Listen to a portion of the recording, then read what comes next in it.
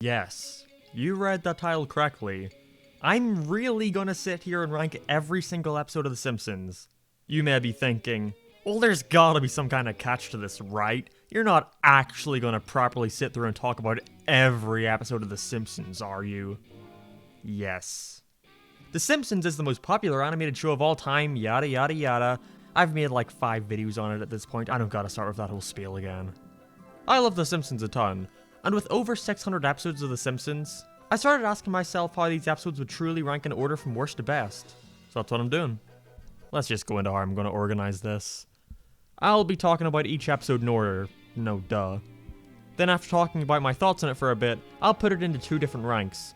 One rank will be for the best to worst episode of the season, and the big one will be for the best to worst episode of the entire series, of which there are currently 695, I believe. The show right now is in the middle of its 32nd season, so that number is bound to change, and I'll add those episodes to my list when we get there. Like 5 hours from now. Honestly, I have no idea how long this video is going to end up being. By the way, I suppose it's also mandatory for me to say that this is all my own opinion. No 2 people will have the exact same rankings for all these episodes, so if I don't think Lisa Goes Gaga is as good as you do, just respectfully let me know in the comments and we can have a nice old discussion about it. So whatever, let's just jump into it. Wait a second, is that the brand new LS marketable plushie only available at makeship.com? Ever want me to react to a cartoon you like, but I refuse to make a video about it? Now's your chance with the LS Mark plush you can order on makeship.com, although it won't speak back. Unless it does, in which case, run. The plush will only be made if we can sell 400 of these within a 20-day time frame. So be quick if you want to get one of these highly detailed plushies, or even if you just want to support the channel. I mean, just look at this happy customer. Wowie. I sure love my LS Mark limited edition plush available at makeship.com.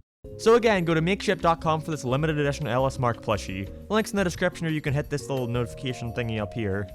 Thanks. Why could you not like Simpsons roasting on an open fire? It's a classic. Sure, I could talk about the really unpolished animation, or how today it's not really all that funny, but I think it's a really charming pilot that perfectly sets up the characters and how they work off one another. Not to mention having a surprisingly emotional story, with Homer not being able to provide for his family. The Simpsons started as just relatable everyday family issues, and I think the first episode shows that off really well. Again, my biggest issue is that today it's not very funny, but overall, while it's not amazing, it's a pretty solid, heartfelt introduction to these characters. I also want to point out this really funny moment I noticed near the end of the episode, where Bart's picture is placed upside down in the background, only for the next shot to reveal that they misplaced the entire background cell so it was upside down. Nothing else to say, really. Besides the Simpsons' infinite looping picture of their hallway in the background, I think Bart the Genius is a pretty good episode. Although the parts of it revolving around Bart and his endeavors in his new school are ironically the parts I enjoyed the least. The main aspect of this episode that I really enjoy is the relationship between Bart and Homer, and I wish more of the episode were dedicated to showing this off, as I think it portrays a really realistic depiction of the relationship between a father and a son, probably one of the best depictions of the entire series, which I guess is a little worrying considering we're on episode 2. This episode also still manages to be really funny. It has a lot of great moments in Springfield Elementary, which is impressive considering this was the first appearance of characters like Martin and Principal Skinner. While Simpsons roasting on an open fire is definitely the more iconic of the two, I think Bart the Genius managed to be the better episode by blending the more emotional side of the former with a more comedic tone. This is an interesting episode, as it's one where Homer actually has to face the consequences of his actions, being fired from the nuclear plant. After a really jarring scene where he attempts to kill himself, yes, that is not an exaggeration, he becomes a safety inspector for the town and then just sorta is given his job back from Mr. Burns. Yeah, the pacing of this episode is a little all over the place. It spends way too long in the field trip stuff with Bart, especially considering the episode isn't even about him, and I think a lot of that time could have been spent on showing Homer's impact on the town instead of glossing it over in half a minute. Other than that, the episode is just sorta boring and there's nothing really to note about it. Other than it being the first real introduction to Mr. Burns, and the episode stars the famous Black Mr. Smithers. So hey, I guess that's something. Yeah, this is the lowest episode in the list so far, let's move on. I'm noticing now just how much more responsible Homer acts in Season 1, with Marge being the one to embarrass him in public this time. Homer starts to realize just how miserable he is, with how his family is acting. But he doesn't get to the point of being unlikable, as it's clearly shown he still loves and cares about his kids and wife. Like, season 30 Homer would never dream of selling the TV in exchange for family therapy. I think this episode starts off pretty strong with Mr. Burns' party, but when it gets to the Marvin Monroe therapy session, it kinda just ends up going nowhere with him being unable to fix him, and it just sort of stops there. This episode is still pretty alright though, I wouldn't call it bad. It's got some good character interactions and some funny moments. I'd put this under Simpsons roasting on an open fire, but above Homer's Odyssey. This is the episode to introduce Nelson, and it's weird just how much of a threat he's set up as, along with his two little sidekicks who just disappear eventually. And oh no, dead Bart! So we're taken through a pretty generic story about school bullies as Grandpa helps Bart form an army against Nelson. Sadly though, this is another episode that is just kind of boring, not a fan of this one at all. Again, it's not very funny and there's no real conclusion to it at all. This is also one of the weird episodes that ended with the Simpsons house as the credits came past, which is bizarre to see. Anyway, I'd put this one above Homer's Odyssey, but below There's No Disgrace Like Home. After the string of mediocre episodes, we finally have another one I really enjoy. Moaning Lisa has a quite simple plot. Lisa is sad and nobody knows why or how to cheer her up. This is until she discovers that she can express herself through music. This is the only episode centered on Lisa this season, and they handle it super well. I love the message that it's okay to be sad sometimes, and there isn't always an easy way out for it. There's no point in building it up, and sometimes you just gotta ride it out. You wanna be sad, honey? Be sad.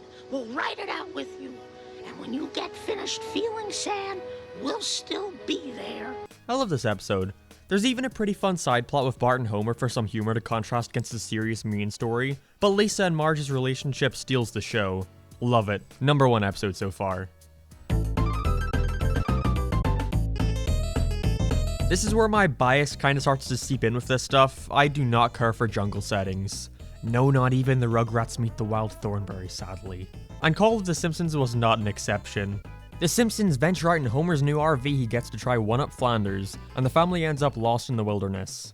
Boringness ensues. I can tell where this one is trying to go, but I feel like it just drags on and on. It's not very entertaining in the process. At least in an episode like Homer's Odyssey, there's that emotional connection we have with the family, and some more down-to-earth moments. But this episode is infuriating, as it's just Homer screwing up over and over again with no comedic payoff. This is at the bottom of my list.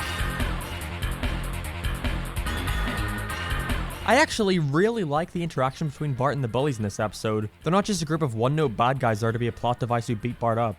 Other than that, I think this is a fairly entertaining episode that explores how despite doing bad things, Bart still has a moral compass and can feel guilty about the stuff he does. I would put Telltale Head above There's No Disgrace Like Home, but below Simpsons roasting on an open fire. I'm realizing now just how little episodes Marge and Lisa have in this season, with each of them getting one and the rest being dedicated to Homer and Bart. Well, I guess Krusty gets one too, but that's for later.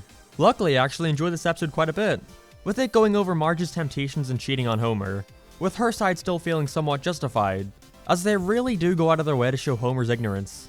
But then it takes a surprisingly dark turn with the kids coming to terms with the concept of their parents getting a divorce, and I really love the scene between Homer and Marge in their bedroom. This episode is great. I'd put it above the pilot. I have never seen an episode so tame by today's standards. Homer gets exiled from his house and is ridiculed by the town simply for taking a photo at a stag do with a woman. Nowadays, Marge seems completely unreasonable, but I guess back in 1990 this might have been more realistic. Besides that, this episode is sorta weird, as I like it despite how unorganized it seems. Like you'd think it's all about Homer, but eventually it turns into him needing to teach Bart a lesson about respecting women. But I can forgive that, as I still think this is a really funny episode with one of the best endings of the season. This is pretty high up on my list. This is one I always forget came from season 1, and rewatching it for the first time in a few years, and I'm sad to say I didn't enjoy it as much as I once did. This episode is so mean-spirited to Bart. Sure, he may have done some bad things at the start, but I think it goes a little too far to send him to France where he gets abused by his adopted parents, where they force him to drink antifreeze.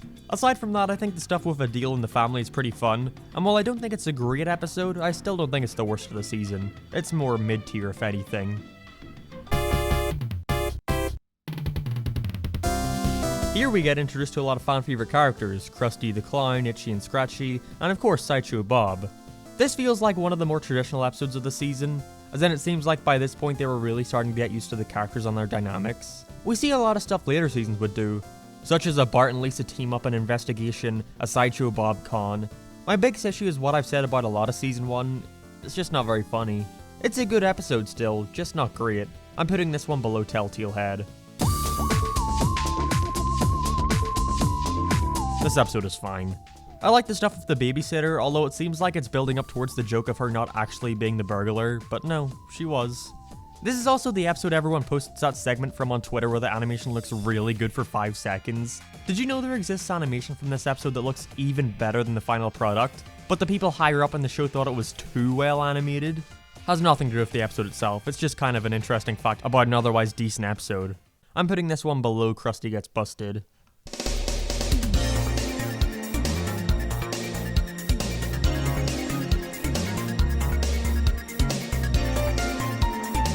Well, here we are.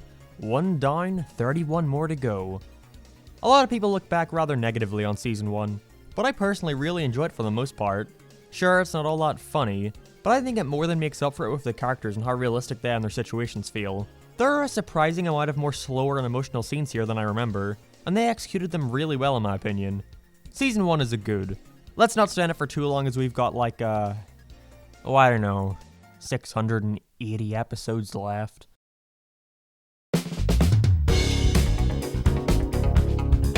What do I need to say? This episode is amazing. Definitely one of my favorites of the show. This episode explores how much Bart struggles with school, and even when trying his absolute hardest he still manages to fail. It really makes you sympathize with his character, and it's accomplished in a brilliantly done scene. I'd be surprised if this isn't in my top 10 by the end of the video. It's that good. By the way, since there's probably only so many ways I can say, this episode is funny, or this episode is not funny, don't be surprised if some of these reviews get a little shorter. Moving on. This is another one I really love. We see Homer growing some hair and suddenly everything starts coming up Homer. This is one that I don't see mentioned all that often, but it has a really emotional ending that I love too, and it's a really funny episode to boot. And what about loving me? Oh, Homer, come here. What? Come here. Oh. It's shocking just how much of a jump in quality Season 2 is so far to Season 1. Here's another staple of The Simpsons, the Treehouse of Horror. Now this is definitely going to be an unpopular opinion, but here it goes. I do not care for the Treehouse of Horrors. Anthologies aren't really my thing, so while there are definitely segments of these episodes that I do enjoy, as a whole I don't see myself ranking them too high on this list. Who knows though, I haven't seen some of the later ones, so I might be pleasantly surprised. I doubt it though. Oh yeah, so the episode. Yeah, it's alright. This episode's fine. Honestly, it seems like a worse version of the episode where Marge has to paint Burns' picture, but as Mr. Burns' first real episode, I think it's alright. You know, a good 7 out of 10. But against the other episodes we've seen so far, it's probably the worst one. Guess I spoke too soon. Dancing Homer is probably the worst of the season so far. It's almost too simple of a plot. Homer becomes a mascot at a baseball game, he hits it big, and immediately drops back down from hero to zero. It's weird, the season started off so strong, but I haven't really cared for the last few. Hopefully it starts to pick up again. This is thankfully a pretty good episode, where Flanders and his kids finally have something to do. Homer enters Bart in a mini-golf tournament, against Ned Flanders' son, and we see him push Bart to his limit in order to win a bet. Both Bart and Ned Flanders have some great interactions with Homer, which are pretty funny, and it's not often taught Flanders plays a large role in an episode, so that's neat to see too. Not the best of the season, but it's definitely up there. For a Thanksgiving special, this episode is weirdly mean-spirited, with Bart screwing up Thanksgiving for the family, so he runs away from home and learns the true meaning of family. It sort of makes up for it by having a sweet ending that almost makes it worth it, although we don't celebrate Thanksgiving in Ireland, so I hate this episode. This is another episode that's considered a classic. I mean, it gave us the amazing cliff jump scene, but honestly, other than that, the rest of the episode is just sort of boring. Way too much time is spent on setting up why Bart wants to be a daredevil, than just showing him actually being one. It feels like they had a good concept for an episode, but realized it only filled about half the runtime. So yeah, this one isn't amazing, on the lower end of the season so far. I'm putting it below Bart vs. Thanksgiving and above 2 Cars and something something. Finally, another one I consider great. Marge gets another episode which starts to show off her more nagging side. which we'll soon get to know more and more. This is a really funny episode where all the characters get their moments to shine, with some great commentary on cartoon violence and a message that someone can't pick and choose what deserves to be censored. Itchy and Scratchy and Marge is one of the best episodes of the season so far. For some reason, this is one of the rare episodes that begins with a title card, and a really bizarre one at that. Bart gets hit by a car. What a title. This episode is so odd. It's all about the family suing Mr. Burns after he hits Bart with his car. Well, obviously. I kind of hate this episode for its first 2/3. Like, are the Simpsons really gonna get $1 million and win the lawsuit? What do you think? It spends way too much time on an obvious conclusion. Then after the court stuff, the episode gets good. Like, really good. With Marge ruining Homer's chance of becoming a millionaire, he gets depressed and starts to question whether or not he still loves his wife. And we get this really heartwarming scene of him realizing that no matter how much money was wasted, he'll love his wife no matter what. I just wish it were part of a better episode. Another really good episode, where after potentially eating some poison, Homer is informed that he's got 1 day left to live, and we see just how he'd spend his last day on Earth. This is another one that I don't particularly find very funny, but the more character-driven stuff I love. Like Homer rekindling his love of his father and it quickly taking up more time in his fleeting day. Then there are a lot of the charming scenes of his last words with Bart and Lisa, it's great stuff. Honestly, my biggest issue with this episode is the cop-out ending. I know it had to end this way, it's not like there were ever any chance of them actually killing off Homer. But I guess it's just a little disappointing to have all these great character moments of Homer coming to terms with his fate, only for the ending to be, whoops, looks like you didn't eat poison after all. Still a great episode though, it's very high up there, right above Itchy and Scratchy and Marge. The Way We Was is our first flashback episode, where we see how Homer and Marge met back in the 70s, and it's a really good episode. I love the character of Artie, he's really funny. I love how much people admire him in the school while he's just a short little dork. Other than that, there's nothing more to say really. It's a funny episode that answers the question of how Marge ended up with a man like Homer. Our first episode that shows the dynamic between Homer and Lisa, as Lisa is terrified at the concept of hell, and is now afraid that her family are going there as Homer has started to steal cable. Nothing all that notable about this one, it's good, it's got a lot of funny bits and it's going right there above Dead Pudding Society.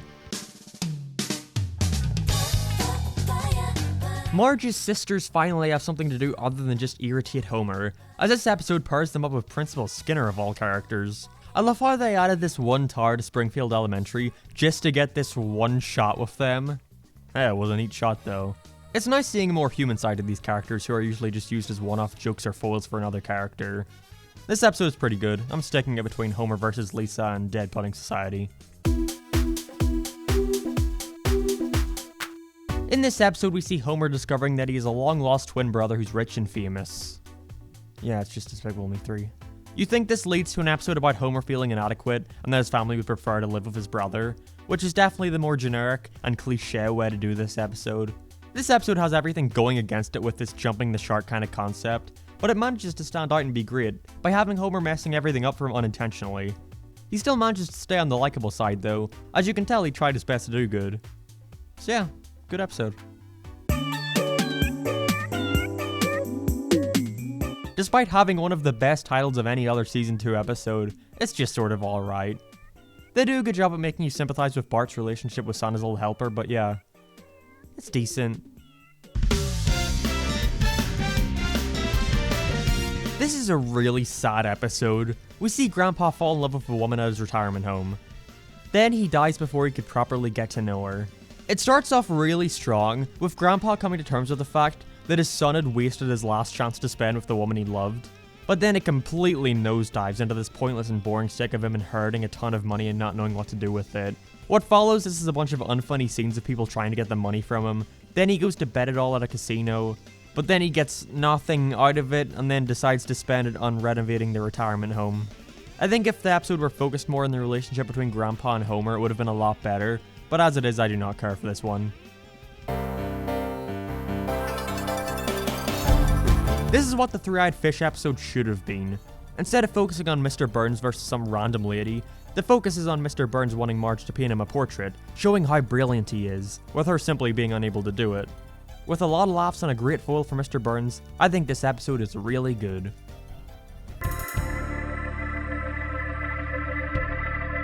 Of course this episode is going to be high up on my list. It's an amazing exploration of Lisa and Homer's relationship, through her getting a new teacher in school that results in her starting to lose respect for her father. It's got a really sweet ending, and I'm not talking about the "You Are Lisa Simpson" part, which is also amazing, but I really like the talk between Homer and Lisa, showing that while they don't always need to meet eye to eye, they still love each other. This is going right under Bart Gets an F. I'm not that big on this episode. I hate the setup of Marge and Homer going to marriage counseling and Homer just wanting to fish. Marge keeps telling him not to, but of course he goes and does it anyway.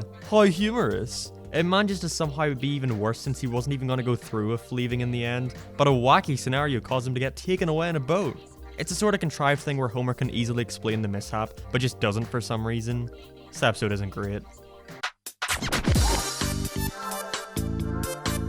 I enjoyed this one. It's worth putting high up there for the amazing Wonder Years parody alone. But besides that, it's a really funny episode about Bart trying to raise enough money to buy a book before deciding to go 3 ways on it with Milhouse and Martin as we watch them slowly go crazy over who gets to keep it. And by slowly go crazy, I mean extremely quickly, as it happens over the course of like a minute. It sort of loses focus with the sudden twist of Bart raising money to immediately just buying it with his friends. You know, why waste so much time on his odd jobs in the first place? But it's still very funny, which I think makes up for it. This one is amazing. So Bart gives Mr. Burns a blood transplant to save his life, with Homer expecting a big reward out of it. When all he gets is a thank you card, Homer writes a letter letting him know just how he feels about him, with Bart then sending the letter to him. We see a lot of funny attempts to get the letter back by Homer. I love the post office moment. What's your first name?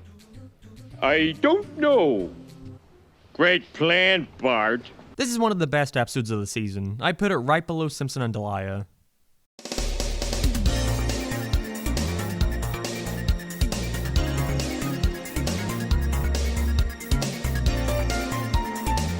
And that's season 2.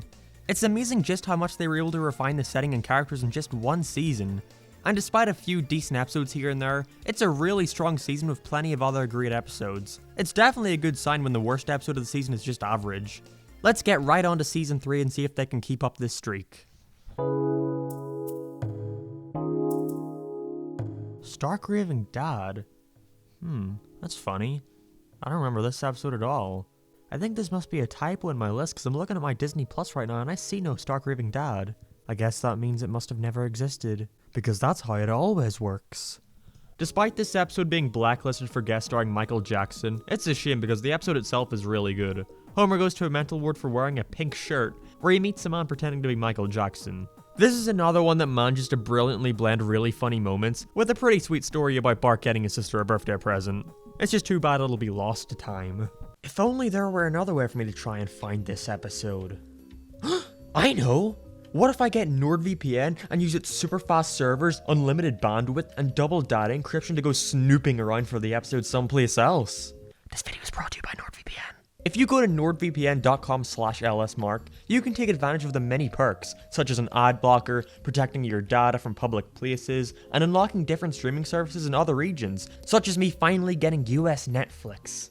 The Holy Grail. With it being compatible with most operating systems and an extension for Chrome, there's no reason for you not to get it. Go to nordvpn.com/lsmark or use code LSMark to get a 2-year plan plus 1 additional month with a huge discount. And while you're there, why don't you go ahead and subscribe? Like the video. Comment. This episode is fine. What? I don't have a ton to say about every episode. This episode is great. It shows us a side of Homer and Flanders' relationship we haven't really seen before. After quitting his job to open up a left-handed store called the Leftorium, Homer wishes that the store goes out of business, which actually happens, and we see him start to feel guilty after they're forced out of their house, and in the end helps him get the store back. Overall, a really funny episode. The Simpsons really love these whodunit courthouse episodes, don't they? After working for the Mafia, Bart inadvertently causes Skinner to go missing, and now we have to find out who the murderer was. And yeah, it's a decently funny episode, I guess. I'd put it right below Mr. Lisa Goes to Washington. So last. Homer to Find is great. The episode focuses on Homer saving the town from a nuclear explosion, by complete dumb luck. So now he's praised as a hero for something he did unintentionally. There's also a great subplot about Bart not being allowed to see Milhouse for being a bad influence. There's only so many ways to say it's a funny episode. So this is quite the humorous picture show. I shall place it right under Stark Raving Dad. Not that into this episode. I really enjoy how it starts with Krusty continuing to push back dinner with the Simpsons to reward Bart for saving him back in season 1. And all the stuff with the family is great. Milhouse has some funny moments too. But when it starts to get into the stuff about Bart and Lisa trying to find Krusty's dad, I just lose interest. So I'd say it's a decent episode. You know what's a way for me to not take your horror story seriously? If you start the episode with Marge telling me, the audience, just how terrifying and more scary than last year it's gonna be. Especially when the main goal of these episodes aren't even to be scary. Trace of Horror 2 is fine. I like the Twilight Zone parody, but that's about it. Lisa's pony is another great Homer and Lisa episode. To regain her love, Homer decides to buy a pony for her, and must take another job to provide for it. It's really nice seeing how far Homer would work himself just to make his kid happy, and the stuff with him working in the Quickie Mart is amazing. I'm dropping this one right below Stark Raving Dad. Kind of a cliche plot for an episode, but I think it does a good job with it. Not the best of the season, but it was pretty funny, and I guess that's all it was really trying to do. Another fan favorite episode. The way Homer and Moe work off each other is really well done, and it's just funny all around. I mean, it's such a relatable story. I hate when people steal my ideas. Other than the Land of Chocolate moment, there's not much to this episode that really stands out. It's not bad, but I like it enough. This is like a mid-tier season 3 episode. Another great flashback episode. In this one we see the events leading up to Bart being born, and it's a really heartwarming episode. It's nice seeing just how much effort Homer went through to provide for his family. This is definitely one of the best season 3 episodes. I'm putting it right above Lisa's pony. I don't really care for Radio Bart. You can tell exactly where it's going with a really generic boy who cried wolf trope. It's also just really mean-spirited in general. Like, no matter if he lied to the whole town or not about a boy being trapped down a well, he's 10 years old, you're not just gonna leave him there when he eventually gets trapped down there. This is another one I'm not that big a fan of. It's a shame because after so many great Homer and Lisa episodes, this one was a big disappointment. Lisa gets upset at Homer for only wanting her around to help him bet on football games, which makes him come across as really unlikable, especially when we've seen the lengths he's gone for her previously. The ending is also a little confusing. It doesn't really seem like they had an idea of how to resolve things, so decided, hey, if this team loses, then Lisa might have just been trying to trick her father, but not even she knows if she's doing that, and it just wasn't thought out very well. Low tier episode. It's odd because I feel like The Simpsons has done this plot like 50 times in other episodes. It's Marge going away from the house for a while and the family can't function without her. How unique. There's also this weird part where Homer calls a place and they do the exact same joke that was in Saturdays of Thunder. 99% sure they'll literally reuse the animation. This episode is fine and pretty funny, but it's not the most original. This is another really mean-spirited one, but I don't mind as much as it's still really funny. Honestly, I find the side plot more entertaining than the main, with Homer's influence on Flanders' kids. What did you say? I said I don't want any damn vegetables. But the stuff with Bart and Edna is still really good. I'd say this is a pretty great episode. This is one that I actually really didn't care for as a kid, but I guess that was also because I hated any episode that wasn't in HD because I was dumb and that's all that mattered to me back then. But rewatching it, this episode might just be my favorite of the season so far. It's amazing. It's got one of the strangest plots with the nuclear plant starting a softball team, but the jokes completely elevate this episode to one of the best. Although the cameos can get a little overbearing at times. Especially since when I watched this and to this day I have no clue who any of these baseball stars are. Isn't that right, Cybershell? Yep. This episode is fine. It's a classic role reversal story with Lisa becoming a troublemaker and Bart becoming the responsible one. There's not a whole lot to say, it's alright. I'm putting it right under Burns and the German name. This is another one where it seems a little directionless. It's built up around the family dog being sick and everyone needs to cut back on spending to save up for its medical costs. But then after that it runs away and suddenly it's a Mr. Burns episode halfway, where Bart needs to get Santa's little helper back from him. Again, it's decent. I'll put it one above the previous episode. Homer gets really unreasonably pissed at Marge in this episode. It all kicks off because she told him to be quiet at a theater when he was bothering everyone. But other than that, this episode is good. I like the character of Laureline, and it's kinda weird seeing Homer be so invested with another woman, even though it's implied to just be a friendship. But he's really clueless about her coming on to him, and I'm not a big fan of that. Only shame is I think an episode coming up is a way better version of this one. But as it is, I like this one fair enough. This episode marks the return of Sideshow Bob, and what a weird thing to do with him for his second appearance. He's mirroring Bart's Aunt Selma, and Bart and Lisa have to once again team up to prove he's got ulterior motives. It's good. That's all I have to...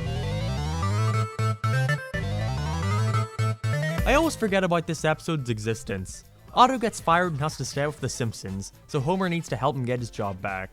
A very simple setup for a very forgettable episode. Otto just isn't the sort of character that can carry a show like this. I like this one a lot. We get to see another Bart and Milhouse rivalry episode, and it's smart to give their relationship this kind of foil. I'm not that into the Homer subplot where he accidentally gets a better vocabulary. I need a better vocabulary. But I enjoyed the main plot well enough to forgive it. It's weird, I always forget they brought back Homer's brother only after one season. It seems like the kind of thing you'd want to wait a while before reintroducing, but at least we got to see the aftermath of Homer ruining his empire. Other than that, this episode isn't all that memorable. He wants to invent something, Homer gives him the money to do so, then he invents it and becomes rich again. Kinda disappointing considering I really like the first one, but whatever, this episode can still be funny at times. It's just not as good.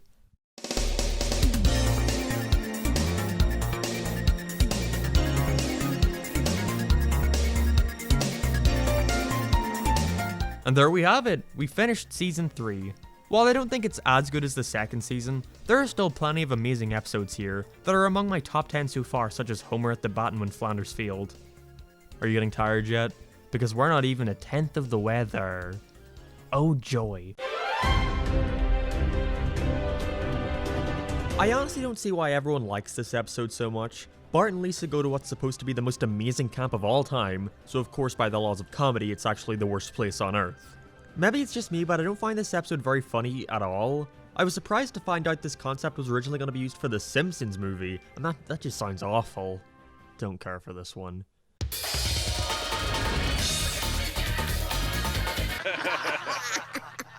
He's such a bitch. Whoa, Bart can't say bitch, this is a kid's show! Also, the episode is fine. For some reason, I always confuse this episode with Homer and the 8th Commandment. Maybe it's because they both focus on Homer doing something against God and that they're both of a similar quality. I would say the stealing one is better since there's that connection between Homer versus Lisa, but this one still has great bits like Homer's talk with God. This is a really good episode that could have ended up very bad. I like that Lisa appreciates Homer giving up his blimp ride in exchange for trying to make her happy, and even though she doesn't want to enter the pageant, she does it anyway to show that appreciation. It's sweet. This is my favorite Treehouse of Horror so far. I love the Gremlins parody, the King Kong one is fine, and the zombie one is also fine, I guess. Again, I'm not that into these types of anthology shows. It's the best of a bad bunch for me. This is a really good Homer and Bart episode. It would be easy to make Homer seem unreasonable and likable here, but you understand his point of view completely in wanting to stick to his guns. With a lot of great moments and a nice ending, this is one of my favorites of the season so far. What an odd episode concept considering Mr. Burns has already met Marge multiple times, but it's made up for by just being a really entertaining episode. With hilarious moments from Lionel Hutz and honestly a pretty forgettable Bart B story, I'd say this episode is around mid-tier. Like, we've already done the boy who cried wolf story with Bart, we didn't need him to literally cry and get mauled by a wolf. Surprised it took them 4 seasons to get to a plot like this, but I really enjoy where they went with it, with both Bart and Homer needing to wage war against another person. With Bart trying to get back at Jimbo for being in a relationship with a neighbor he has a crush on, and Homer trying to get back at the sea captain for advertising his buffet as all you can eat and wouldn't let them eat them out of business. They're both very simple stories but manage to be really funny. I especially love the unique payoff to the Moe prank calls finally. I love Mr. Ply. It's kind of like another version of the Flaming Moe plotline, with Homer's ID being stolen by one of his friends. And while I think that episode has a better character dynamic, I mean Barney stealing Homer's ID sorta comes out of nowhere here, and his competitiveness is a little out of character. I can forgive it and put this episode higher than that one, because I just think it's way funnier. I really love Homer's TV advert and God sabotaging them.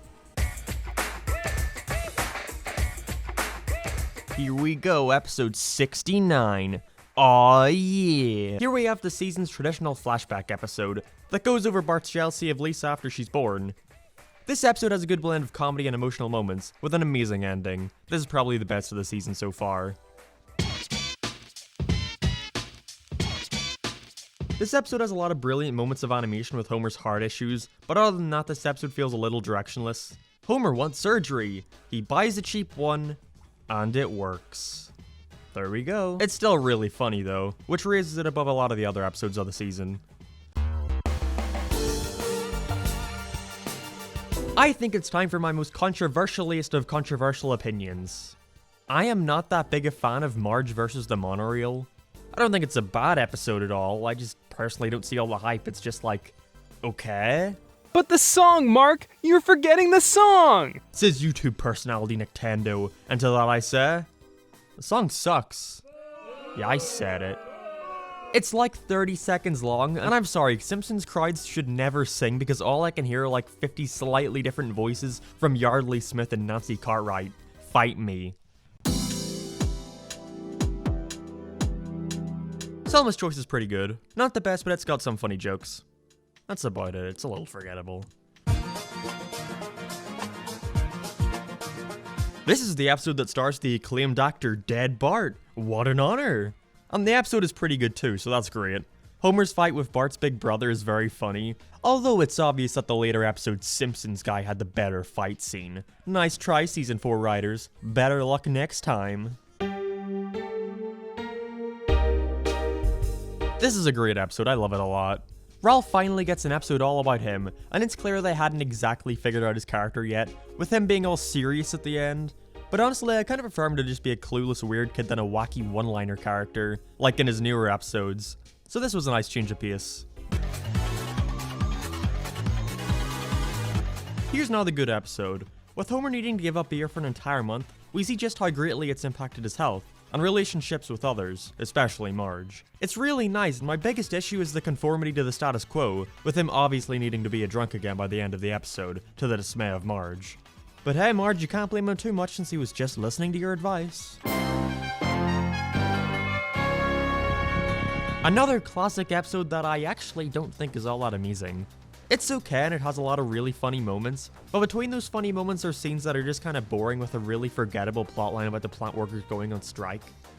No amount of dental plants can save that. Uh-oh, the Simpsons finally jumped the shark with a clip show episode. I like where this was building up to. I wouldn't have minded just be an episode that focused on April Fool's Day pranks going wrong, but the second the clip show starts is the second I lose interest. That also probably wouldn't have worked as well though, since there have already been like 20 episodes where he ends up in the hospital. You can tell which locations they like the best. These episodes have two very disconnected plot lines. I like the main one that focuses on Bart, Lisa, and Grandpa writing cartoon episodes, and the side plot is about Homer going to night school so he can finally officially pass high school. It's a hilarious episode nevertheless.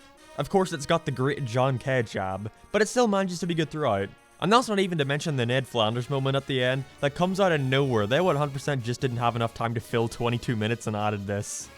My wife recently passed away. I thought teaching might ease my loneliness. Will this be on the test? No! Walking Dead's okay. OMG guys, did The Simpsons predict a corona? Whoa, top 30 facts you didn't know about The Simpsons. Subscribe, like the videos, and always remember to buy my plushies. This is a decent episode. I like it well enough, it's probably the best Krusty episode so far. But I don't get how the Gabbo show got so popular in the first place. This was the 90s. Were standards really that low?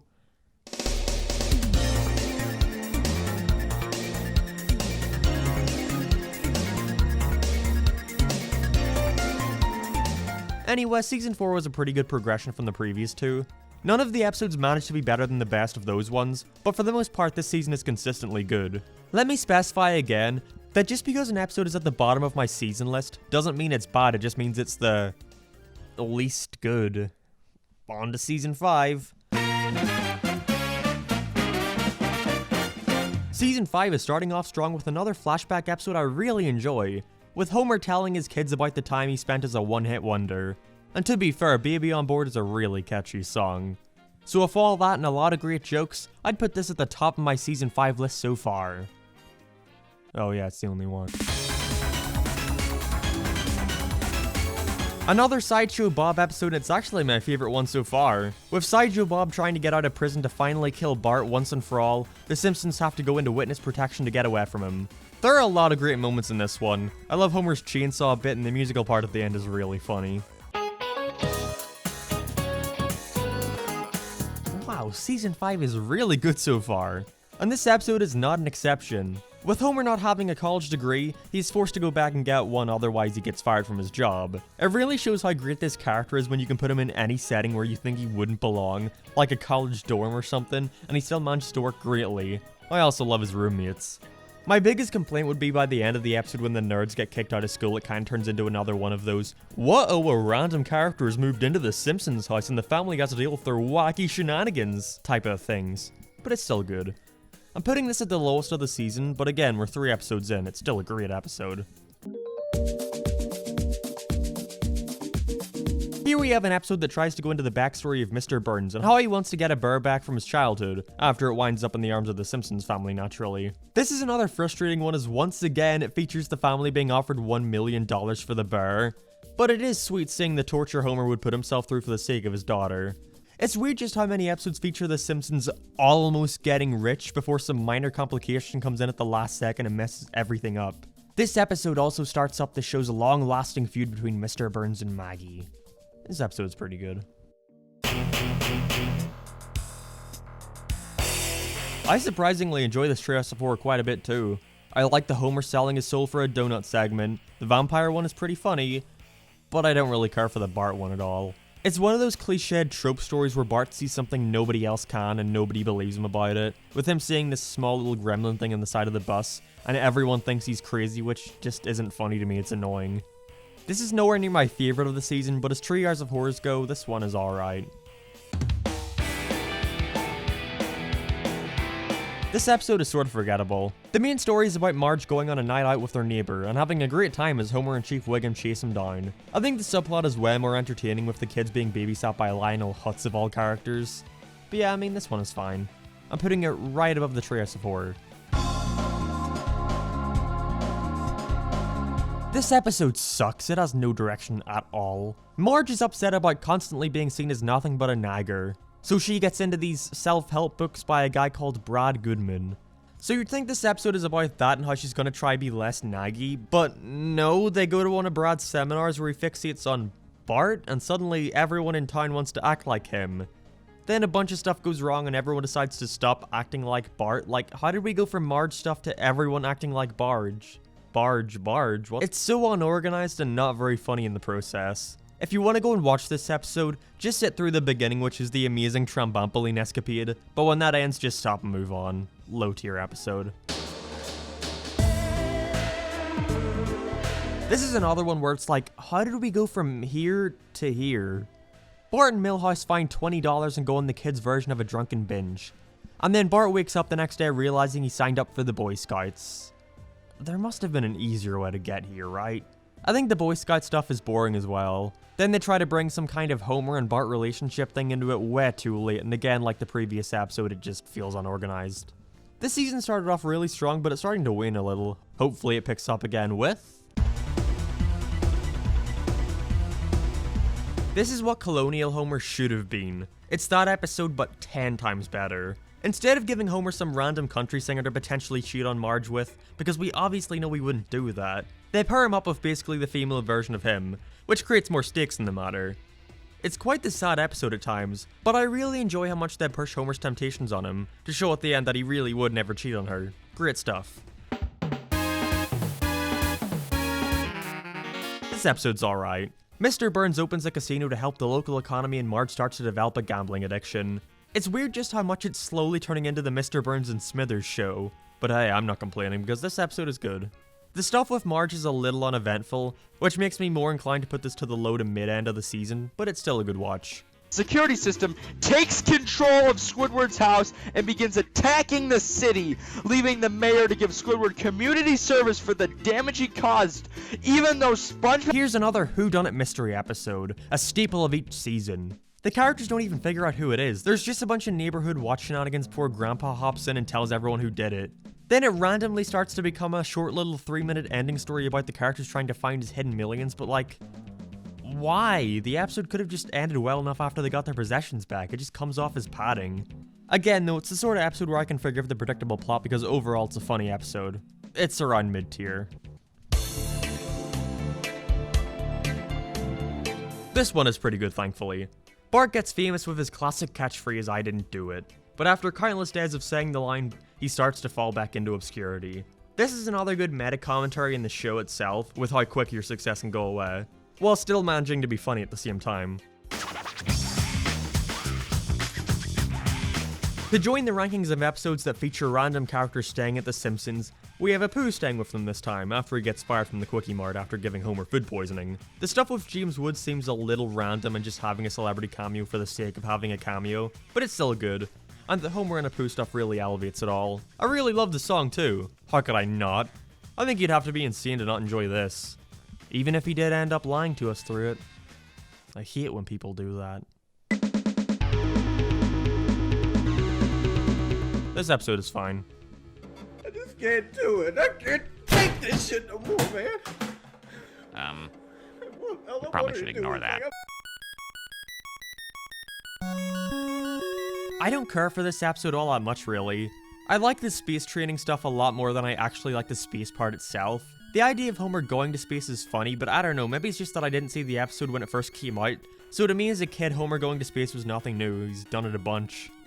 The best part about this one is that it later gives us a really funny joke on Homer's enemy. This marked the moment for a lot of people is when The Simpsons jumped the shark, and we're not even 1/6 of the way through. It's a great sign of things to come. Another simple concept that shakes up the character dynamics, with Homer actually wanting to spend time with Flanders, although it is a little weird how quick Flanders wants nothing to do with Homer. Still funny though, it's a great episode, moving on. Meh, don't really get the buzz about this one. Another good episode that pairs up two unlikely characters, with Mr. Burns taking Bart in as his heir, as he starts to want to stay there more than his own house. It's a sweet episode, but among all these other great ones it ends up just being around mid-tier. I'm putting it right under Homer Goes to College. Here we are, our first milestone, episode 100. You have successfully listened to me talk about 100 whole episodes of The Simpsons. So how do they celebrate this? It's alright. I like Bart and Skinner's relationship, and Flanders as a principal is funny, especially how he gets fired. On to 101. Look, it's another murder mystery episode. It's fine. It's about a character we've never knew before, so it's not very interesting. The series really likes its Burns vs. Grandpa episodes, and this is one of the best, I think, with the two fighting over Marge's mother, which now that I think about it is kinda creepy considering his son married her daughter. It's a good episode with a fun side plot, but there's not much else to it. This episode is very funny at first, but quickly becomes miserable with Homer being kicked out of the house for like the 5th time so far in the series, and we see him try to get back on Marge's good graces. I'd put it around the middle of the list. Ooh, hey, ah, ooh.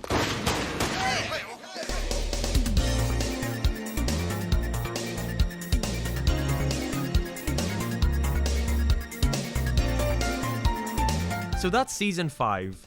Overall, a mixed bag of a season. A lot of great episodes, but a lot of decent ones too. Still nothing awful though, the worst episode is just kinda boring.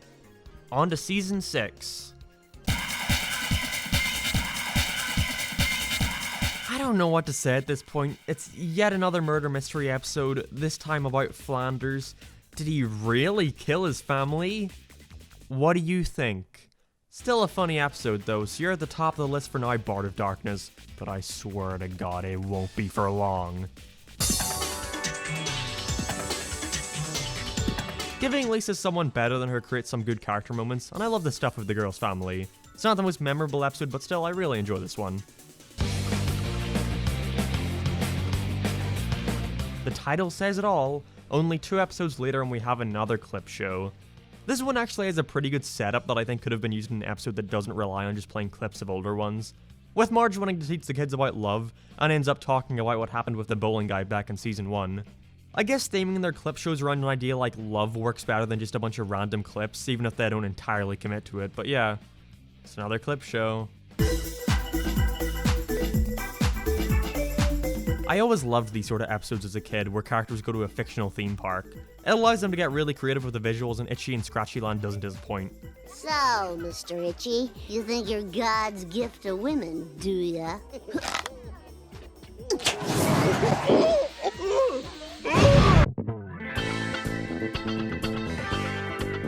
Here's a weird episode I always forget exists. I presume the writers were getting tired of just having Bob come back to try kill Bart every episode, so this time he tries to run for mayor.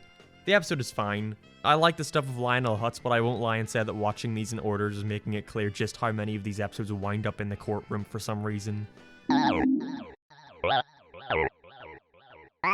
This is one I actually really love. The Shining parody with Homer trying to kill everyone is iconic.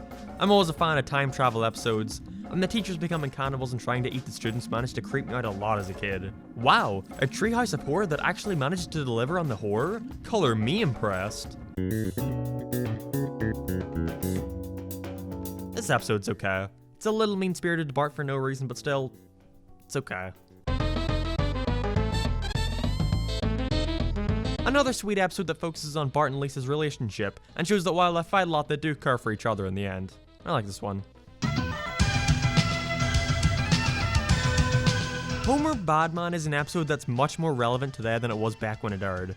So many of the jokes were written as super exaggerated portrayals of mob mentality, and how people will stretch the truth about anything to put someone down without any evidence, but nowadays they don't come off as so out of this world. It's very sad to think about. I'm sorry, I can't go on. That's okay. Your tears say more than real evidence ever could.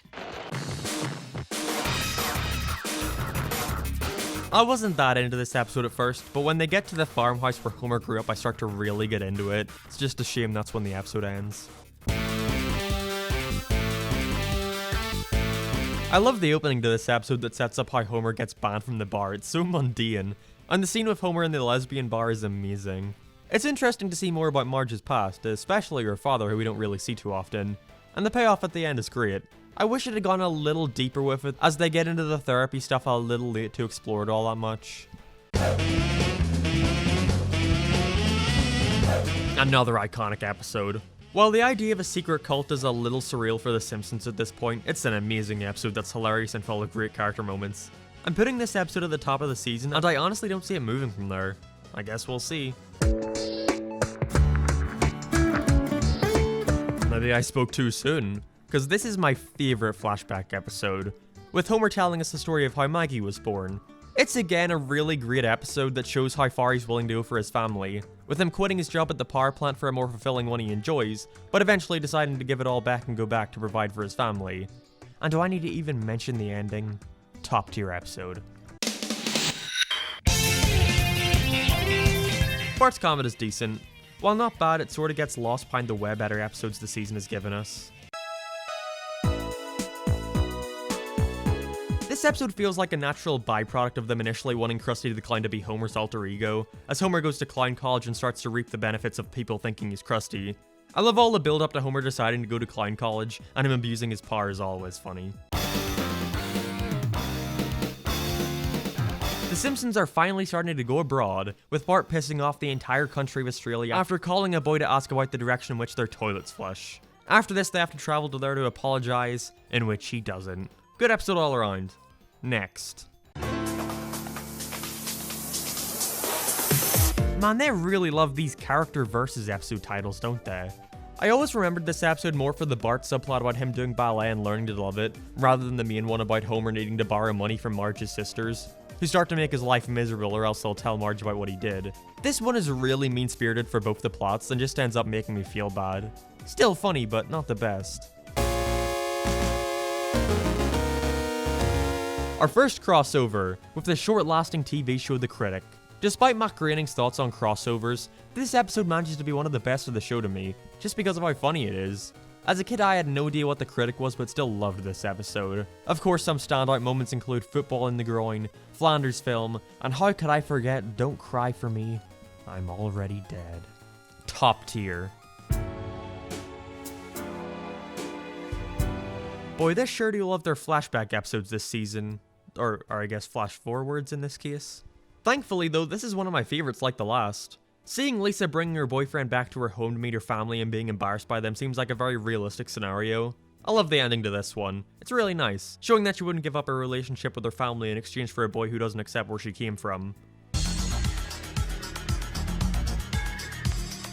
It's a good. See My Vest is a great song, but that's really all I have to say.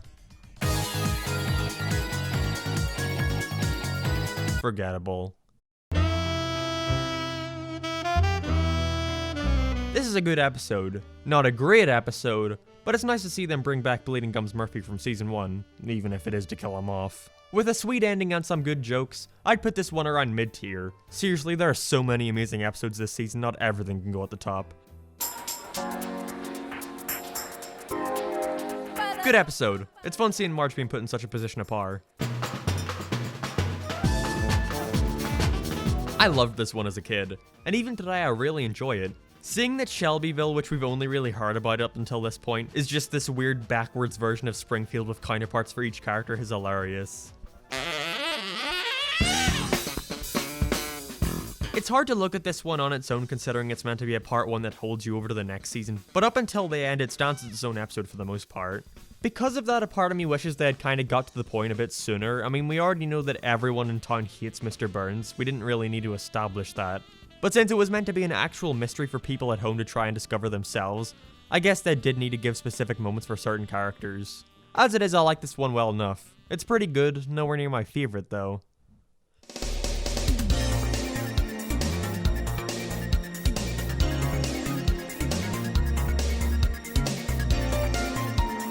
This season was great. I forgot how many classic fan favorite episodes came from this one. Let's hope they keep this streak up and see how they decided to pay off this epic mystery after holding people over for so long.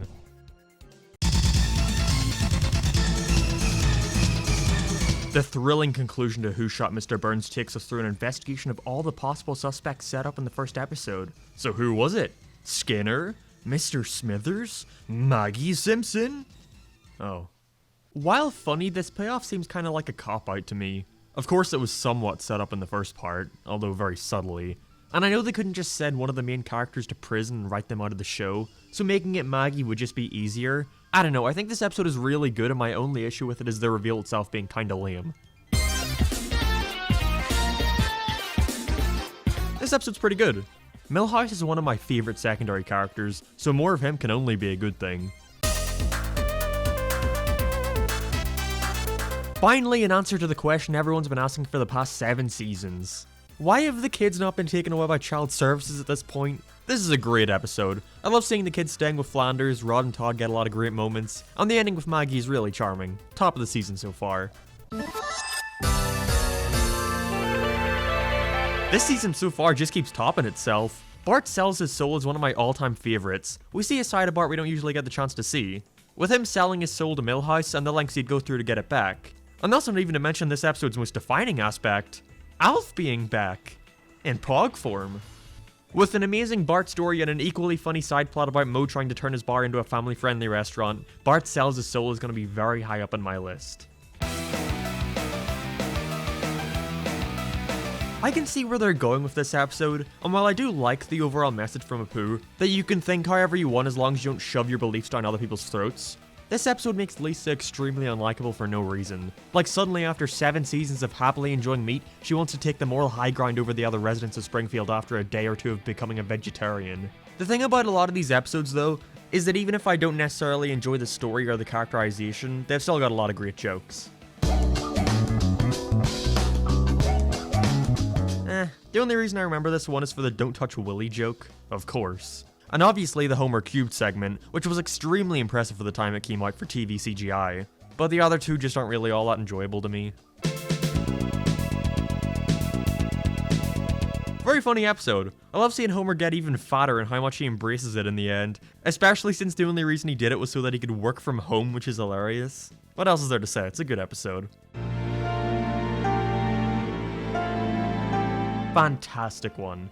Again, this is another fan favorite and I 100% agree, this episode is damn near perfect. Finally getting to see who Homer's mother was and why she had to leave him is interesting, while still managing to be funny, and connecting her with Mr. Burns is a clever way of bringing in some secondary characters, as well as providing a reason for why she can't just become a new side character in the show and needs to leave Homer again. Which gives us one of the best moments in the entire series, that's heart-wrenching and bittersweet despite not saying a single word. Love it. Have I mentioned yet how I'm not the biggest fan of Sideshow Bob? I don't know, it seems like there's only a few things they can ever really do with him, and a lot of these episodes featuring him blend together to me. This time he's gonna blow up the entire town unless they get rid of television, but Bart and Lisa once again team up and you get the drill. Not a fan.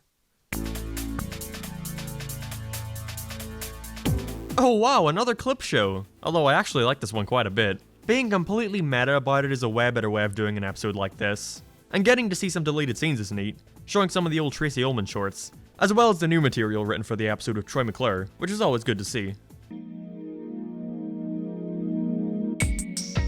Love this one too. Wow, I'm realizing just how many of my favorites come from this season. It's another one that shows Bart's moral compass, and how while he may do some bad things at times, he's still a good kid who puts things right in the end. It's quite sad seeing Marge's completely realistic reaction to finding out what her son did. Not lashing out, but instead just disconnecting herself from him entirely. And it's sad seeing Bart try to cope with this, even getting a bizarre scene between him and Millhouse's mum of all characters. Love this episode. We live in a society of laws! Good episode. Homer's always been shown to be a bowling fan throughout the show, so it's nice to see an actual episode about it. You know, one where he actually is the one bowling. But yeah, it's funny. George Bush moves next door to The Simpsons, and we see Bart perpetually annoy him in a pretty funny Dennis the Menace parody. It's sort of mean-spirited since George Bush really did nothing wrong, especially since he's then forced to apologize at the end, but it's not a huge deal, as the president isn't really a character we care all that much about. It's still a funny one. I like this episode. It's got a good ending. We get to see another side of Marge where she isn't just supporting the other characters, or getting into whatever hijinks they're doing, or reacting to that. She has her own wants and goals in this one, and we get to explore that a bit more with her. This one's okay. At first it feels like a different take on Krusty Gets Cancelled, but it tries to go somewhere different with the assumed suicide of Krusty. But this aspect is introduced a little late into the episode for them to explore a life without him. They find out he's still alive way too quick before his presumed death could have any real impact on anything. This one's kinda boring. I like Homer being the town crier, but the stuff of Jebediah Springfield isn't all that interesting to me. This one's good. It's cool seeing a more confident side of Mr. Burns physically, with the implication being that the reason he's so weak and codependent is because Smithers never challenges him or lets him do anything for himself. The scene where Homer hits Mr. Burns is so satisfying after him be tortured throughout the whole episode, and practically for the past 7 seasons. And again, my biggest issue with it is that they need to conform to the status quo and reset everything by the end. Itchy and scratchy episodes are always good to see, and this one doesn't disappoint. With it being revealed that the creator of the show got his work stolen from him, and Bart and Lisa need to prove that he was the real creator behind the cartoon. Also, is it just me or does the ending for this one go on a little long? I don't know, it seems like the kind of thing that would lead to a hard cut after revealing these 2 kids who saved the day that look eerily like Bart and Lisa, and then it just keeps going with it for another bit. That's not a complaint though, I think it's hilarious. Great episode. I could go on about the plot of this one, but there's no need. I'm not usually one to put an episode high on my list for one scene here or there. I more so dedicate the higher spots on my list for episodes that I think are all around good throughout. But I can't not put this one up there for the brilliant Planet of the Apes musical scene. It's one of those jokes that as a kid I was like, what? This is boring. What does this have to do with anything? But the older I got, the more I just got it. Good episode all around, but that scene steals the show. Whoever came up with Chimpan to Chimpanzee deserves a raise. I think this is the episode that inspired those weird but oddly relaxing Vaporwave Simpsons edits. I think that's what they're called, I don't know. Seeing Homer and Lisa's relationship develop some more is always good to see too. I like this one a lot, despite the odd concept of Bart and his friends going on a road trip. I know I said before that I'm not a fan of these anthology kind of things, so you'd think an episode where the gimmick is seeing small chunks of what different characters in Springfield are getting up to on a single day wouldn't be my thing, but I like this one a ton actually. I think it's because of how they connect, you know, it all flows naturally for the most part. Not to mention each segment is just funny in its own right, and if one isn't then it's not that big of a deal. If I don't care for a Treehouse of Horror segment, I gotta sit through it for another 7 more minutes, and hope I find the next one entertaining. But here, if I don't like one, I just have to wait a minute or two for the next one to roll around. Another Mr. Burns vs. Grandpa episode, and it's the worst one. I think it's boring. I like this one. It's nice seeing some more backstory for Apu, but it's a case where I enjoy the opening story a lot more than the proper one it gets into. That's not to say I think Bear Taxes could carry its own episode, but I think it's really funny and we get our first won't somebody think of the children moment to my knowledge. But while the Apu stuff is interesting, it's just not all that funny to me. This is a fine episode. Homer interacting with Gen Zers is funny, but apart from that, this episode isn't all that interesting to me. Maybe it's just because of all the great episodes this season has to offer that makes this one not stand out that much, but it is what it is. Wonderful season finale. We see a new side of Lisa, with her wanting to reinvent herself while on vacation, so she can fit in with some cool kids. It's got a good message, and even though he doesn't have many moments, Milhouse really shines here, despite being the dud. How come Lisa doesn't have to play? Why does she get to hang out with her friends? You got friends, you got the dud right here.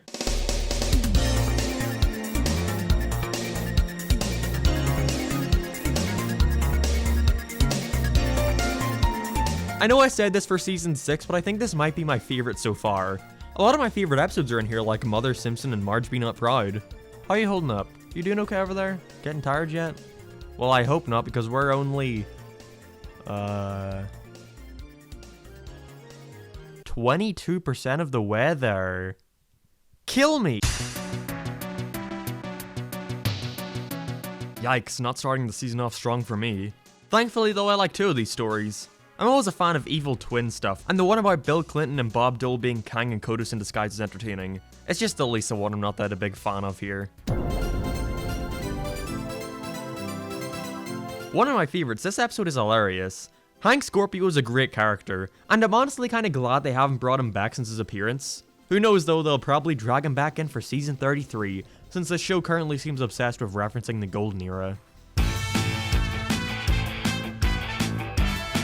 This is where they really start to get a little outlandish with Homer's new professions. I mean, I guess going to space was worse, but you get what I mean. Still though, despite the bizarre story, I'm not really a fan of this one. It's just sort of boring to me, and Moe is more unlikable than usual for the majority of it. This episode's okay. I like the beginning of it at the Apple place, but the stuff with Burns' long-lost son seems a little contrived and not very funny. Not to mention it just eventually turns into another character needs to stay at the Simpsons house episode. Alright, cool, we have another episode I like. Again, I'm starting to notice the plot's getting a little more out there, with Bart getting a job at a burlesque house, but it makes up for it by being generally funny and having a nice song at the end. Kirk Van Houten is a criminally underutilized character who finally gets the spotlight in this episode, where he gets divorced with his wife. I sleep in a racing car, do you? I sleep in a big bed with my wife. This is also the first real time they decided to not conform to resetting the events of the episode by the end. I guess they assumed Milhouse's parents' relationship wasn't all that necessary to fix. It's also weird how by the end of the episode it becomes less about his parents and more about Marge and Homer getting remarried. Which is a sweet contrast to the depressing nature of the other two, I guess. Two stable characters are getting paired up yet again, with Lisa developing a crush on Nelson. There are a ton of great jokes here. Again, Milhouse has the best moments. When she sees you'll do anything she says, she's bound to respect you. I'm putting this one high up there for the jokes alone. Good episode. Love this side of Ned Flanders we rarely see, with him going crazy and snapping at everyone in town, which seems a little mean-spirited since they were genuinely trying to help. Still though, it's cool to see some of Ned's past. Pretty good episode. I'd put this one high up for the animation alone. It's really impressive and topped off with a heartwarming ending. That's all. I never realized this one was a crossover with the X-Files as a kid, and it stands on its own apart from it. It's like a better version of the Bigfoot episode in Radio Bart with the town getting in a craze over something in the woods. It's a good one. Very funny. I like it a lot. Marge operating a pretzel wagon sounds like one of those dumb jokes they would have done to make fun of how they're running out of ideas. Marge becomes a robot. This episode is boring, and their attempt to make it more interesting by incorporating the Yakuza in it for some reason doesn't help it out. It just makes it more muddled. Bad episode. The nuclear plant needs to learn some team building exercises, so they have to race to the top of a mountain, with the losers being fired. Mr. Burns and Homer get a ton of great moments together with them being paired up. It's also nice to see Mr. Smithers paired up with Bart and Lisa. I know a team up that you think wouldn't work, but there are a lot of funny moments in this episode. Not the best of the season, but also not the worst. I'm putting it around the middle. The Simpsons family are possibly at their most obnoxious here. They get a magical nanny, parroting Mary Poppins, to help them with their housework, and she does a wonder in improving their lives. But after she's about to leave, they force her to stay, as if not they'll literally destroy themselves. After this, she works herself to death and you feel so bad for her. The jokes definitely make up for it though, it's a very funny one. Not amazing, but it's okay. It's kinda sad to see them mocking the idea of the show running out of ideas back in season 8. I mean, if that's what they thought back then how do they feel now over 2 decades later?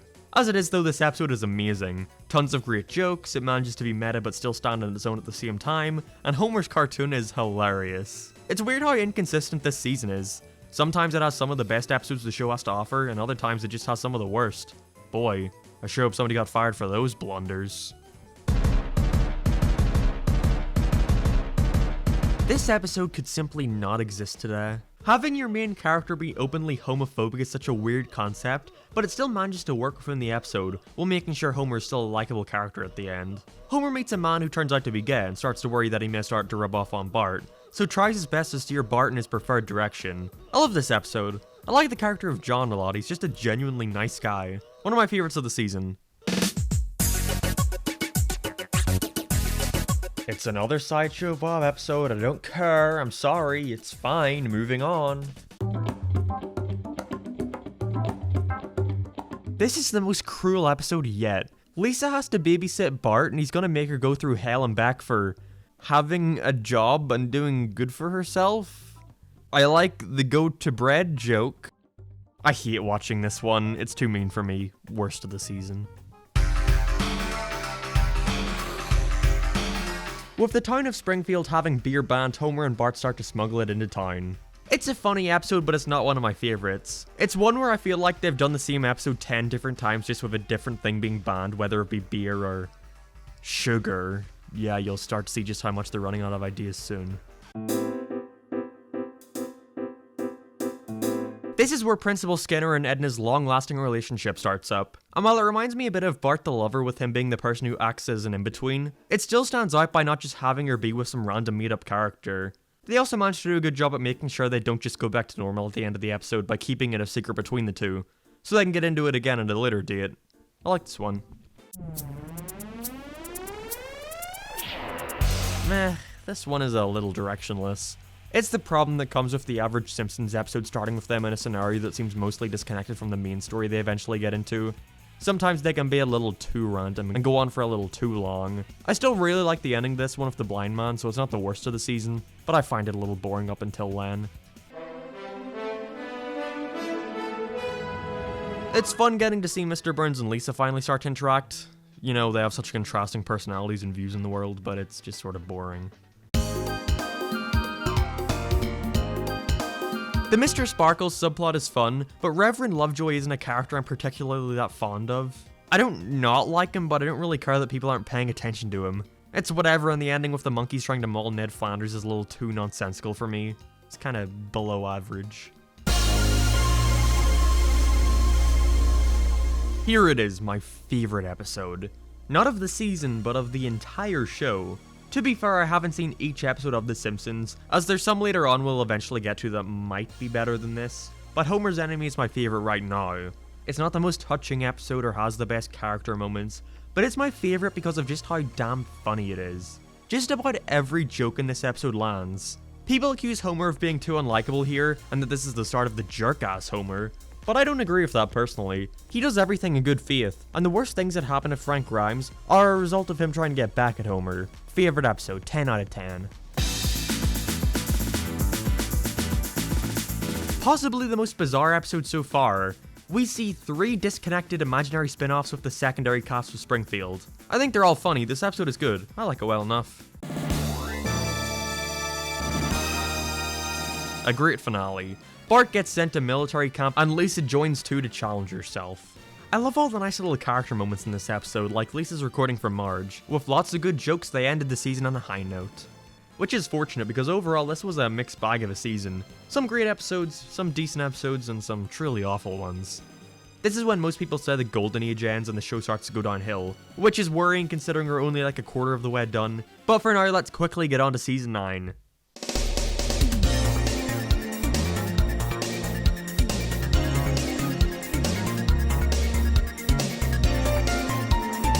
I'm gonna sneeze.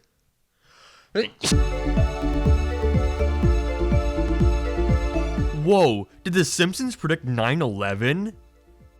Yes. This is the episode that introduced Duffman. It's weird, I always assumed he was introduced way earlier. But anyways, he's not the focus here. The Simpsons travel to New York, which Homer has a fear of based on some traumatizing past experiences there. This is a funny episode, it's always fun to see The Simpsons in a new location, even if it's just as mundane as another city. Oh no, here it is, the end of The Simpsons. Is this the worst episode of the series like everyone thinks? I think it's funny. I think this episode is more so hated for what it represents. It's a fairly entertaining episode if you look at it on its own, but it shows a disregard for the audience that we haven't really seen before. It turns out Principal Skinner isn't actually Skinner, and was impersonating one of his army friends that he thought died, with his real name being Armin Tamzarian. But when he comes back, the town of Springfield decides to get rid of him again and act like nothing ever happened. The idea that the writers can switch up a character we had gotten to know for so many seasons so quickly shows a certain lack of respect for the audience, and for that reason I'm putting this episode near the bottom of the list. This is a sweet episode, but it's one of the weaker flashback ones, like we already had one establishing Bart being a troublemaker and Lisa being more intelligent. Homer's sacrifice of an air conditioner for Lisa's saxophone is nice, but other than that there's not much to say here. Although I absolutely love the stuff with Bart in his first day of school, how it builds it up as this big thing that he's excited for. School will be fun! Only to come home like, Hi, honey. How was your first day of school? Honey?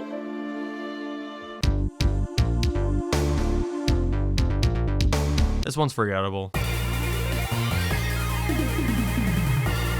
Homer gets a gun does not seem like a plot that would warrant an entire episode, but yeah, they did a decent job here. This one's alright. It is a little funny how the citywide riot occurs because of the citizens finding a soccer game boring though. But whatever, we should be used to the town of Springfield rioting at this point. Another nice episode of Homer coaching Bart's football game. Or as it should be called, rugby. Yeah, I said it. I'm putting this one under Lisa's sex. Another Apu episode, this time we see him having an arranged marriage. At first he doesn't want to go through with it and enlists the help of Homer to stop the wedding. Good episode here, seeing Apu getting the spotlight somewhere is great, but there's not much to say really. Homer's motorboat shenanigans were the peak of this episode. Sadly, it only takes up the first 2 minutes. How many episodes have we had so far of Homer setting up a business where people can just look at whatever he has this week in exchange for money? Boring. Homer buys Snake's car in an auction, which makes him vow to kill him. And Marge becomes a realtor. I like the main A plot, but Marge becoming a realtor is so boring. especially when it becomes about her selling a house to the Flanders where some murders occurred, and oh no, did the Flanders really get killed? We're not at that point yet, so no. Miserable episode. I get wanting to subvert the usual happy-go-lucky Christmas special where everything goes well, but constantly punching down on The Simpsons Christmas based on one accident is just awful. Really bad episode here. Clip show. Make a real Simpsons musical, you cowards, don't just compile old episode songs. Homer and Bart ruin two carnies' booths while at the carnival, and now let them stay at the Simpsons' house. Come on, I can't be the only one getting sick of it. It becomes a little more interesting with them taking over the house and kicking the family out, but other than that, this is another boring episode. Geez, this season really took a turn for the worst, didn't it? Homer joins a cult. The episode. It's funny seeing just how hard it is for the cult leaders to make him snap, but it's a little too surreal for The Simpsons with the entire town being brainwashed by this place. I'd still put it around mid-tier for the comedy alone, and just how many awful episodes this season has had already. I like this one. It's alright.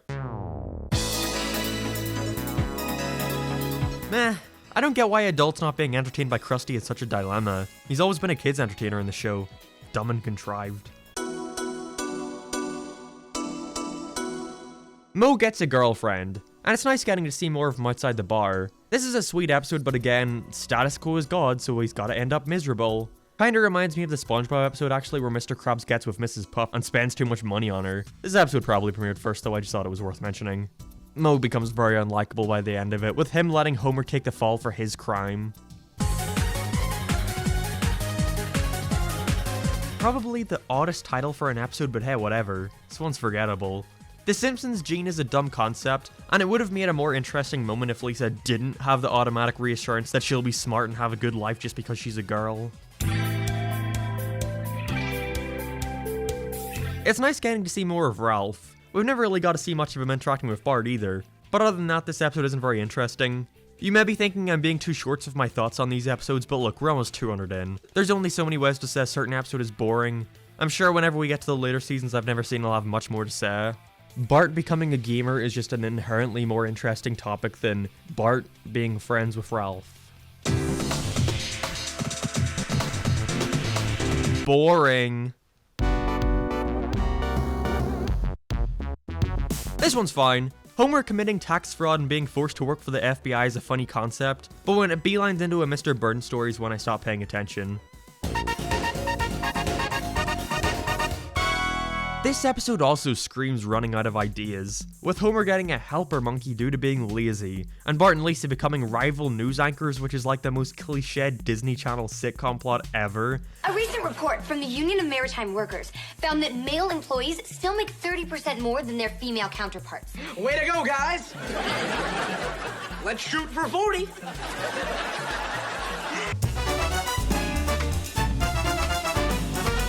It's okay. I like the song and it's got some funny bits. This episode actually won an Emmy, which must have been a slow year because it's alright but not that good if you get me. Still one of the better episodes of the season though. Another boring episode. Homer climbs a mountain after embarrassing Bart due to his obesity. We've already seen episodes about Homer's weight, we've already seen an episode about Homer climbing a snowy mountain. Pointless. I like the idea of this episode, with Lisa taking the bus by herself and getting lost. Her convincing Homer to let her ride is funny, but the stuff with the family trying to get her back isn't all that entertaining. A decent episode is still pretty high up on my list considering the rest of the season. I appreciate the Frank Grimes shout out, and this episode is a pretty good finale. Thankfully. It's a funny one at least, which is more than I can say for half the season 9 shows. They ended on a high note.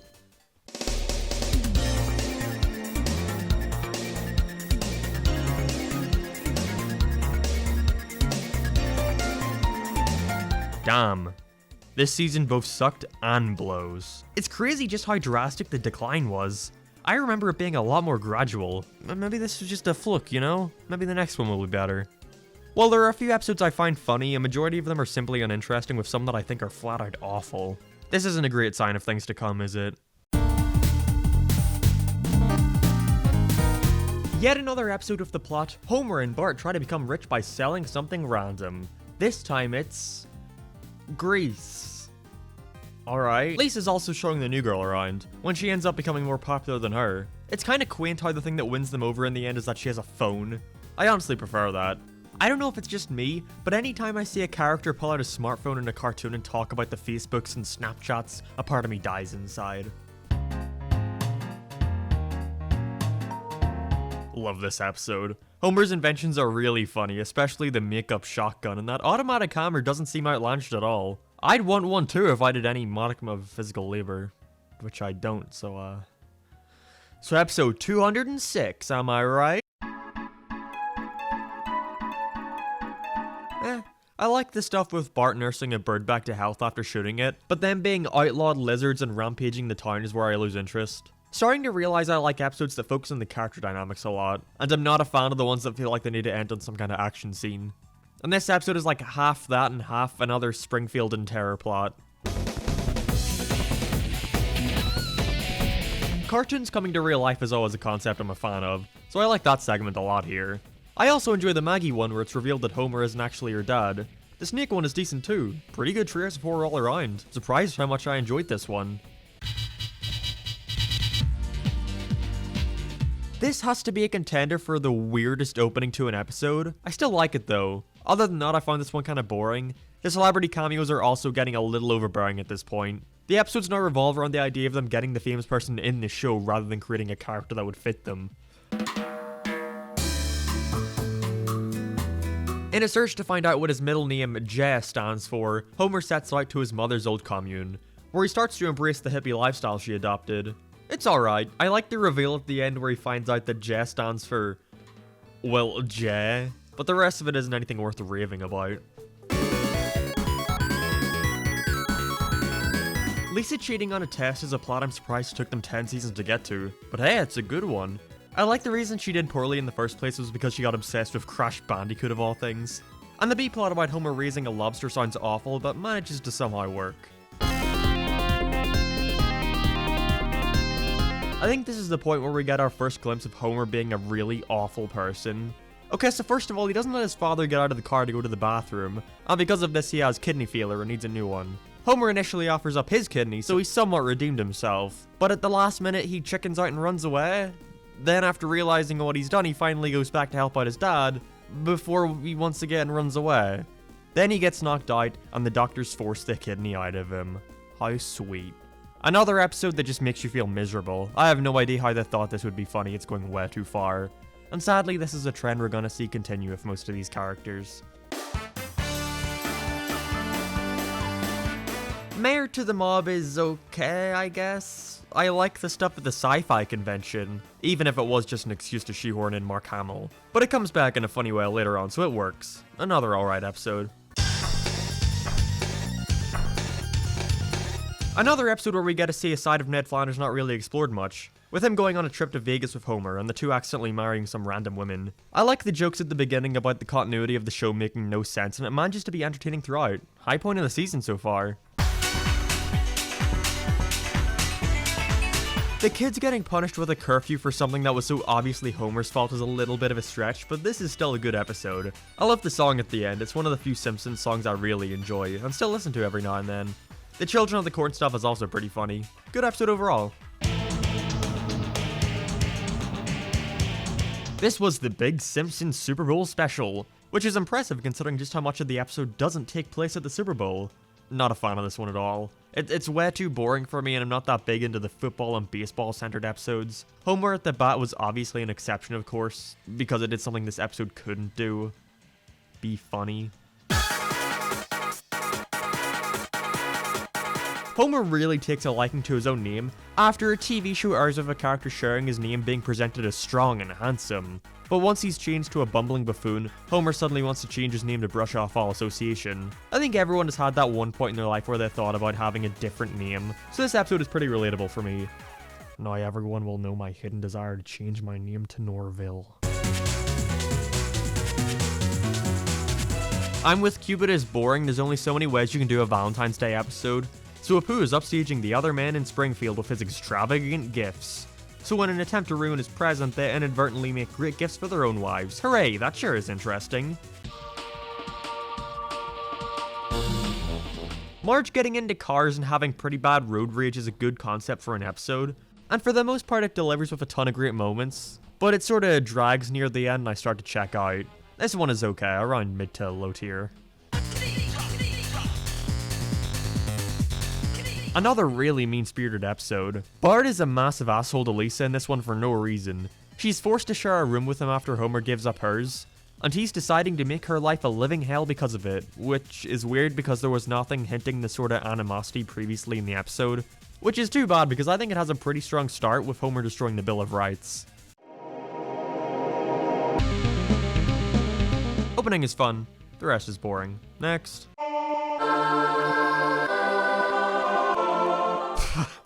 What? Bible stories? I came here for the Simpsons, not Adam and Eve. That's not even a joke, that's just a genuine statement. I like this episode. Homer's grill escapades are funny and his endeavors in becoming a professional artist are also pretty amusing. The build-up of Bart ruining the Olympics coming to Springfield is entertaining, but when it becomes an episode about him helping out their retirement home, it starts to feel like it has no idea where it's going. Another boring episode to add to this season's ever-expanding pile. Mr. Burns and Homer decide to hatch a plan to drop the Loch Ness Monster into the Springfield Lake. Okay, that doesn't exactly seem like the best idea. I don't know how we got from a new Mega Mall to Mr. Burns being jealous of another billionaire to Loch Ness Monster. You'd think that'd make the episode somewhat entertaining, but you're wrong, it's the most boring of all these. I don't care, it's so boring. Lisa and the other Mensa members in town want to create a utopia. It doesn't work out. The end. This one is fun. Again, it's always fun to see the family in a new location, and seeing them try to adapt to life in Japan is amusing. And the way it wraps up with their plane tickets home only being obtainable through a Japanese game show is a stereotypical but entertaining way to pay it off.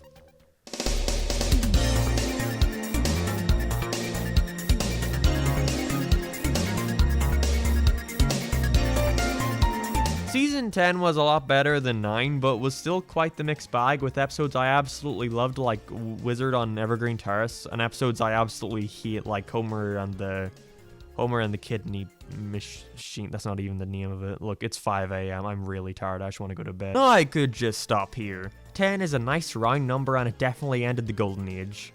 But nah, that's the pussy way out. If I'm doing this, I'm torturing myself with it all. In for a penny, in for a pound. Homer meets Mel Gibson. There we go, it writes itself, doesn't it? We kick off this season 11 with another celebrity praising fest. Homer befriends Mel Gibson and becomes his script advisor to help him with his movies, because everyone loves Mel Gibson so much and Homer is the only one to challenge him. Damn, I sure do love Mel Gibson. Mel Gibson, Mel Gibson, Mel Gibson, Mel Gibson, Mel Gibson, Mel Gibson. You see this? It symbolizes that she's my property and I own her. Homer really has this fixation on driving cars into the lake nowadays. It sure is funny the third time. The joke with the evil dog is the only one that got a real laugh out of me. This episode's fine, I suppose. It's not that bad, but it's just another Homer meets a celebrity plotline. I have a feeling we're gonna see a lot more of these. In this episode, Bart is diagnosed with ADD, which seems like a plot point that only used for a single show, but it actually comes up a few other times in the series, which is odd of them to pay that kind of attention to detail to. Oh yeah, the episode is decent. I like the beginning with the firefighter stuff, but when it turns into Bart being overly paranoid from overdosing on his meds, it gets way too predictable for me. Homer becomes a food critic and ends up pissing off every restaurant in town due to his scathing reviews. Them trying to poison him is a little out there for a plot like this, and it's not all that funny. I mostly just enjoy the scene of him writing his reviews with the dog and Maggie. Other than that, I'm not too into this one. The 10th Treehouse of Horror, and at this point they're more sci-fi themed than horror. I like this Stretch Dude and Clobber Girl segment, and the Y2K part is decent, if tad dated by today's standards. I like the segment of Homer running over Flanders too, so I'd put this relatively high on my list in comparison to other Treehouse of Horrors. Ignoring that this is the second time they've done that annoyed grunt joke with the title, I like the beginning to this episode a lot with Homer pretending to be Zorro and glove slapping everyone in town. It suffers from an issue that a ton of these season 9, 10, and 11 episodes suffer from. You may have noticed it from my short reviews so far, but a lot of them start off really strong and then just sort of drag on after the 10-minute mark and fail to pick up again. It's weird, I remember liking the Tamako stuff as a kid a lot more than I do looking back on it, especially since it's got another one of those "Are the Simpsons really gonna become millionaires?" endings. Maggie actually gets a rare episode that focuses on her, and how Homer isn't paying any attention to her. I love how much the family loves Lenny, it's such a random moment. Anyways, the episode itself is pretty good, it's got a nice change of pace from all these wacky, unrealistic episodes of a regular character-driven one. Also, why is Ron Howard back again? He already had an episode dedicated to him back in a previous season, why is he getting another one? And Maggie saving Homer from the ocean is a little unbelievable. I mean, isn't she like one? Whatever, I'm putting this episode high on the season 11 list so far. That's not to say it's great though. This one's fine. It's the one that introduces the Pooz octuplets, but other than that, it's a little forgettable. Here we have another wacky character stays at the Simpsons residence episode. This time it's a biker gang. It's fine, but there's not anything worth writing home about. Very mid-tier episode here. I like this one. The school is taken over by a toy company who are using it to apply their market research to a new toy Funzo. Roping in Homer to sneak into everyone's house at the last minute to steal their Funzos is pretty funny, if a little weird as Homer had barely anything to do with the episode before. And Gary Coleman's cameo was bizarre but still amusing. Just now noticing that almost every one of these episodes has had some sort of celebrity cameo in them for no reason. I wouldn't mind, but so much of each episode becomes dedicated to the fact that they got a famous person in the show, but it's not that special anymore, it's just the norm. The episode is good though. Other than the feels like I'm wearing nothing at all moment, this episode quickly becomes another Homer and the kids are at home without Marge and mess it up. How unique. Although it gets a little strange when Bart and Homer are sent off to Hawaii, seems like a little more modern-y of a take on the concept. And by that I mean it takes a simple trope plot and takes it to an unrealistic extreme, yet it still manages to be boring. I want to read you the plot synopsis for this episode and you tell me if I'm using the word directionless too much. Bart thinks he has healing powers. He heals Milhouse of needing glasses, causing him to almost get hit by a car, so he gives up and ends his career. Meanwhile, Homer creates a homecoming float for Springfield University, then forgets about it and injures one of the players. After getting in trouble with Fat Tony, he is saved when the player sacrifices his leg to win the game. Like, what is this? And almost all of these season 11 episodes have been like this, I don't get it. This is a good episode. The Simpsons live in Mr. Burns' mansion while he's out sick, and we see just how they'd handle the rich life if they actually accomplished one of the 50 million almost getting rich episodes. The part with Mr. Burns finding out he has every disease in existence is funny too. Good episode for a change. Actually, we already had this episode about the Simpsons owning a horse. Excuse me, but I believe this family already had a horse, and the expense forced Homer to work at the Quickie Mart with hilarious consequences. Oh, they acknowledged it. I guess that makes it all better. I guess it goes in a different direction with them trying to train him into a racehorse, but other than that, this is the worst Simpsons owning a horse episode. I can't believe I have to specify that there are more than one of these kinds of plots. This is also where they start to go a bit too far with straying away from the groundedness. A little bit I'm fine with, but I can't suspend my disbelief enough to be okay with the jockeys actually being elves who want to eat Homer's brain. Ugh. Anybody care what this guy thinks? No! So here we go, the first big status quo change to the show. After a money dispute with the voice actor, they decided to kill Ned's wife Maude off the show, and we start to see Ned losing faith in his religion because of this. This one's alright, Maude dying is really the most interesting thing about it, but Homer immediately trying to help Ned get a new wife right after killing Maude is a little offensive and in poor taste. But whatever, it's mid-tier. Despite the completely inaccurate representation of British sitcoms, this episode is decent. Homer becomes a missionary to pay back a $10,000 fine. And fine is the perfect way to describe this episode, because it's not fine, it's quite uninteresting as a matter of fact. This is a good one. It's sweet seeing the trouble Bart and Lisa go through for Maggie, and Moe's story of becoming a star after plastic surgery is funny enough. This one is a good. Thankfully, we can always count on these future episodes to be good. With the year being 2030 and Bart trying to get in with his sister, who is now the President of the United States. As you know, we've inherited quite a budget crunch from President Trump. Whoa, did The Simpsons predict Donald Trump? Whoa, time to make a video. Are you tired of these jokes yet? Best episode of the season so far, these future episodes never fail. Barney gets an episode of him deciding to give up alcohol forever. Does he succeed? Oh, he does. It is quite sad how they start by showing a pretty realistic portrayal of how alcohol is affecting his life. Barney is one of the saddest characters in the show and I wish they'd do more with him. This episode's great. This one's horrible. The beginning is really mean out of nowhere, especially with Homer mocking that Flanders' wife died just episodes ago. And then they go to Florida out of nowhere and it becomes another fish out of water episode. Not good. Milhouse and Bart camping out at the shopping mall is a fun side plot, but the main stuff with Lisa trying to become a good dancer is kind of boring. Oh boy! Yet another episode of a new house guest in the Simpsons residence. This time it's the classic Simpsons character, Otto's girlfriend. Yeah, you guys remember her. Marge then gets jealous of how she's getting along with the family and attempts to murder her. Jesus Christ, you get what I mean about these episodes just starting relatively normal and going completely off the walls? We end the season on a very high note with this great parody of those dumb American documentaries. It's very meta, but it works better than having a random joke here and there by having the entire episode revolve around it.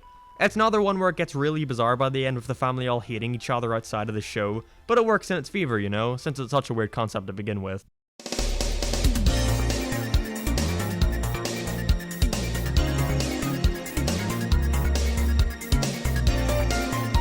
This might be the worst season so far. Way too many boring episodes that just feel like rehashed versions of previous ones. And I get we're 250 episodes in, coming up with original ideas at this point must have been insanely hard. But if you're gonna copy an idea, at least make it better than the first. I don't see this picking up anytime soon, but at the risk of my mental sanity, let's move on to season 12.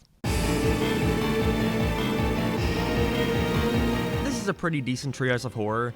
I enjoy the Monsters parody opening. The Ghost Dad one reminds me a lot of that one Tom and Jerry episode. See, the community post fits now!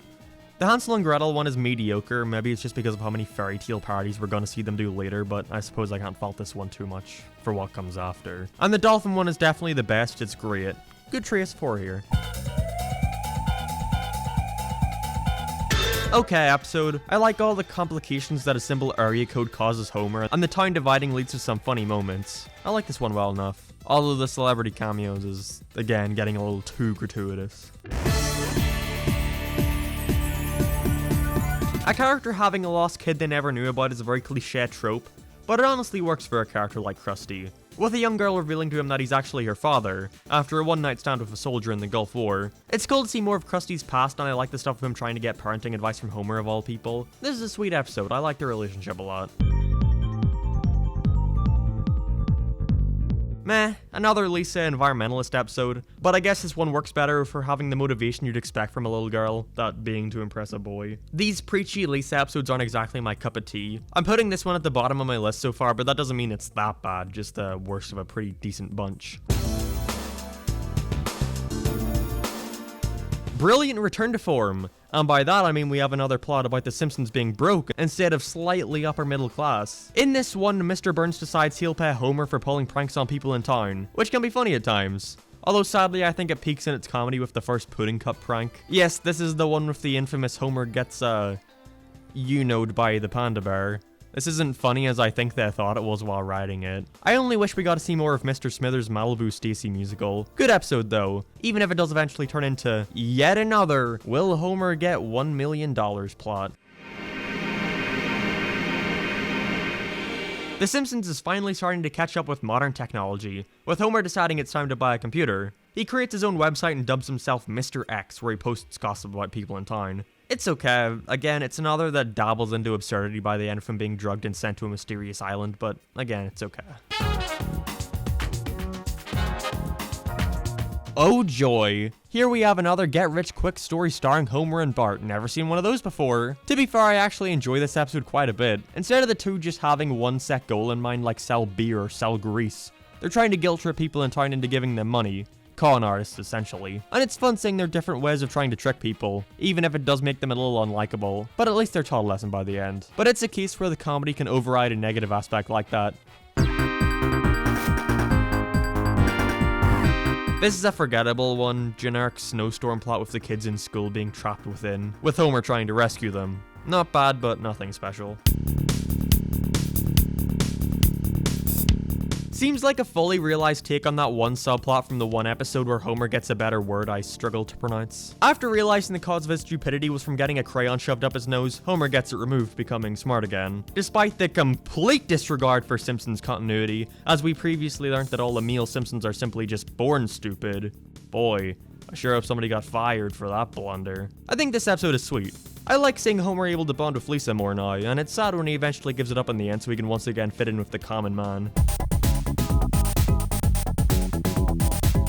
I have no clue what this title is a play on. Is it supposed to mean Pokemon? The episode is about Marge rehabilitating a convict, not Pokemon. Jeez. Episode is fine. I like the Sunday joke and the reference to Blue Shirt Bart. Moving on. Hey, where's your blue shirt? I don't have a blue shirt.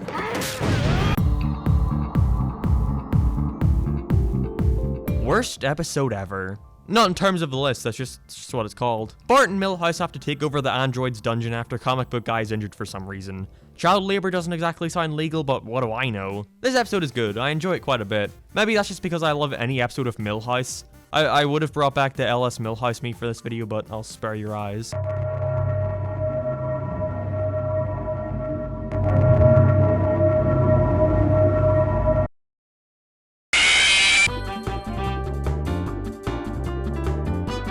This episode has some creepy undertones of Homer worrying that Bart is gonna steal Marge from him. Like, how did they never once realize how incestuous this came off while writing? I lose interest when it becomes more focused on the celebrity cameos than telling an actual story. Next. Huh, that's weird. For some reason I always remembered this episode being a Treehouse of Horror given its pretty out there plot. I mean, Sideshow Bob hypnotizing Bart into killing Krusty doesn't exactly sound very grounded, does it? And Krusty deciding to cancel his show sort of comes out of nowhere. I mean, it's not usually like him to care about his show's integrity. So one's fine, I guess. The show getting repetitive joke is getting a little, you know, repetitive. Well, I think it's good for a show to go off the air before it becomes stale and repetitive. Maggie shot Mr. Burns again.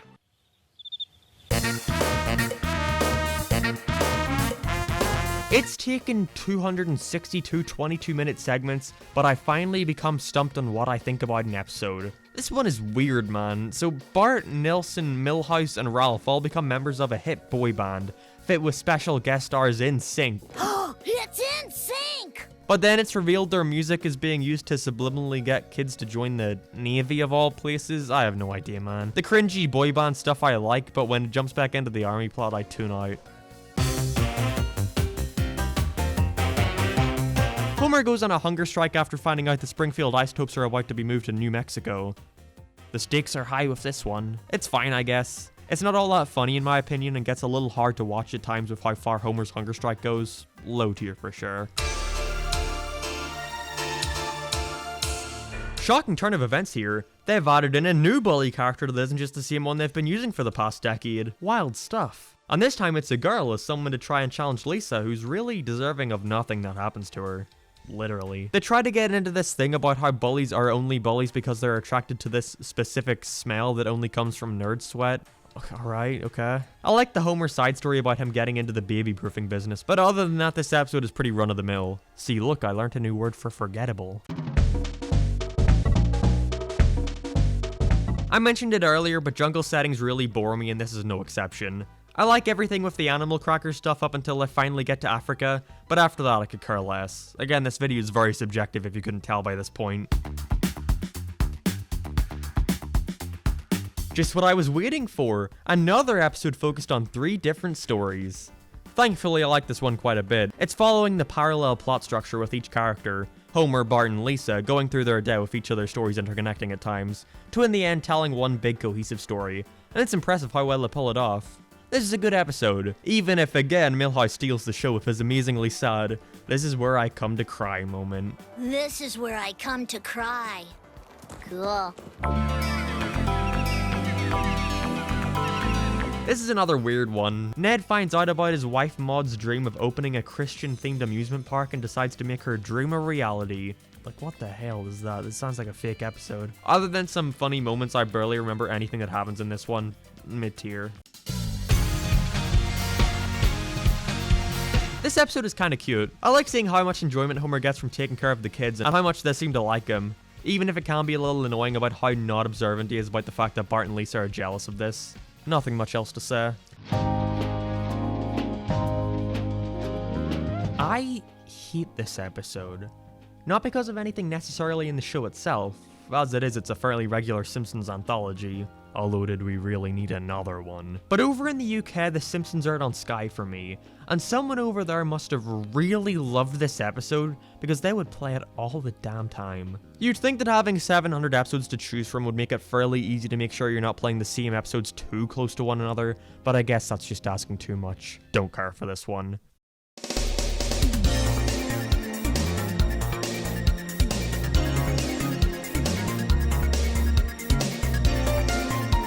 Other than the sour note we ended on, Season 12 was definitely a step up from the previous couple. Sure, there were a few stinkers here and there, but a majority of them I found alright. Hopefully this is a sign of the new staff getting their footing.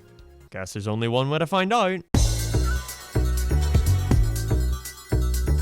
The first story about Homer being cursed goes on way too long and isn't funny in the slightest. The automatic house one is like, fine I guess. Again, not very funny though. And the Harry Potter one is like, whatever, Harry Potter's for dorks. That's too bad. I'd never seen this one before. I think it's the first episode so far I haven't seen, so I was hoping for something a little better. This is one of the rare episodes that's a pretty natural setup for the main story, with Bart and Milhouse getting in trouble and, you guessed it, go to court. At least they make a joke out of it. So Bart is made to be tethered to Homer so he can learn to take care of him better. After this we have a fairly standard stuck together story, but I think it works. This is a fun episode. The relationship works well here, and while their further punishment is a little extreme, it's still funny, so who cares? To add to the ever-expanding list of jobs Homer has gotten through the years, he's decided to take over Moe's bar for a while since he's back at bartending school. And what we get out of it is a decent episode about Moe getting his groove back, and revamping the bar, just like the other episode. The stuff with Homer running the bar is infinitely more entertaining, and I wish it went on longer, especially since it randomly becomes a hunting episode by the end out of nowhere. It's just too bad we never found out the end of the opening story. Why did he dig the hole, Homer? Why did he dig the hole? This episode's alright. Burns asks out a meter maid based on a fortune cookie note written by Homer at his new job. Really running out of ideas for new jobs, aren't we? And Homer needs to help Mr. Burns appear young to her, before it eventually turns into an episode about Snake trying to kill them all or something, and it's whatever. I guess we get to see another side of Mr. Burns instead of just being a generic villain like in most others from this time, but it's just okay. Wow, we actually have another one that I haven't seen before. The opening of this one is really cruel to Marge with Bart and Homer tricking her. But who has time for that as Homer uncovers a traumatic childhood memory and the family have to go back and see what happened. And it's weird because what we get out of it is a pretty sad Mr. Smithers backstory. This was a cool episode. Seeing more of these characters' pasts are always a highlight to see. 12-year-old Homer dresses like Chris Chan. That is all. This episode was written by Bill Freeberger, who later went on to be an executive producer on Sonic Boom. Look, we're on like R2 at this point. I'm pretty happy I've managed to go this long without bringing Sonic up. This episode is fine, I suppose. I like the beginning with the hamster, but eventually it turns into a worse version of Lisa the Vegetarian, except this time she's changing religions. Meh. In one of the strangest attentions to continuity of the show, Ginger and Amber, the classic characters, return to Homer and Flanders after being ditched by them in Vegas. Yeah, they were the women they married while drunk. And since they never technically got a divorce, they've moved in with each of them respectively. It's alright, it's cool getting to see the repercussions of their actions from a few seasons ago, but other than that, there's not much to say. You know what the show really needed? Another episode about something being banned from Springfield and Homer and Bart deciding to smuggle it to sell. This time it's the sugar one I mentioned before. It's fine, I'm putting it near the lower end of the season so far. Not because it's outrageously bad, but just because we've seen it a dozen times before. Again, this sort of stuff could not exist today, with Homer being uncomfortable by the gay pride parade in town, and him getting hit in the mouth and breaking his jaw is just as uncomfortable. Thankfully it does pick up though, with Homer not being able to use his primary weapon, his mouth. We get to see him take an interest and decide to listen to the people around him, which leads to a lot of sweet moments. I like this episode, not the best, but it's up there. Sorta loses me when Marge starts to feel like she's not getting enough thrill from new Homer. Like this is all she wanted, right? Artie Ziff returns, who offers to pay the Simpsons $1 million in exchange for getting to spend the weekend with Marge. So of course Homer accepts and pimps his wife out for money. He eventually has to go and try to get her back from him, as he's recreated the night of their prom in an attempt to woo her, and he takes her back home. You know, technically she still spent the night with him, he should have paid up, but I know, status quo is God and all. Still a good episode. Another episode about Bart and a girl. Gonna see a whole lot more of those. The opening to this episode is amazing. I love the idea of starting us in the middle of this whole other Simpsons episode of him stealing the Olympic torch. I like this one. Again, any episode that gets taken over by Milhouse is one I'm a fan of, even if we have already seen the whole conflict by love interest story. It's forgettable. As a kid, I knew whenever Bart starts getting chased by that dog just to change the channel. Here we have a third story about Grandpa falling in love, and a second about him having to fight another man for them. This time it's two random characters and it's clear the woman has no interest in Grandpa, so it seems pointless. The only part I enjoy is Grandpa acting like a kid when arguing with Homer. It then becomes a race between him and some other old guys and it's like, whatever, I don't care for this one. Look, I can see a lot of people getting annoyed at me for so quickly dismissing these anthology episodes, but they do them so often and they really just aren't my thing. I find it hard to get invested in something that only has a few minutes to build up and develop. It's not my thing, but I can see why people enjoy them. I'm putting this at the low tier, with the 1000th reminder that this is all my opinion.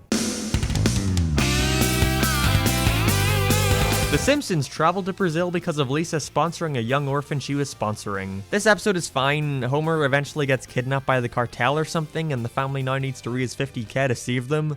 It's an unremarkable episode, another fish out of water deal, we've seen plenty at this point. Homer gets injured and starts taking weed to ease the pain. After 10 minutes of weed jokes, then like many others, it becomes a Mr. Burns episode, with Homer getting promoted to executive vice president. Although I thought the dog got that position. It's alright, but the weed jokes get very stale very quickly. Boring episode. Oh boy, clip show number... what is it now? 5 or 6? What do you want me to say, really? Most notable thing about this one is the song at the end, which admittedly is very funny, but in retrospect quite sad. Singing up such outrageous plots The Simpsons would never do, like, Moe gets a cell phone. Definitely not similar to Homer gets an iPad, or Grandpa being in a relationship with Patty and or Selma. That would never happen. Sad.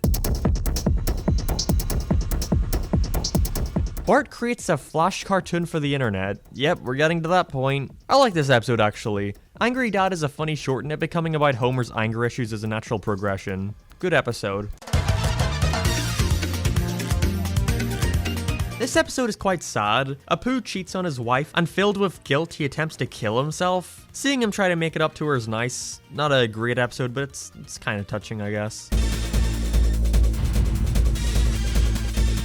Whoa, Bart has to social distance. Did this episode predict a coronavirus?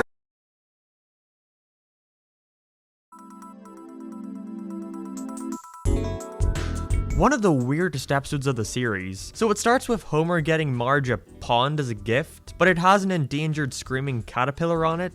And after killing it, Homer and Marge need to work for some old lady, then she like just dies. And Homer is about to be put in the electric chair and killed, as he's framed for the death, but it all is revealed to have been a prank because of a punked type show. I'm not even gonna dignify this episode with the shortest of reviews, it just seems like they were pulling stuff out of their ass every 5 minutes. Some might like the randomness, but it ain't for me. Homer starts a Springfield security business and it's boring. What a way to end the season.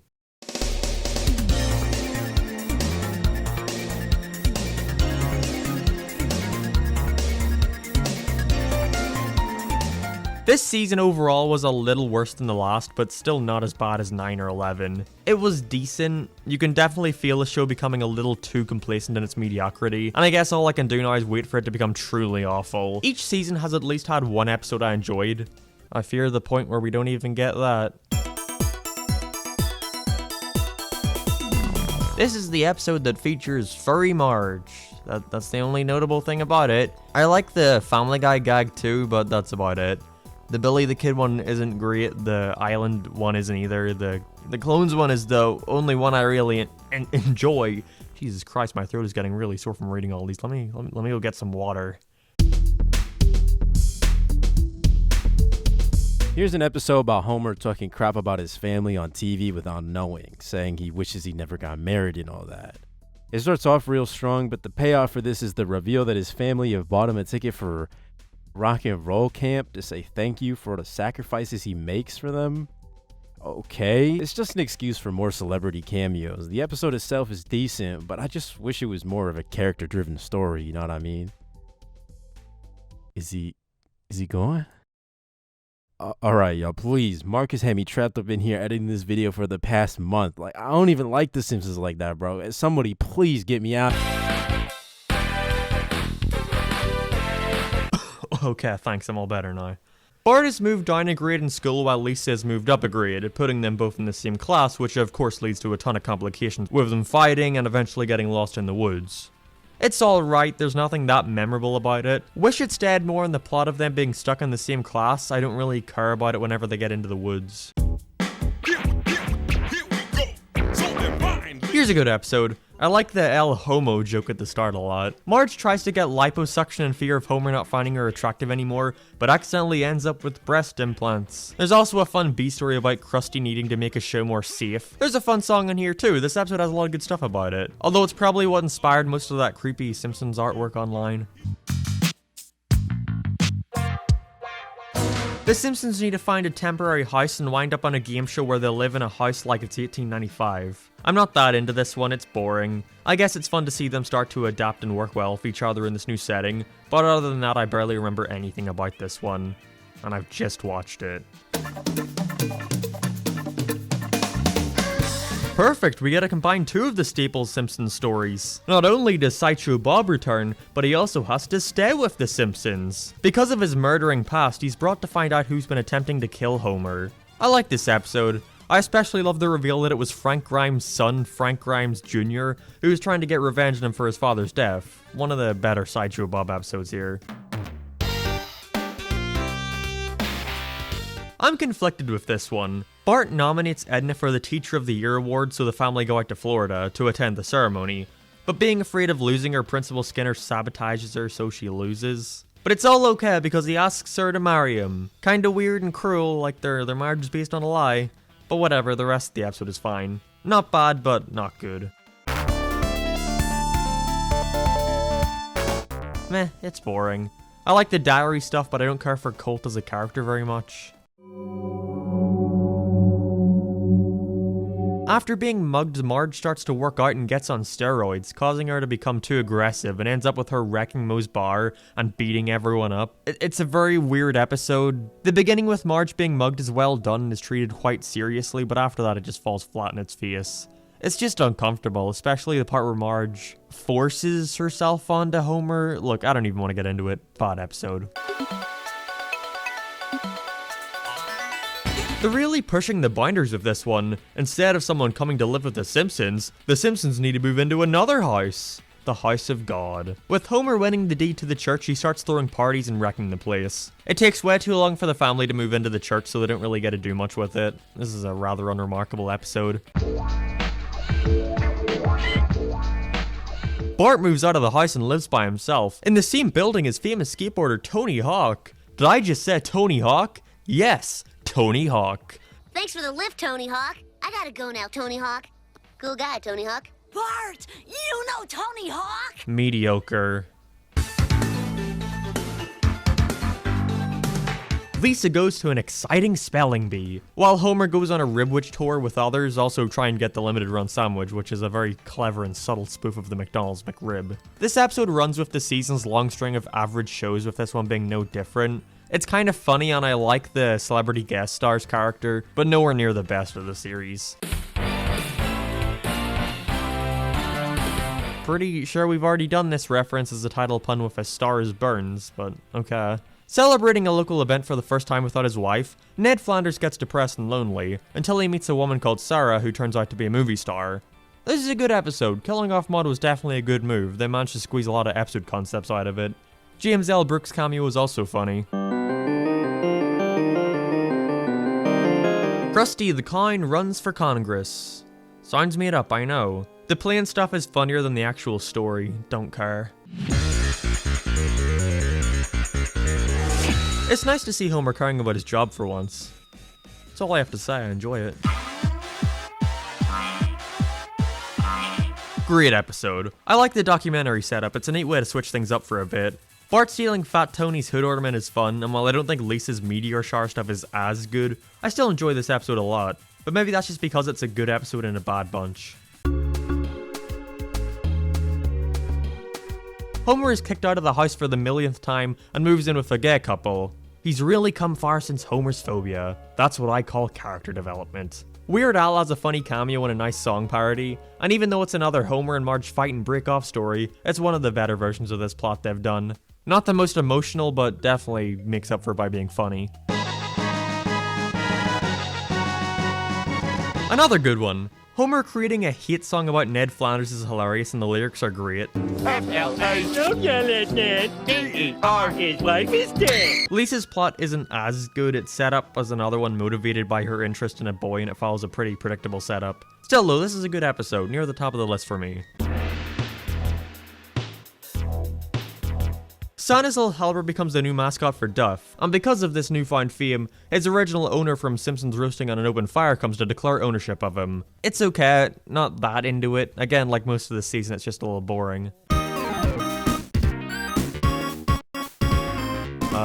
Pretty sure we already did that title pun. Again. Repeating episode concepts I get, but titles? I don't know, it's gotta be way easier to come up with an original one. It's another Homer and Marge breakup episode where Homer needs to do some random act to make up for it. I like the beginning with him getting into walking, but after she hits him with the car, it starts to go downhill and is just forgettable. I enjoy this one. Bart and Milhouse messing up Flanders' house unsupervised is funny, and I like that it's a cause of them watching South Park. The war between Bart's group and Milhouse's is also interesting, and I like how it all culminated at the end. This is when they really stop having Moe just be a bartender for Homer to talk to, and where he starts to become just a regular family friend, regularly coming around the house. It goes way too far in later episodes, but here it's done well. It's nice seeing another side to him with him connecting with Maggie out of all the Simpsons. Although it is a tad cruel how they don't let him spend time with her and doesn't make a ton of sense. I still like this episode a lot. Good way to end the season.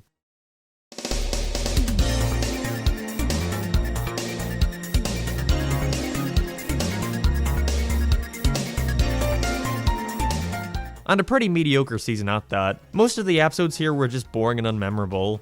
You can tell by this point they're really running out of ideas with repeated concepts and even episode titles. I'm really going mad here. I literally called one of my friends Homer yesterday from all the Simpsons talk. I think I'm going insane.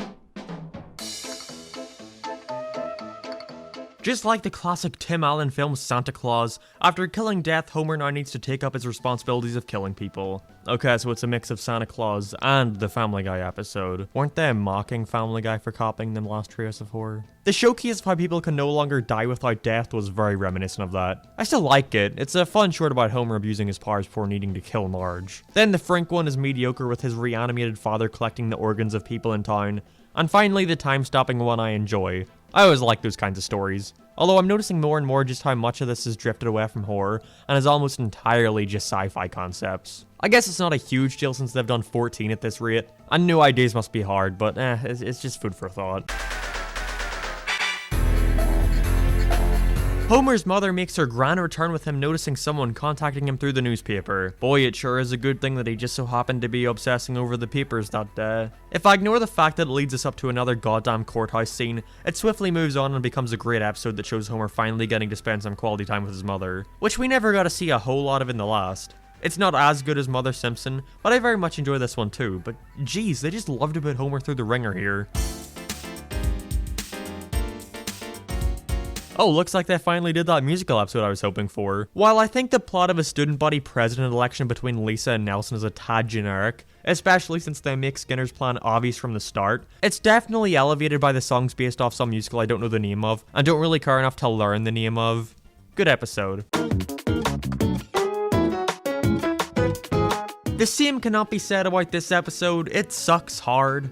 The Simpsons are going to London, where Homer is arrested for crashing into the Queen. I like where it's going. It's a fairly solid episode throughout the first 2 acts, but whenever it gets to him being put in prison, like, I don't know, The Simpsons is a show that has remained relatively grounded in its world, as in sci-fi or out-of-this-world elements are mostly used for the treehouse of horrors. But whenever that stuff is inserted into the regular stories, it really takes you out of the immersion of the world. Like Homer being kept in prison inside the Buckingham Palace, it doesn't seem like a Simpsons story, you know? As we're gonna see the more the series goes on, the less and less they care about this immersion, and when we start seeing these exaggerated gags like magical elves and whatnot, I roll my eyes. This episode sucks. You may be asking yourself why this part was a real Jim's parody. Well, I don't know, I gotta do something to spice this up every once in a while. Well, to be fair, it was a bad episode. That's what I'm saying. Well, since you're here. The Fat and the Furriest is a good example of The Simpsons at its most non-committal, where the episode bounces around from concept to concept until it inevitably hits its runtime. Marge's birthday, to Kitchen Carnival, to Homer being attacked by a bear, to Homer wanting to protect the bear.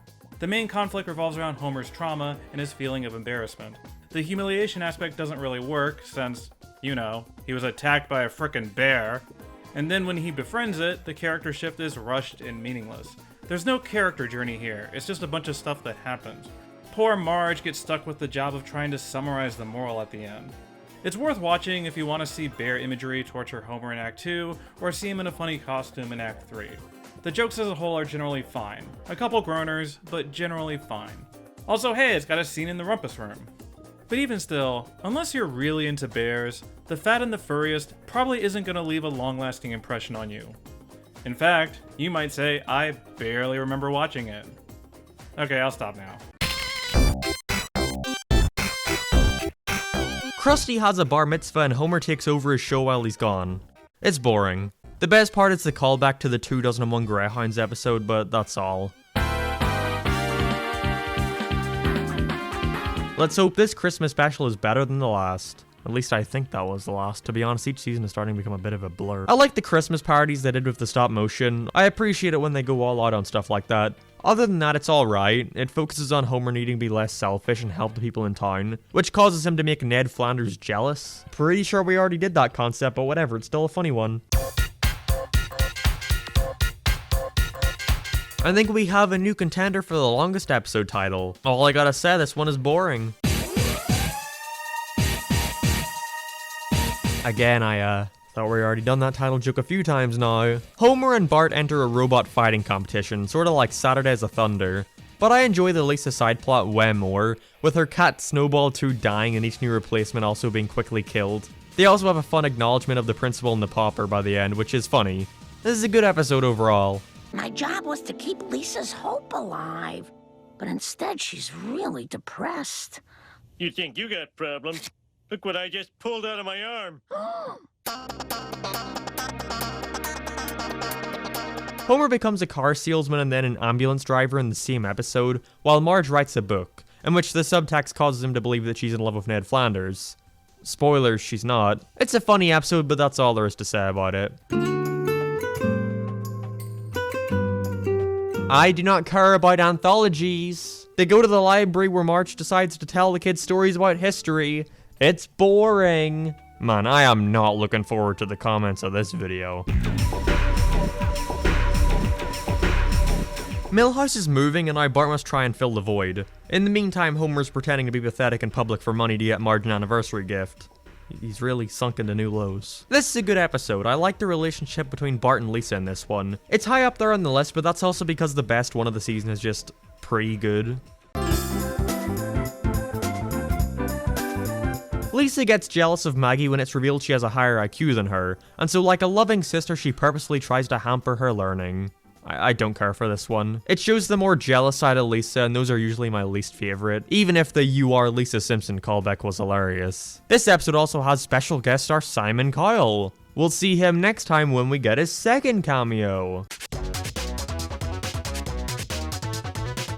Artie Ziff returns for episode number 3. This time he's been hiding in the Simpsons attic somehow, because he's pissed off his shareholders. So now he's gotta live in the Simpsons house. What a concept!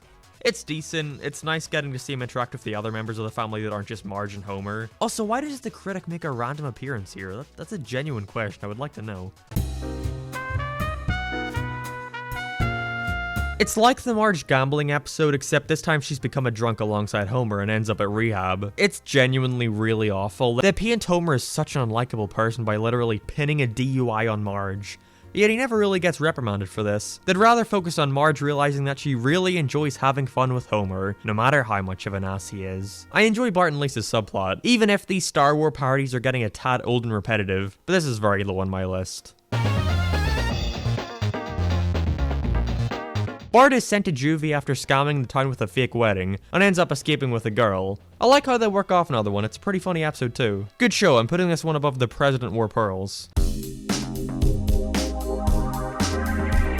Skinner and Edna are finally getting married. However, on his stag do, Skinner opens up about his wearies, and eventually Edna calls off the wedding. I don't have a ton to say about this one, so instead I've decided to do what I do best. Nitpick. So like I was saying with the earlier seasons, I love how grounded and realistic the series was. It seemed like each segment of Springfield had their own characters, and they're rarely intertwined. For example, the power plant characters would seldom interact with the school characters, so you'd not see a character like Lenny talk with, let's say, Principal Skinner. But since it's gone on so long, it became more and more necessary for them to do stuff like that to keep the show fresh. And it causes it to be a lot less true to life. Like, why is Skinner's stag do with Homer, Lenny, and Carl? Whatever, I get why they'd do it, I'm just picky, I'm aware. This episode is alright overall. But it's something that really starts to annoy me eventually. Springfield doesn't feel like this massive city anymore. It just feels like one enclosed town with the same 10 recurring characters. Homer and Marge go to Miami to make up for their crappy honeymoon. It's just too bad all the Simpsons come to ruin their fun. The gang's all here. Grandpa, Bart, Lisa, and oh no. Hope she learns how to feed and take care of herself. I've been waiting for the moment they forget to draw her into an episode. Perfect. Mediocre episode, 2 for 1, oh boy. Homer decides to be a vigilante for the town called Pie Man, as he goes around throwing pies in the face of evildoers. It's a relatively out there story, but it works well enough. Good episode. This is for your show's slight decline in quality over the years. Slight is being generous.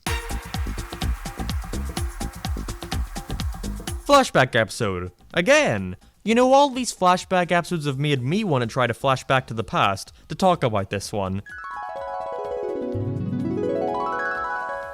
Ew, how was anyone able to look at this? Sadly, this one isn't nearly as good as the others. They've told the most important parts of their lives we needed to see, so it seems like they're just going back to try and make up new stuff on the spot. Like, what if Marge wasn't Homer's first kiss, but then it was revealed she actually was? It's fine.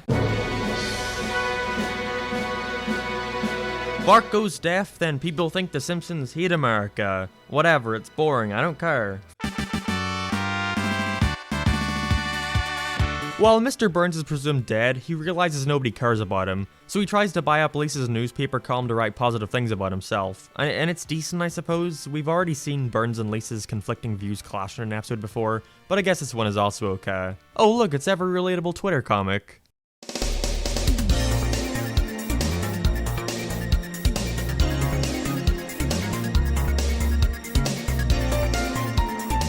Another mixed bag of a season, some good episodes, some bad episodes, but a lot of mediocre ones. I wouldn't go as far as to say the show is bad yet, it's just stuck in this state of meh. I love the opening to this one, parodying dumb family sitcoms, but other than that there isn't much to say about this special. The Ned zone is fine, it's just Flanders predicting how people are gonna die. Although I do like the moment with Homer threatening Ned to kill him. The Sherlock Holmes parody is boring. The most insulting part of these pitiful attempts at British accents. Inspector, might I have a word with you? And then we got your average shrinking down into somebody's body story. It's fine, but nothing really worth noting about. Marge gets a new kitchen, and she attempts to enter a bake-off with a new skill set. The episode itself is boring, but those dessert dogs are actually a really good idea. Someone should try to make the— oh. Now all he's gotta do is make the famous crayon sandwich. Lisa becomes obsessed with her weight, while Marge starts to bond with Nelson. Again, at this point it seems like they're just trying to mix and match random characters with different Simpsons to see what sort of conflict they can make out of that. At this point each Simpson has had an episode with Nelson except for Homer, but we're gonna have to wait a dozen seasons before that. I enjoy when it gets into Nelson's father that left him. It's something that's only really been joked about until this point, but the cop-out ending kind of annoys me. Boring. What? It is! I was more interested in the 5-second SpongeBob cameo than anything else. Perhaps we should help. Skriller.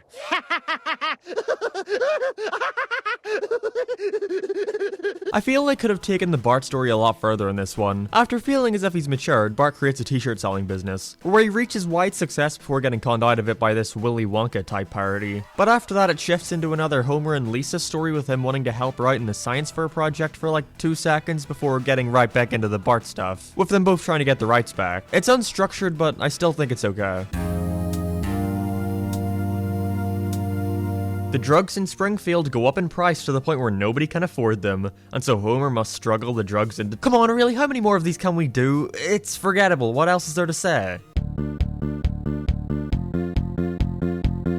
Homer takes out a second mortgage right after paying off the first, so that he can keep Moe's Tavern open. Because of this, Marge joins him in renovating it, and the two become business partners, making Homer jealous. At first you'd think this is unreasonable, but no, Moe really is in love with her, which is something they started running with around this time. Which is a relationship I'm not that fond of. Again, I don't like Moe just being another family friend, but I get why it's done. It's fine, I guess, other than that. Although you never actually believe that Marge is actually going to run away with him, so there's no real stakes to anything.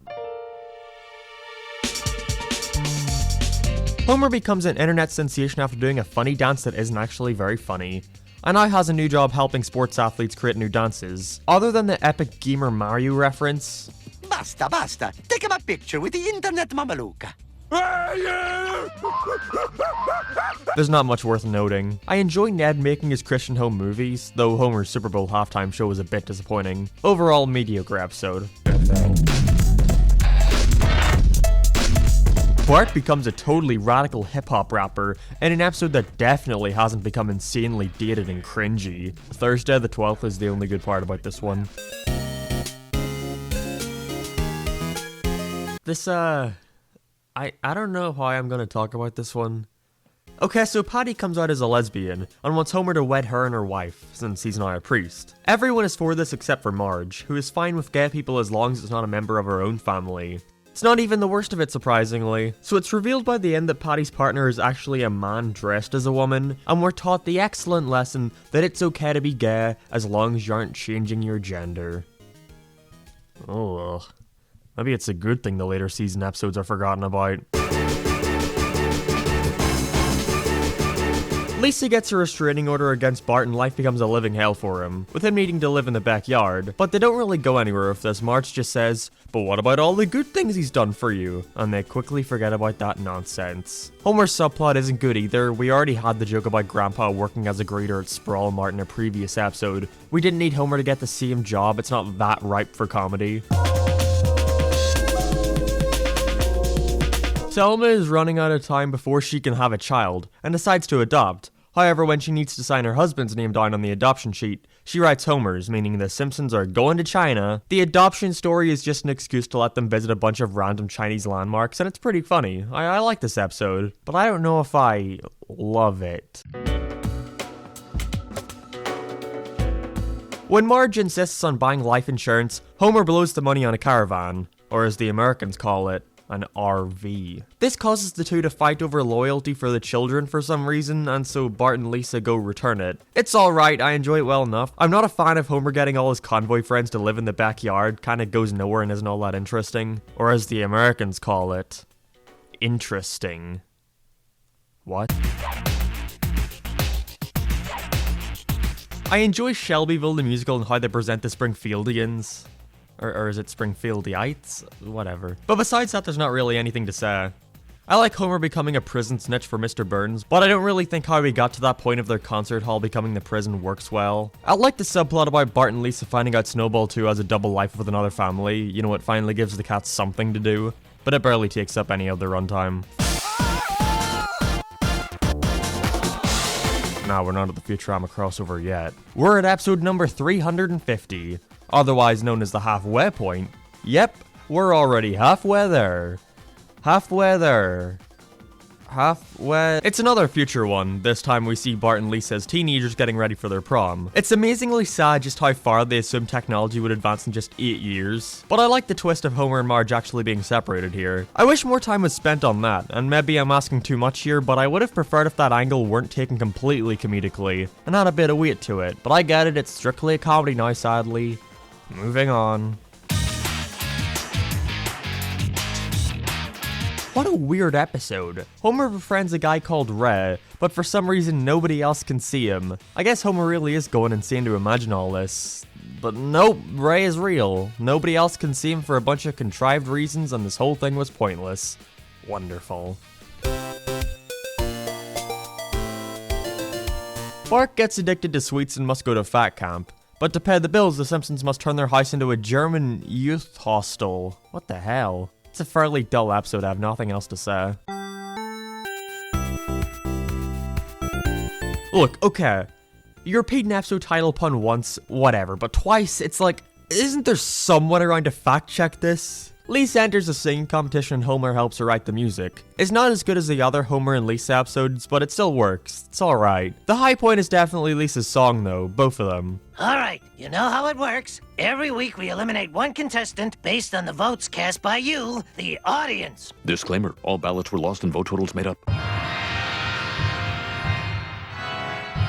Homer tries to calculate the rapture and it turns out to actually be true. It's weird, I don't really get if this is too out there for the show. Like if your resolution to it all is just a cliche, whoa, I was just dreaming trope, then don't bother at all. Can you make me look like this? It's just dumb. There are quite a few jokes I enjoy here, which raise it above some of the others on the list, but the concept should have never been done outside of a Treehouse of Horror. At least then you're able to go all out on it. Great Flanders episode. He hires out a room in his house to two college girls, who turns out to be recording softcore PORN in his house. And so he moves away to a quaint little town called Humbleton. Honestly, I think this is a case where copying another show could have done them better. You'd think this is going in a similar direction to Squidsville from SpongeBob, where Ned realizes he likes the hectic life that comes with living in Springfield. But no, they ask him to shave his mustache and that's the final straw for him. It's funny, but like, well, I don't know, it just seems like they were looking for a quick resolution. Who is this guest star so deserving that they put their name in the damn title? Liam Neeson. Alright, okay, you win this round, Simpsons. So Bart is enrolled in a Catholic school and is slowly converted away from his prank-pulling ways. Marge is worried about Bart and Homer going to Catholic heaven, while she's stuck in crummy Protestant heaven, so she's gotta go and save them. It's okay.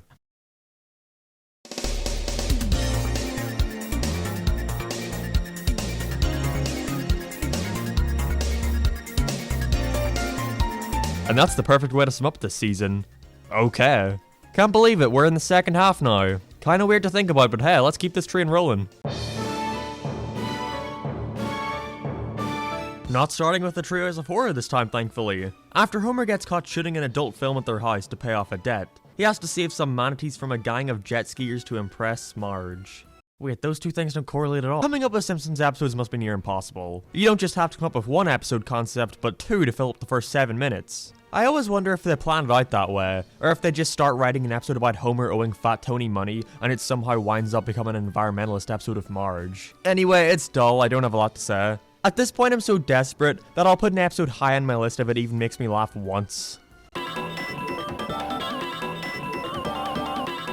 The cemetery is moved next door to the Simpsons house, which scares Lisa, causing her to lose sleep. It feels like they had an idea for an episode but didn't know how to expand upon it. Going to the Stamp Museum was a neat callback, but at the same time it adds literally nothing, just a Where the Wild Things Are parody at the end. We go there for 5 minutes only to get right back to the Lisa stuff. It starts to get interesting with Homer and Marge trying to learn to nurture Lisa more, but by the time they get into that the show is near over. This is a bad episode.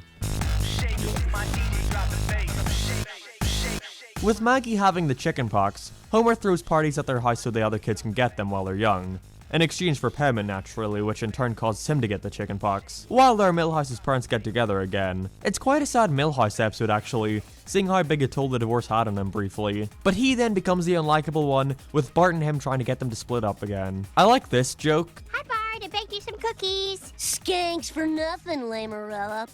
And one funny joke puts it above the other two. How sad is that? It's okay. I enjoy the one of Mr. Burns hunting down the plant employees, and the costume segment is good for the visuals alone. But the Robot Son one follows a fairly predictable story. Decent Trios of Horror overall.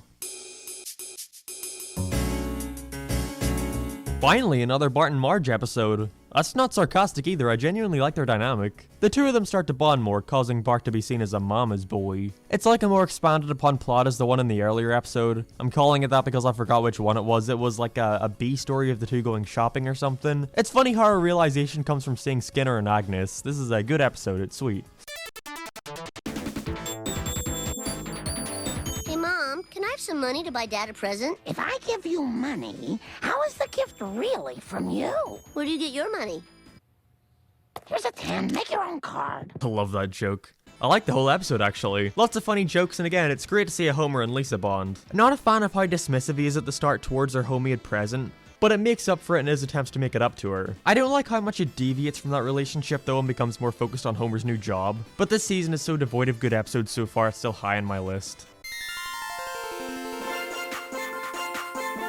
The B story with Lisa trying to learn Italian from Milhouse is fun, but other than that I don't have a lot to say here. Marge's story feels like a more extreme take on the earlier one where she joins the club, except instead of an interesting dive in how far she's willing to push her family to change for her appearance to others, they go about stealing stuff from Mr. Burns. Meh. The Simpsons visit Italy, where it's revealed that the mayor is none other than Sideshow Bob. And it's pretty good, surprisingly. I like how he tries to keep the family from revealing his past to his new spouse and kid, but after they find out, it turns out they're some insane killers and also want to kill Bart. Good episode, what a change of pace.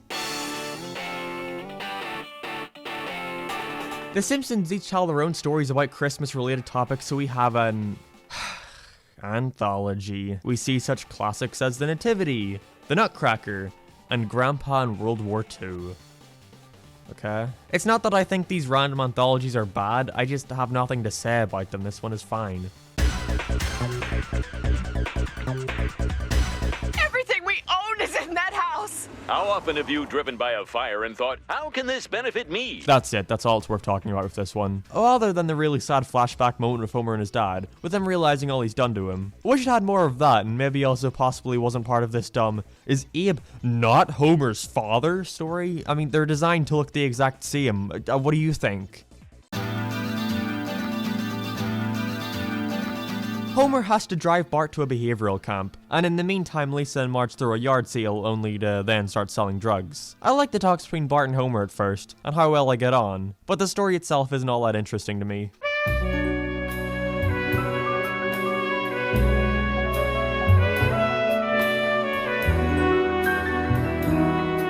I feel like I've seen the show do this parody like 50 times now. It's getting old. Thankfully, this episode is about Groundskeeper Willie, a character who so far has been mostly used for quick side gags. So what do they do with him? He's staying with the Simpsons. I actually enjoy this one though. Lisa tries to make him more sophisticated so he can have a better life. And I like his I Want song. Makes me wish they did more of his character up until now, but hey, better late than never. The Simpsons get trapped down a cavern and have to wait for someone to come rescue them. So what is there to do? Sit around and tell stories. Oh, thank God, it's just a story. Singular. So in this story, Lisa and Mr. Burns get trapped in their attic and he tells her a story. Look, I get the joke, but I'm not interested. Mr. Burns says bitch, and it has this moment. Bonnie, how do you keep getting back in? I'm a drunk. I don't know nothing about how I do anything. Whoa!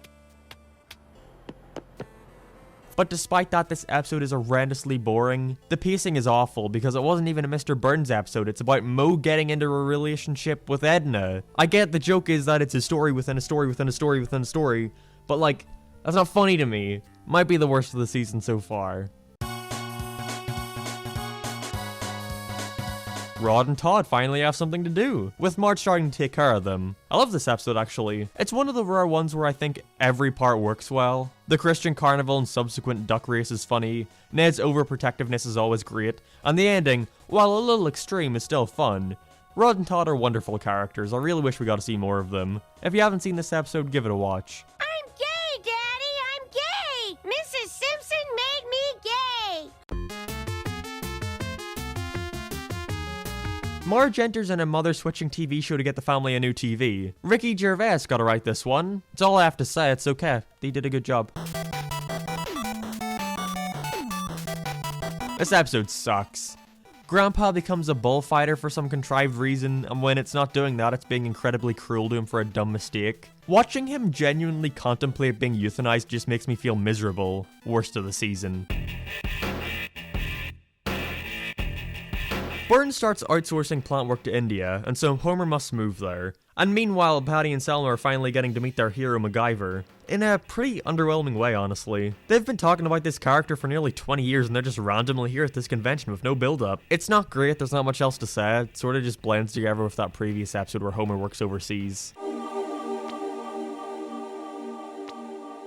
The Simpsons are waiting on their food at the Sea Captain's restaurant, and so to pass the time tell each other stories. Oh, I'm sorry, I really am. There's probably someone out there who really loves this episode, but alas, I don't care because these anthologies bore me. We don't need 3 in a season.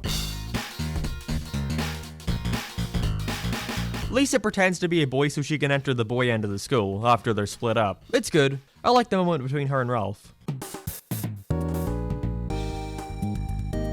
It took them 17 seasons, but they've finally gotten around to the amnesia story. After losing her memory, the family have to try help Marge remember them all. However, she ends up realizing that she doesn't love Homer and doesn't want to be with him no matter how hard he tries. It's really messed up to Homer despite him not really doing anything to deserve it. I get that the entire show should be justification for this, but when your series is episodic, you really gotta give reasoning within the episode as to why she wouldn't want to be with him anymore. Otherwise, it just feels like it's punching down on him for no reason. And while the payoff with her new boyfriend is funny, it just comes off as a cop-out. Like they were strapped for time and needed to wrap things up really quickly. Not the worst episode of the series, but it just needed that first act thing with Homer. It takes forever for the story to get started. We start with 5 minutes of Bart trying to finish his summer to-do list, then is followed by another museum visit. I guess one of those wasn't enough for the season. It then becomes a plot about Ned trying to deny evolution, with the message being evolution must be real because Homer acts like an ape. I guess it's funny so it works, but it's just a run-of-the-mill average episode. A random baseball star comes to stay with the Simpsons to learn some advice about having a successful marriage, with Marge and him becoming jealous over a misunderstanding, thinking Homer and her are having an affair. This conflict happens way too late into the episode for anything really interesting to happen with it. It's mediocre.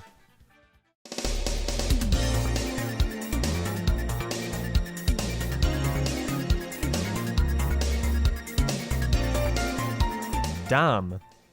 This season kinda sucked, didn't it? Sure, there are some good episodes here and there, but a majority of them were just bad.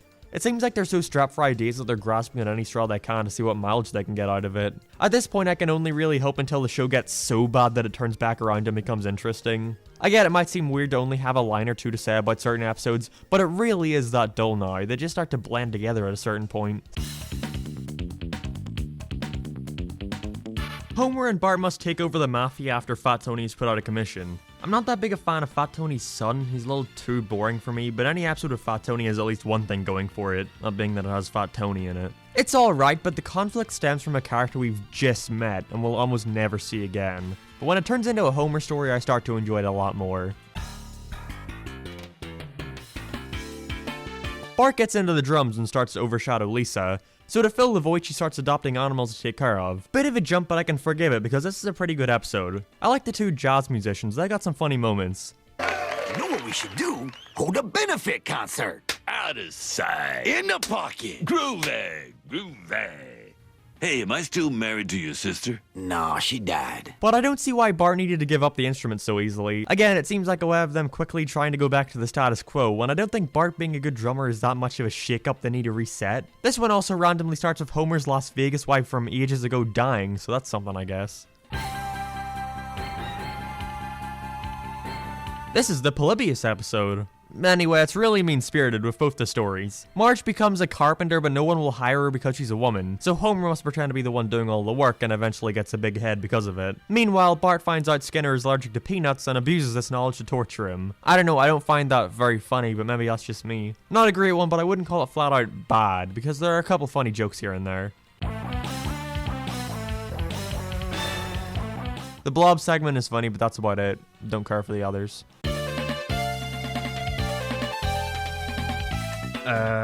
This is another one that I really haven't got a whole lot to say about. Homer enlists in the army. I like his interactions with the colonel, but again, it's not the sort of story I'm into. Least favorite so far, I'm not into any of the army stuff they do in these episodes.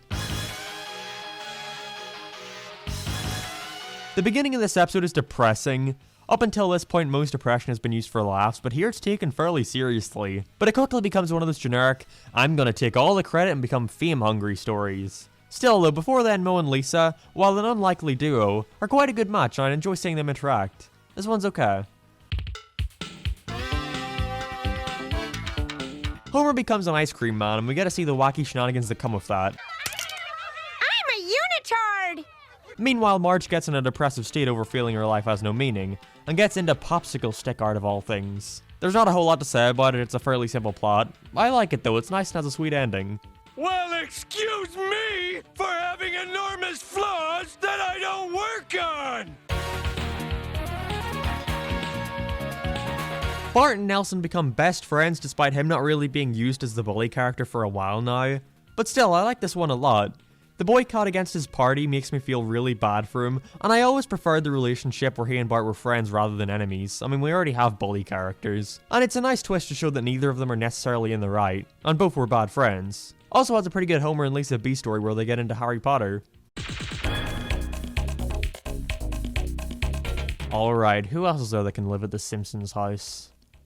How about old Gil? I'm not sure what Simpsons fans think of him, but I personally hate the character of Gil. It seems like since Phil Hartman died, they've been using him as the new Lionel Hutz, but they push his patheticness to the nth degree. He's really unlikable, and they reran this episode all the time as a kid, and this is when he's at his worst, so I hate him to no end. Awful. This episode's boring. It's always fun to see more of Marge's past, and I like that Homer wants to make her happy for no reason other than just to see her happy. But when they get to Barnacle Bay, I stop caring. It's got some funny moments, but overall, I'm not a fan. Homer wants revenge on the rich Texan, and so to convince him not to go through with it, the family decide to tell him 3 stories about revenge going wrong. It's fine, I don't care. Lisa decides to appropriate Native American culture by claiming she's an ancestor for a good grade. Meanwhile, Bart is gifted a car and license for saving the town, and decides to run off with a girl and get married. A 10-year-old being able to drive and not be questioned is a little strange, but I still think it works well within the episode. Not to mention Bart and the road still exists, so oh well. Not that into the Lisa stuff, especially since she's got no progression for wanting to reveal she was lying to everyone, but the Bart one makes up for it. Very funny episode. I love the gag with the intro recreation, and there are a ton of great moments here that elevate the somewhat cliche story. I'd recommend checking this one out.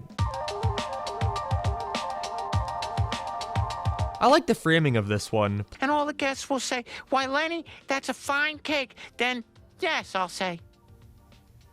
I decided not to waste any more film on him after that. We get to see the adults of Springfield as kids and then follow them through their lives, to see how they became the characters we know today compared to what they wanted as kids, with Homer pretending to be a millionaire to impress the documentary people. Kids? No way. You'll never see a couple of rugrats tying me down. Homer's realization that he's actually accomplished a lot in life is a good moment. I think the pacing is a little slow, but still I enjoy it quite a bit. Nice change of pace, even if they did need to fill in 2 minutes at the end and just had Homer sing to fill time. Bart warns the kids at school about a made-up murderer that haunts the school. I love the animation style switch up when he tells the story about it, and it's one of the only times I remember the score to a scene. But the episode isn't even about that so well. We finally learn more about Cletus's children. I know we've always been desperate to see more of them, but it's decent. They become child celebrities and whatever, I don't care. And no, the Sound of Music parody doesn't make it any better. I like the stuff with Bart and his therapist a lot more. I wish the episode were focused more on it. And it honestly gets quite depressing at the end with Bart's realization as to why he's so messed up. This is one I mentioned earlier with Grandpa getting with Marge's sister Selma, absolutely desperate for ideas. It's so predictable, of course it's not going to work out in the end. And I don't mind when a comedy has a cliche predictable story, but at least be funny in the process. I like the Tracy Ullman Simpson reference, but there really isn't much to say about this one. Homer becomes paparazzi and begins to annoy everyone. Not a fan of Marge's sudden switch of feelings towards Homer. It's so sudden. From telling him to submit his stories for money to suddenly telling him to stop. Can I also just mention that almost every episode in this season has had some kind of gay joke? I don't really have a point to make here, it's just odd to see it happen so abruptly. It really just marks a different time because I know the show could not get away with that kind of stuff now. With a name like that, how could you possibly feel? Marge gets into a World of Warcraft clone to the dismay of Bart, who's famous within the game. I like the B story more with Homer coaching Lisa's soccer game, and Lisa deciding to abuse this with favoritism. My biggest issue is how Homer is painted to be the bad guy here, and he needs to be the one to make it up to Lisa despite her being the one to do something shitty. She has her realization in the end, but she should have realized it from the start, honestly. Still though, it's okay. With a concept like Marge becoming a gamer, they did as good a job as they probably could have.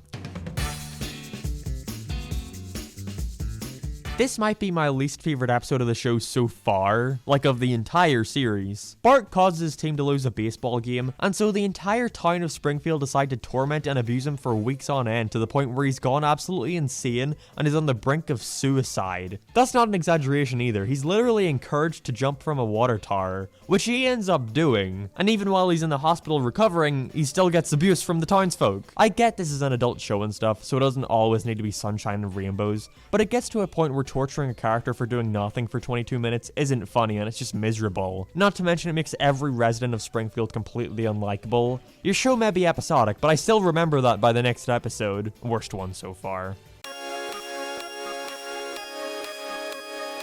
Homer and Co become firefighter volunteers, and eventually become corrupt, stealing stuff from the people they're rescuing, and end up trying to rob Mr. Burns.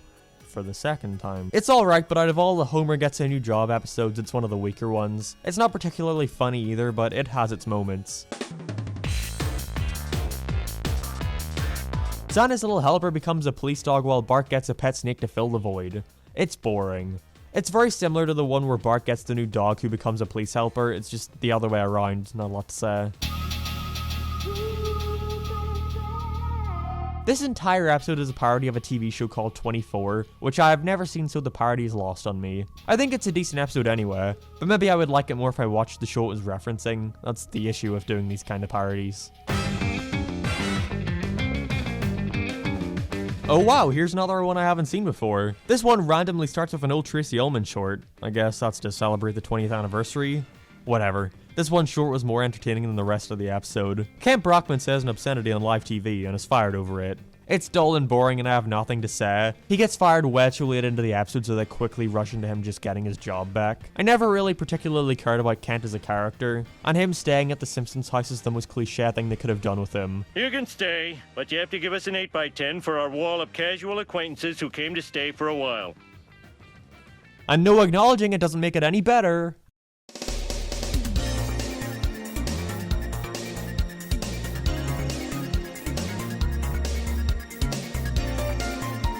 Another mixed bag of a season. Some episodes I like a ton, but it has some I absolutely loathe, and currently has my least favorite episode of the entire show. In between this and the next was the Simpsons movie. I'm not going to put it on the ranking since that isn't really fair, but if you want my quick thoughts on it, I think the movie is okay. It has plenty of great laughs, but scenes drag on forever, and an act one that takes up ages to get on with the actual plot. It's fine, let's see how they followed up. Finally, after almost 2 decades, we've gotten the intro updated with the new animation. and it's even filled to the brim with references to the movie to give it a bit of continuity. That's amazing. Sadly, though, the actual episode doesn't live up to the intro. Homer gets the chance to fly in a private jet and is now obsessed with getting another, so Marge hires some self-help guy to improve his life so he can get there again. I think I'd enjoy it a lot more if the guy he hired was an actually entertaining character. He's so dull and almost too much of a straight man. Yet at the same time, they don't really push him getting fed up with Homer's antics enough, so it doesn't go far in either direction. I like the reveal of him not actually getting the job, but other than that, it's forgettable. Homer gains the ability to sing well and becomes an opera singer. I'd like to think this is a callback to a previous episode, but I don't know if I want to give them that much credit. The episode is fine, I haven't got a ton to say. I enjoy the opening with the reveal they accidentally crashed a funeral, but then they try to do that whole, is Homer gonna cheat on Marge again stick, and it doesn't really do anything new with it. Meh. Homer becomes a tow truck driver and starts towing the cars of the residents, causing them to be outraged. It's just another Homer becomes a blank episode. And I always confuse this one with the one where he becomes a truck driver. The Marge subplot is much more interesting, but they don't really do a lot with it. Although it does stand out as being one of the rare times the B story feeds into the main by the end. It's an okay episode, I suppose, but nothing much stands out about it. Okay, I'm realizing just now that for some reason they've gone back to the old intro. Weird. The most noticeable thing about this one is that Steve Buscemi voices a bank robber. That was the biggest spark of life I had watching the show for the past 10 seasons. All that's left is Adam Sandler to get his cameo. I like Marge's dilemma in promising to visit this criminal, but it's pretty unremarkable. I like the assassin segment a lot, despite how weird the concept is. The ET one is decent, it's nice seeing Kodos get to interact with other members of the family more, and the kids being sent to hell is also alright. It's cool to see Devil Flanders again, this Treehouse of Horror is okay. This one is a mixed bag. When Homer isn't able to notice a detail like what color Marge's eyes are, she covers them until he can remember. Meanwhile, Milhouse has to stay with the Simpsons with his mom and dad on a honeymoon, and eventually getting lost at sea. I don't care for the Van Houten stuff much, but I think the Marge and Homer dynamic here more than make up for it. I love the ending, it's very sweet. Even has a nice song. What a nice breath of fresh air. Let's hope the season continues to improve from here on out. With the new comic book store opening, Jeff Albertson has some new competition in the form of Coolsville, and he thinks Coolsville sucks. Dad, that's a reference to Scooby-Doo 2. Please, play that clip. Meanwhile, Marge opens up a gym. That's it, that's all that happens. I wouldn't particularly say that any of these episodes have been flat out bad so far, but I'd take an awful one over a completely boring and dull episode. Is what I would be saying if it didn't take a complete 180 by the end, with Homer getting plastic surgery to be more attractive to her, and then this goes overboard until he looks like this? Then he's chased and considered a monster, and it goes way too far. But it's okay because it's all a dream sequence. What? Oh no, did Sideshow Bob really get killed off? The TiVo stuff goes on for way too long, especially for the payoff to be that Sideshow Bob just so happened to be expecting them to see his commercial. Anyway, Bob makes the town hate Bart out of nowhere because Bart made him insane, which doesn't even make any sense because Bob was a criminal before he met Bart. This is the worst Sideshow Bob episode, they've evidently run out of ideas. This is an accurate representation of what it's been like for the past month of me watching The Simpsons daily. As a kid, this one was so weird to me. Homer forgets what he did the night before and must find out where everyone is, unlocking pieces of his memory as the day goes on. It gets kind of depressing at the end, with Homer thinking that he hit his wife and is about to kill himself, and Patty and Selma assist him by pushing him off a bridge. But wow, it turns out they were just planning a surprise party for him. What a funny turn of events. This one is bad, I don't care for it. The highlight was the references to past episodes. Homer goes on an all-you-can-eat binge before needing to go on a diet, but ends up destroying all the fast food restaurants in town. And Springfield primaries become first in the nation, which is a big deal, I guess. And look, I have no clue about American politics, this is all just gibberish to me. This episode was boring. The Ralph twist by the end is funny, but they don't do anything with it, it just comes in at the end. Dumb episode. We see Homer and Marge at college, which takes place in the 90s. Again, it's one where the episode itself doesn't really matter. The worst thing is it shows how willing the writers are to change up continuity for the sake of a dumb gimmick like wanting to reference the 90s all the time. Newsflash, Simpsons writers, your show was airing throughout that entire time. You practically already referenced it as it was going. That's not even to mention the worst part. If this episode takes place in the 90s, then why are they using the modern Sonic the Hedgehog logo and design? What, am I to believe in this timeline Sonic always had green eyes? Boy, I sure hope somebody got fired for that blunt. Homer and Marge get stuck in a tunnel of Love Boat and decide to tell each other 3 stories. Next. Bart befriends a new boy at school, who turns out to be a secret plant by Skinner to find out about Bart's pranks before they happen. It's quite a simple story, but it works. I like this episode. Homer also has a fun side story of him being granted the use of an amazing car while his is in the shop. Solid all around. It's time for Homer to go on a diet. I guess they realized that plot point from the political episode was forgotten about. With him not losing any weight, Marge hires a TV show to try and find out if he were cheating. Meanwhile, Bart and Lisa think that they've killed Martin and must try and hide their involvement, while Nelson tries to investigate, which is very out of character for him, but I honestly like it. This one is decent. I wouldn't call it bad, but it's not all that funny either. And of course they didn't kill off Martin, so there's not really any stakes in it at all. But still, a decent episode is high on this season's list so far. Most of these have been pretty bad. I like the opening to this one, with another Harry Potter parody. I feel like they realized they never really got the chance to mock how wild the fandom was and decided to go back to it from the previous episode. Anyway, Lisa gets peer pressured into secondhand smoking. It's funny how they set it up as a Marge fulfilling her childhood dream story, only to beeline into Lisa. The stuff about Homer creating beef jerky I'm not much of a fan of. His relationship with Bart works well, but nothing interesting really happens with it. They were just looking for something that they could sell again. Lurleen makes her return, with us getting to learn more about her past with her long-lost father returning to her, until it's revealed he just wanted to leech off her success. Nice one. This episode has quite a few jokes I think are funny, and the song they sing at home is catchy, even if it is just another episode about ex-characters staying with The Simpsons. I enjoy this one well enough, but I hope we don't see Lurleen again after starring in this episode. She's not really a character who can carry an entire show. She worked well in the previous one because it bounced off Homer's relationship with Marge, but they kinda dropped that early on here. Although Homer attempting to unironically kill his father is going a little, well actually very too far. I like this one. Bart befriends one of Cletus's kids and eventually gets roped into an arranged marriage with her. The relationship is handled well and I like her character a lot, even if I wish her and Bart had more scenes together. But she's more than just a one-note stereotype, like all of Cletus's other kids. The opening with Bart raising the runt cow is nice too. I also like the small moment here between Marge, Homer, and Maggie. Jane, spinach! I'm not going to eat that! It's yucky! That's all. Lisa submits an embarrassing film about her family to the Sundance Film Festival. She comes off very unlikable here, not really seeing how her film makes her family look awful. Nelson's was way better, even if it did just come off as a copy of Barney's movie from A Star Is Burns.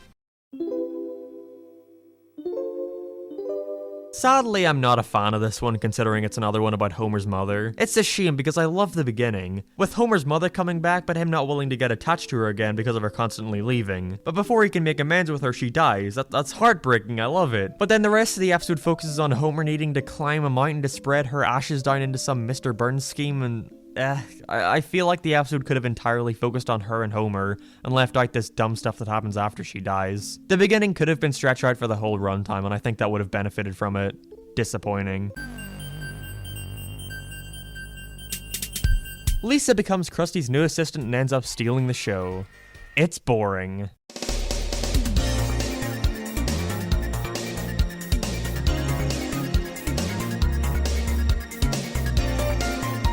Wow, Homer kinda clogged up this season, didn't he? I wish characters like Marge got more to do, but as it is, it was another mediocre one. The good episodes of this one weren't nearly as strong as previous seasons, while it also contained some of the worst episodes of the series. As we're heading to the big 2-0, let's hope it starts to pick up. I'm sure it will. What? Who could this be? Mark, don't do the review! You don't want to do this! What? I'm like 20 seasons in, why would I stop now? Oh. I'm sorry. Well, say, since I'm here, can I do the next one? No. Oh.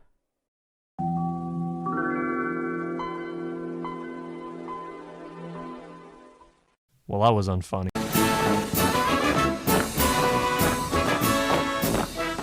Oh no, the Northern Irish are also having a parade. Two kinds of Irish people? What are they fighting over? Who gets to sleep in the bathtub? I resent that. Marge becomes a baker and Homer becomes a bounty hunter. These episodes are quickly turning into, what job can we give them both this time? But I thought the monorail was destroyed.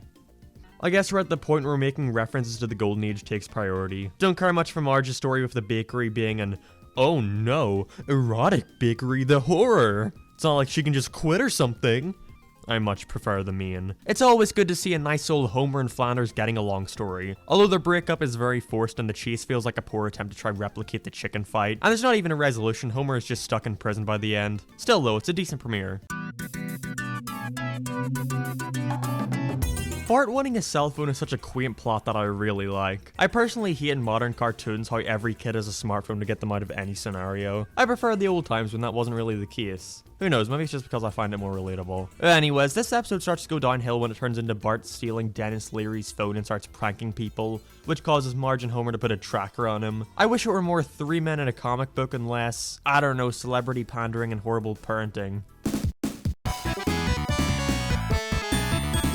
Bart switches places with a rich boy that looks exactly like him to get away from his family. This is until Bart is about to get killed by his new family siblings so they can get the inheritance. Despite the weird sitcom story, I think this one is okay. I enjoy it. It's the best of the season so far, but again, it's just okay. In this treehouse of horror, Homer tries to vote for Barack Obama. Ooh, spooky. They're not even horror themes anymore, just random sci-fi stuff like celebrity likenesses being used in advertising without their permission. The horror. Another past episode, and you can tell they're very desperate for topics at this point, with us finding out how at one point they were going to cheat on each other. Do they do it? Of course not, this is a past episode and we all know their marriage is fine. I like them meeting Flanders for the first time, and while I like the past segment, I'm not a fan of the other past segment. For some reason they switched between a past segment and a paster segment even further before. I don't really see the point in the one where they're just a couple, but at the same time I think it's more entertaining than the one where they're already married and have Bart and Lisa. Like, I get how they're showing us how they visited the same place again, and okay, now I've gotten myself confused. This episode is dumb and they're both awful for trying to cheat on each other. Next. I like the opening to this one with Homer breaking up with people for their partners, but then it shifts into the exciting story of Lisa getting into crossword puzzles. I don't care. I like the conflict between Homer and Lisa causing her to drop the Simpson name and call herself Lisa Bouvier. That's like, it's very serious. But I just wish it were part of a more interesting episode. Bart befriends a Muslim boy and Homer assumes he must be a terrorist. Meanwhile, Lisa gets a MyPod. I'm gonna start calling these stories Mo Gets a Cell Phone plots, considering they're doing the exact same thing they mocked a few seasons ago. The episode is fine. I don't really mind these Homer being ignorant stories since that's his character, but Homer's phobia this ain't. His ignorance isn't funny here, it's just awful. We'll look it up in the Corona. Oh my god. Oh boy, another environmentalist Lisa episode. This time she wants to save the bees with the help of Mr. Burns. I like how this one starts with a Christmas version of the intro because the actual episode has nothing to do with winter. Instead, it has to do with being boring. This one is just bizarre. Lisa befriends a girl who is really into this imaginatory world she's thought up, and Lisa also gets into it. It's just weird considering how obsessed she is with it. She's insane. I like the part at the end with Kearney joining them, but at the same time it's just odd, not to mention she's got this really unfitting voice for a child. Let me guess, she was voiced by a celebrity. Let me just check the Simpsons Wikipedia. Oh, yep. Not a bad episode, just really weird. And I wish they got into the little girl's clear mental issues more. I swear to God, how many times can you do that fucking title pun? But hey, we're finally here. The brand new intro coming in during the middle of the season, topped with worse animation than the original, and the addition of more gags. Seriously, coming up with a new couch gag alone has gotta be hard. Why make it harder to also need to come up with a new chalkboard line, billboard outside the school, and eventually title screen gag? Episode is bad, by the way. It's another past one about Homer running for class president, and I don't care. I like how they were so strapped for time here that not only did they include a 2-minute opening couch gag, but also a 2-minute clip show of Homer getting hurt, including trays of horror segments, which aren't even canon. That's the worst part. So Bart gets a perfect score in his exam, despite evidently not filling in the answers on rows and in some cases filling in all 4. Boy, I sure hope somebody. We're all sent off for the day to help the results look better. It's boring. Homer's subplot about not being able to get hurt since he doesn't have insurance doesn't help it either. I know I've said boring like 100 times in this video so far, but that's genuinely the only way to describe most of these. At least it ended on an epic dance party. The Simpsons house is put up for auction, with Ned Flanders buying it for $100,000. When this happened, all I could think was, oh no, I know exactly where this is going. Of course, Homer and the family start to take advantage of Ned Flanders. It's miserable and makes them all so unlikable. This is the bad episode. It's okay. Marge is blinded and nuns take Maggie away, so they have to try and get her back. I like it. That's all. You have no idea how big this episode was over here. I remember coming home from a trip and seeing in the newspaper, "The Simpsons are coming to Ireland?" And while the Ireland references are nice, I suppose, the story itself isn't great. It takes them way too long to get to Ireland, first of all. The hot tub opening goes nowhere and isn't funny. Then Homer taking over a bar is fine, but I wish the rest of the family had something else to do that wasn't just them dedicated to walking around looking at landmarks. Especially since by the end we get our grand return to the courthouse, just like the England episode. Perfect. Well, that's There's a day we'll never get back. Bored. Yep, that sums it up well. Thank you. It turns out Homer and Marge aren't officially married, so now they have to get remarried. Who cares? It's sweet seeing Homer want to go through the wedding she deserves, but there's not much to say other than that. She turns into an asshole, which makes her really unlikable. It starts off nice but slowly becomes unbearable, especially when it turns into a Saw parody of all things where Patty and Selma kidnap and torture Homer. No. It's just the same as the last Moe Gets a Girlfriend episode, but this time the gimmick is that she's a little person. Nobody seems to care despite him being worried about it. They're about to get married when Moe starts insulting her, and they split up. That was just a plot synopsis because the episode is completely unremarkable. Still though, better than the last Moe relationship story. Bart meets another girl again. I like the conflict with Milhouse here, with Bart doing something crappy to him and him needing to convince the girl that he's actually good. I like the Bart relationship stories a ton. It's always fun to see his character explored a little more, but this time the girl is a little too generic. She's more of a plot device here compared to others. Okay, I know I've said this a bunch, but they are really out of ideas. Marge finds out their house has a sauna in the basement. Meanwhile, Homer's taste buds are burnt, so now his taste has been enhanced and eventually becomes a helicopter parent. It sucks. I enjoy this one. Homer moves into a bachelor pad so Lisa and Bart can go to a better school. And it's funny. I like Bart's attempts to prove he's cool, and the Hannah Montana parody is incredibly dated, but I think that's why I like it so much. This is a good episode. Oh wow, we're getting told 4 random stories instead of 3. How unique. Don't care. I like the Macbeth story, that's it.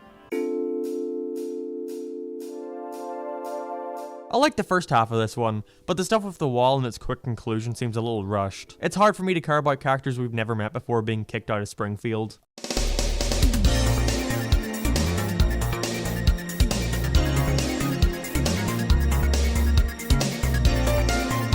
Another rough season. Not a fan really, a lot of awful episodes here, and the sudden change of animation style was really jarring. It gets better as the season goes on, but I noticed a ton of animation errors and some backgrounds look way too simple and basic. Let's hope season 21 improves. Are you sick of my pointless optimism yet? Look, we're in the home stretch now, that makes me extremely hopeful. Homer the Whopper is an okay premiere. Comic book guy sells his IP to a movie studio with Homer being hired as the star if he promises to lose some weight. It just becomes another weight loss episode, which we've seen plenty of. And I kinda wish the comic book guy had more to do after the opening, they just sort of hand-wave him out of the story. Seth Rogen's voice also does not fit a fitness instructor. His character's uninteresting, I wish they'd done more with him. Still though, it's okay episode. How dare you taint such a classic episode with that title? Oh, this one isn't actually that bad. Guess I'm just so used to being disappointed by now. My stroked out grandfather has more memory than that thing. How's he doing? Better, thanks. It's nice to see more of Edna's character explored here, and how unhappy she seems with her life. Bart gets her fired and then tries to help her achieve her dream of owning a muffin store. That whole thing comes in a bit late and the muffin store is a little random. Like, they get rid of it as soon as it opens, but I still like where they go with it. I wish that "you're bad on the inside" moment was actually given more weight. I like their new teacher too. He's fun, but I'm not really into his design. We're getting to the point where the new characters created look really creepy, this weird mix between realistic and cartoony. This is weird. We're in a later season and there are 2 episodes in a row that I think are above average. Crazy.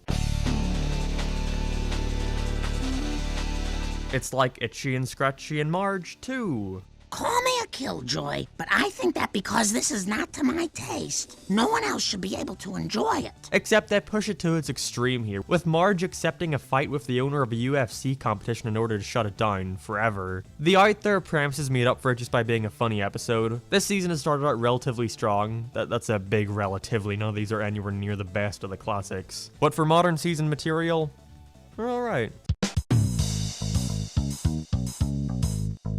I like the premise of the Bart and Lisa one, even if the black and white filter seems kinda pointless. I get the parody, but it makes me wish they had switched up the art style to fit. The zombie one is just as predictable as the previous ones, and finally I enjoy the Moe musical a ton. Homer's guest song is fun. Again, I wish they'd just buckle down and do a full original musical. Also, I miss when each segment had its own creative title card.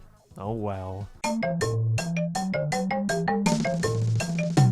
Carl is now Homer's supervisor. But Carl was already established to be Homer's supervisor in a previous episode. I can't believe they would disregard lore like this. I enjoy this episode. Marge becomes a pin-up model which embarrasses her family. I like how naive she is going into the shoot, and it's the closest we've ever gotten to Marge realistically considering getting with Flanders. It's much stronger than the Homer story. We've seen him being overworked before, we don't really get much out of this one.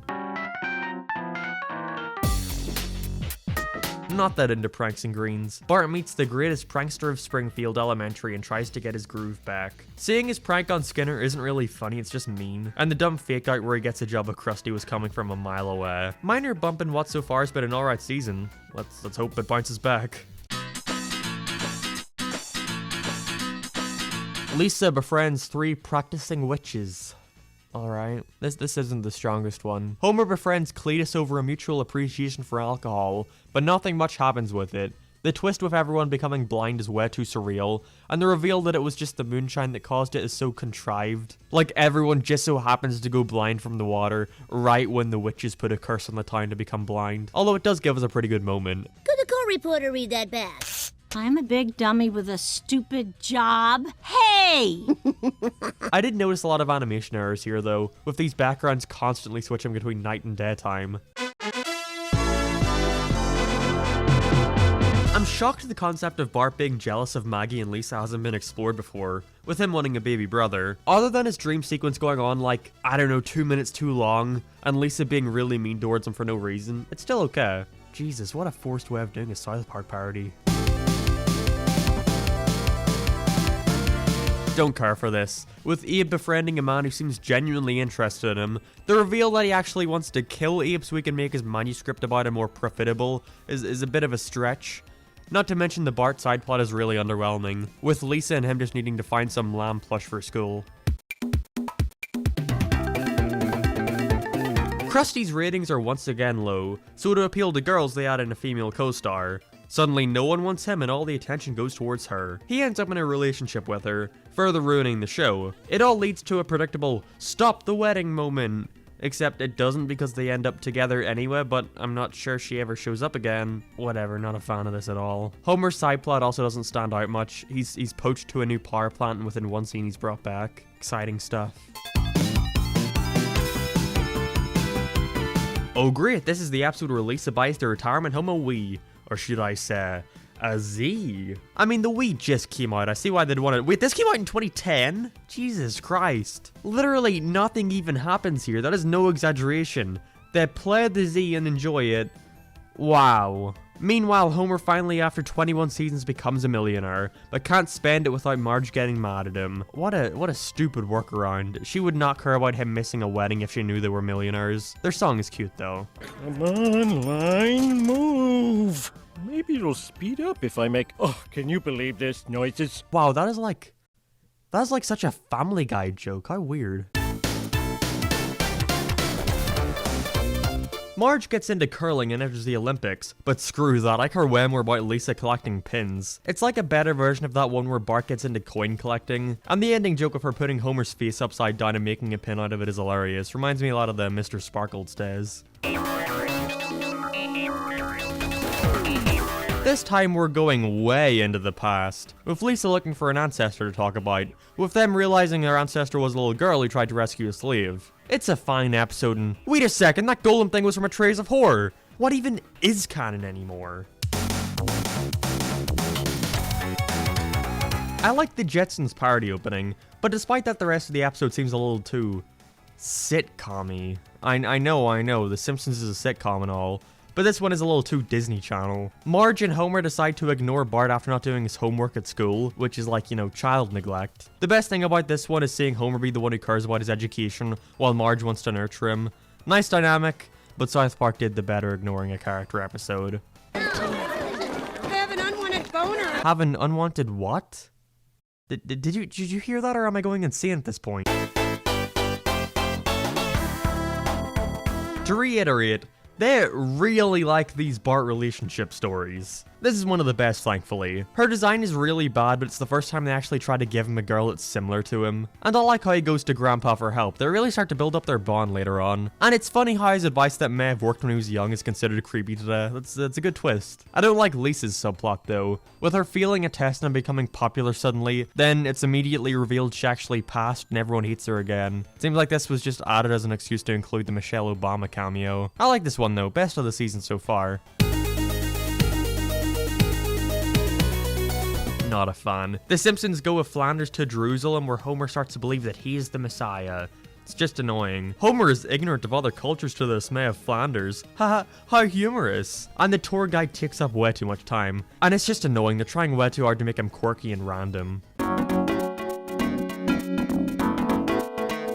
Surprised? Me, C. Montgomery Burns, locked up like an animal? What caused this? Can't believe this episode unironically starts with, I bet you're wondering how I got in this situation. Homer, Lenny, and Carl break into Burns' manor and destroy the place, causing Burns to get arrested for having some stolen artwork. It's fun seeing him in such a harsh setting, but that's all I really got out of it.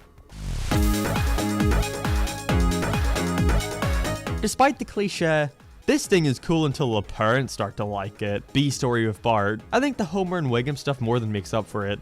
They're very similar characters, so it makes sense they'd want to pair them up. They have a very sweet ending. Not that into the forced breakup, but I still like the ending. The Simpsons buy a windmill to save money on their electric bill. The jokes that come with this are funny, but the episode really starts to shine when we get into the Lisa trying to save a beached whale story. I don't think it's all that funny of an episode, which knocks it down a bit, but the moments between Lisa and the whale are very sweet. Especially the score. When it dies, you genuinely feel bad for her. There's nothing all that noticeable about this one, so I think I'll talk a bit about what most people remember from it. The Kesha opening. This is something used a lot when talking about how The Simpsons lost its edge, and isn't as potent as it once was, rather conforming to modern trends and culture. And while I see where they're coming from, I just don't think it's that deep. The one long cut shot is very impressive, honestly, and to me the worst aspect of it is the sound mixing. Anyways, I like the debate club stuff with them caring less about actually debating and more about insulting Lisa for being blonde. It's a decent episode, I guess.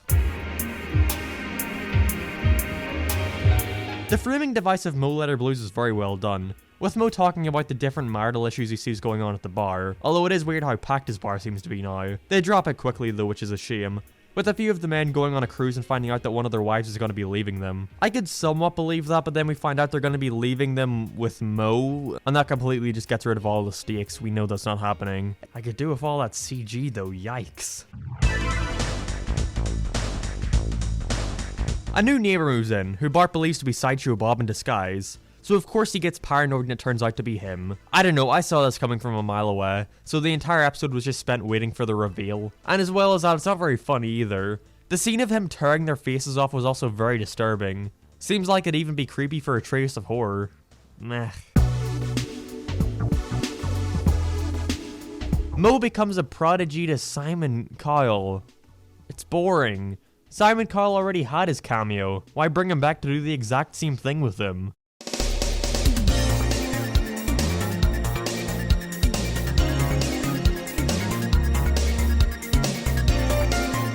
Again, despite a good few episodes here and there, it appears the show is continuing on its downward spiral. Fairly average premiere. Lisa goes to performing arts camp for the week and loves it, then struggles to go back to regular society. My friend told me that the counselors are some pretty funny celebrities. I could probably look up who they are to gain a better appreciation for the cameo, but I feel if you want to insert these sort of things, they have to stand on their own. And these guys do not stand on their own. I like the commentary on how performing arts students are basically broke, and it's extremely hard to get a job as one.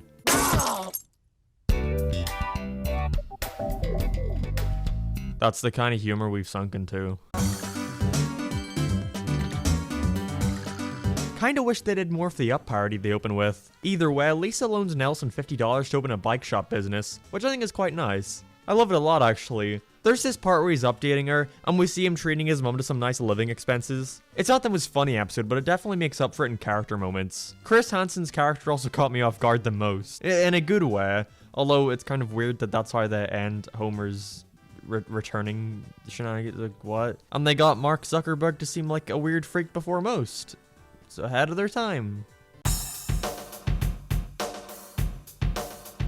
Lisa becomes the coach of Bart's baseball team and uses the power of math to help them win. This is until Lisa becomes angry with Bart disobeying her and kicks him off the team. I'd get it if Bart caused the team to lose, but no, they still ended up winning. I'm noticing how lazy the jokes are starting to get, especially with Homer. He'll just disrupt a scene with random non sequiturs. I don't like this episode. Lisa's made to be really unlikable.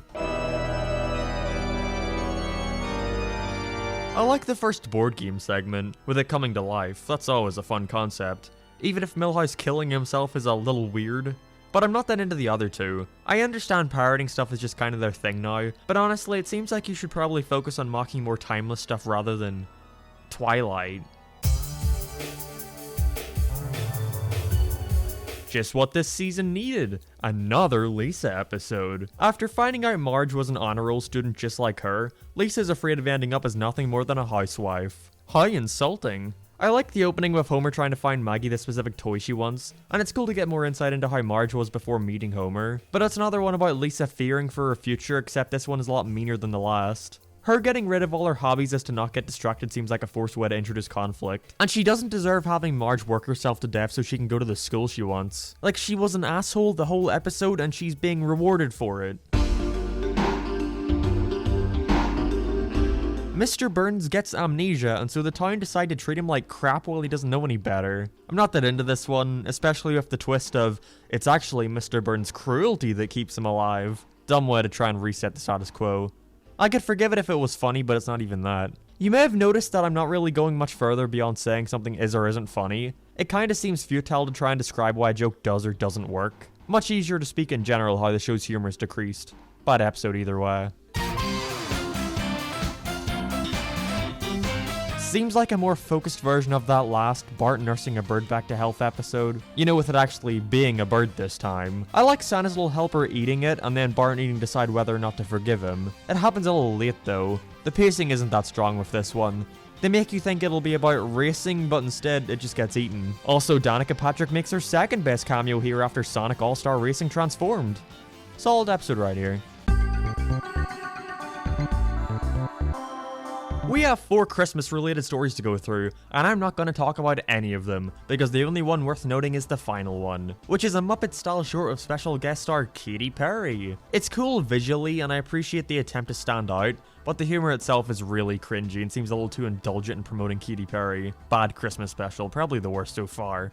I wish this show had a visit from 3 new writers. You said it. Homer gets arrested on New Year's, and to get out he must go undercover to get information on Fat Tony. He's definitely the highlight of this episode, but it's really nothing we haven't seen before. His fake out death is really dumb, although I find the Mo prank call twist funny, and Fit Tony is a somewhat humorous concept. That's about it. It's interesting to actually see a grade above the 4th for once, and I like where it leads to with Bart realizing he used to be friends with the 5th grader. I feel like Bart's progression from having fun with them to not liking the extremity happens too fast, in that it's non-existent at all. But I enjoy Marge getting more friends to interact with, and having more of a social life. Also, is it just me or is Chalmers appearing more and more in these episodes? I thought he was a superintendent for a bunch of schools, not just Springfield, yet he shows up all the time now. This one's alright. Mo teams up with Smithers to turn his bar into the only thing he hasn't attempted yet, a gay bar. See what I mean about it seemingly just setting up random pairings now? But I do think it's funny how he pretends to be gay just for it to be successful and eventually run for governor. I like Skinner's side plot way more, with him trying to get with the new teacher and so sets up Bart with her daughter. The Gertie the dinosaur reference was the best moment though, just a shame it happens a minute in. Also a lot of dated jokes. Not gonna go any further than that. Oh, maybe this is progressive. This one's okay. Homer becomes obsessed with an 80s sitcom and tries to incorporate their values into his life by refusing to buy Bart a mini bike. He then starts selling the power plant's info to other countries in exchange for the bike. I like the parody of 80s father figures, you know, despite Homer being an 80s father figure. But him giving away the info to China is kind of outrageous, and at that point I stopped losing interest in the episode. It's nowhere near the worst of the season, but that doesn't make it good. It's fine. Another Valentine's Day episode. Yay! They say for every man, somewhere on Earth, there's one woman.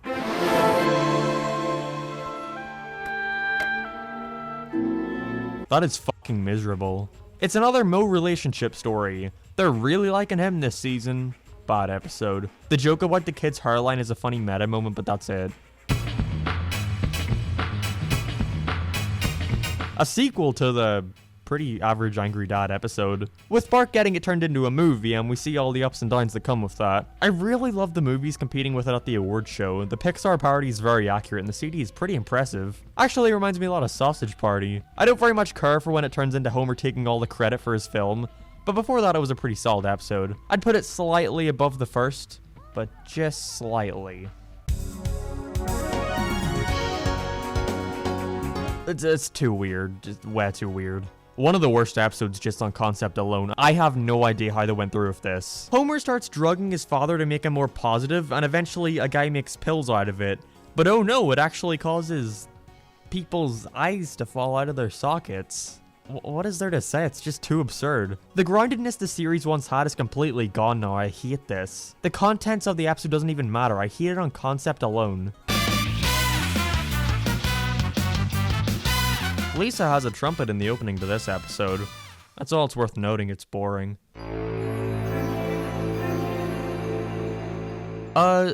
This is the worst episode of The Simpsons. You may disagree with me saying that, but I cannot stand this one. Usually in some bad episodes you can say, oh, I like the opening set piece, or, oh, the characters have some nice moments here and there. But no, this has none of that. I hate it from start to finish. There's not a single aspect of this one I enjoy. So Homer goes to therapy after humiliating Bart, where he's trained to not strangle him. So then we get, like, 2 minutes worth of scenes of Homer being tortured. But it ends up working too well, with him being afraid to punish Bart in any way. So Bart decides to abuse that fact and gets away with abusing Homer now. So the therapist takes him on a trip where he hangs Homer from a tree and asks Bart to save him. Who won't do it? Cruel is like the most perfect word to describe this one. It's an episode that actively makes me hate our main characters. At first you feel bad for Bart and hate Homer, but then they try to mitigate that by having Bart be an ass to him, but like, that doesn't negate what Homer did, it just makes me hate Bart too. Remember in Homer's Odyssey when Homer tried to kill himself and the family shows genuine concern? This is not the same show anymore. I do not see a single thing passing this episode. I absolutely loathe it. So anyways, I feel like I spent a lot of time complaining about that last episode. None of the season can really compare to its awfulness, really. How about we do a quick rapid fire for the rest of the season? since I don't really have a whole lot to say about any of them particularly. This one isn't great, the magician is mean, so I don't really care that he's about to die. Again, randomly just pairing up characters now. Selma marries Fat Tony, whoop-de-doo. He's the only aspect I somewhat enjoy. Next.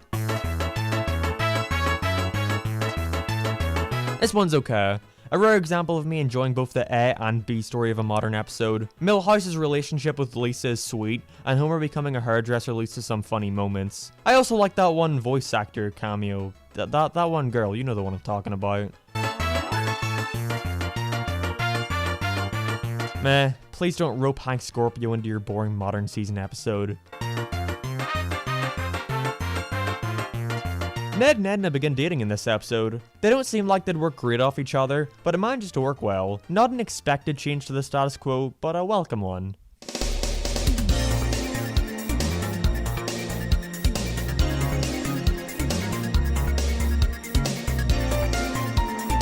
Wow, yeah, this is the worst season of The Simpsons so far. It has like 2 episodes I actually like, and the rest are either boring or absolutely awful. The characters are starting to become very one-note, and their stereotypical personalities are causing them to be very cruel to each other for the sake of jokes. But when I don't like the characters, I'm gonna be less willing to sit back and enjoy their shenanigans. The opening song by Homer is fun. We're back to a very grounded story of Homer trying to befriend a new guy at work. Sadly, unlike Homer's enemy, I think his obliviousness is done poorly here. Instead of just not understanding how he's coming across, he's just acting like a constant joke machine, who comes off as very annoying. Out of all the characters, Homer has definitely suffered from Flanderization the most. It happened so subtly, it really took me going back to earlier episodes to realize just how one-note he is now. This episode isn't great and the new guy is too boring to leave an impact. I like the 3D moment though. Chalmers gets the chance to take center stage, with him being challenged to educate Bart. And we get a charming little story about him getting Bart interested in Teddy Roosevelt. The hostage stuff comes out of nowhere and feels like an excuse to add in some kind of action, when I think the episode didn't really need it. Still though, it's alright. I gotta be careful with my final list, because a decent episode can seem even better when compared to the slog of the modern seasons, while an earlier episode that's just decent can seem even worse among such great seasons. But I guess we've still got like an hour or so before we gotta worry about that. Awful. It's just becoming movie parodies at this point. The Spider-Man one is way too late and not very funny. The God one is alright, I like the ending. And the worst is the Avatar one. It's just so bad. It's basically just a direct copy of the movie, but with jokes. Which doesn't really constitute as a parody, like, I don't know, put a spin on it. It's funny seeing The Simpsons in a movie like The Shining, but Avatar? Not at all. Is that title a frickin' Despicable Me reference? Just for that, it deserves to be at the bottom. Homer gains a new assistant called Roz, voiced by Wreck-It Ralph lady, but it turns out she's actually trying to steal his job from him. I think all the science fair projects with the kids are funny, but Lisa is really unlikable here. She makes fun of Bart's science project, but when he goes out and gets a good one, she complains about him winning. But I like their stuff with the seal a lot more than Homer's story. These new characters they've been creating are so dull and unmemorable. It's the second best episode of the season, but that doesn't make it particularly good. And yay, another dance party ending! The opening with E4 is fun for the random video game references. I mean, hey, I'm impartial to anything with a Sonic cameo. Anyways, the actual episode isn't nearly as good. Homer and Marge get oddly competitive about who the kids like more, and it eventually turns into the one about Homer becoming a food critic, except this time it's Marge. And sadly, this one is much worse. It takes like half the episode to actually get into it. And whereas the other one was focused on Homer and the conflict his reviews created, this one is split between the food critic stuff and Homer and Marge fighting over the kids. She's confused as to why Homer is jealous of them, despite her being the jealous one at the start, so she should understand completely. Then she invites him to join and immediately gets upset over him joining. Such forced conflict. The Ratatouille reference also comes out of nowhere. Bad episode. A weird one, but I like it. I was shocked at first to see that they skipped right past the intro and get into the story. Weird, it's almost like they're confident in the episode they've written and feel it can fill up the full runtime. It's a pretty good heist story. It's weird to mix it with a plot about this random set of characters writing a teen drama book, but it manages to work. It's got some great visuals, a nice Ocean 11 parody, and commentary on the book publishing business. Surprising hit. As long as you don't mind betraying the trust of vulnerable young minds. The perfect crime, eh? Why can't I go to the grown-up room? You said the clown scared you. Well, he did a little. I like the opening here of Krusty throwing a party at The Simpsons. Although it isn't that strange. I remember there was an episode a few seasons ago where Krusty was at Marge's mother's birthday for some reason. Again, Springfield feels so condensed now, like they've gone past the point for random background characters and just fill it up with whatever model sheets they have lying around. Sadly though, the rest of it just seems kind of like, you know, been there, done this. Seems like Simpson and Delilah without the hair growth scheme, even giving Homer a smooth-talking man to help him through his new life. Homer seems very out of character if you don't get the Mad Men parody, which I don't, so I think he's very out of character. Despite a few funny moments, there's not much to say here. Oh boy, Krusty gets his show cancelled again. Good to see they're still reaching new strides. The Museum of Television has a couple fun references, but it's just another Krusty needing to get his groove back romp, and not an entertaining one at all. Still better than a lot of the rest of this season so far. The millionth future episode we've gotten. Thankfully though, it's a pretty good one. It's weird how these are the ones with the best continuity, bringing back Bart's girlfriend from the previous. The early progression of their lives is cool to see, although Bart's life is quite sad to see unfold, but I like his relationship with the kids. I don't have a ton to say here, I just recommend checking it out. After a YouTube video goes viral, Homer gets a job as a right-wing talk show host where he starts to own the libs. The way they get him onto the talk show is very contrived. Like, how does this video get him on to argue about nonsense on this TV show? I've said it before, but he's not a person anymore, he's just a cartoon character. I know he is a cartoon, but it's not grounded anymore, he's just a constant unfunny joke machine. Look, this is what I mean. I know you children have never seen your father cry before. Marge, do we have any more gravy? Oh, wow. Nothing feels natural anymore, it's all just random setups for unfunny jokes. I'm not from America, so this commentary means nothing to me. Immediately starts in a courtroom. Great sign. So judging by the title, this is an episode about social media. I like that even though she's retelling them the story of how she winded up there, it still takes them like 10 minutes to get into the plot. So Lisa starts using Facebook to make friends. This is at the point we're at. They're so desperate for ideas they've just started parroting movies for the whole runtime. There have been like 3 or 4 of those this season so far. I hate this episode. So Moe's famous bar rag recounts the story of how it got to where it is, like taking us through old France and stuff like that. Almost like a variation on the usual anthology with random flash forwards to Moe looking for his rag we're supposed to care about for some reason. Also, when it isn't focused on that, it's going through another Bart and Milhouse breakup that's so damn shoved in. Awful. I appreciate them trying something new, but it did not work at all. I'm in hell. I'm in hell. I'm in hell. I'm in hell. This one's okay. Lisa meets a boy, and tries to run off him against her mother's wishes. I like Marge's dynamic with her here, and her going to Grandpa for advice is sweet. Not the best Lisa love story, it's weird how Nick immediately changes an attitude when they need him to. Michael Cera definitely should have been given a better role, but still, it's alright. Now there's 3 of you. Or maybe you're losing your mind. Got that right.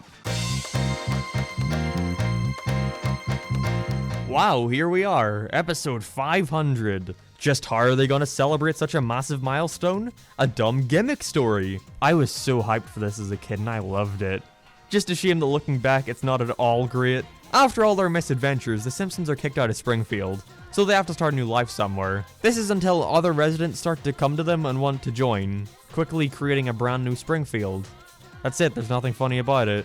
It's a contrived excuse for them to try and shake up the status quo and put them in a new scenario. The town secretly hating the Simpsons screams trailer sting. I'm very disappointed with this one. Wait, now that I mention it...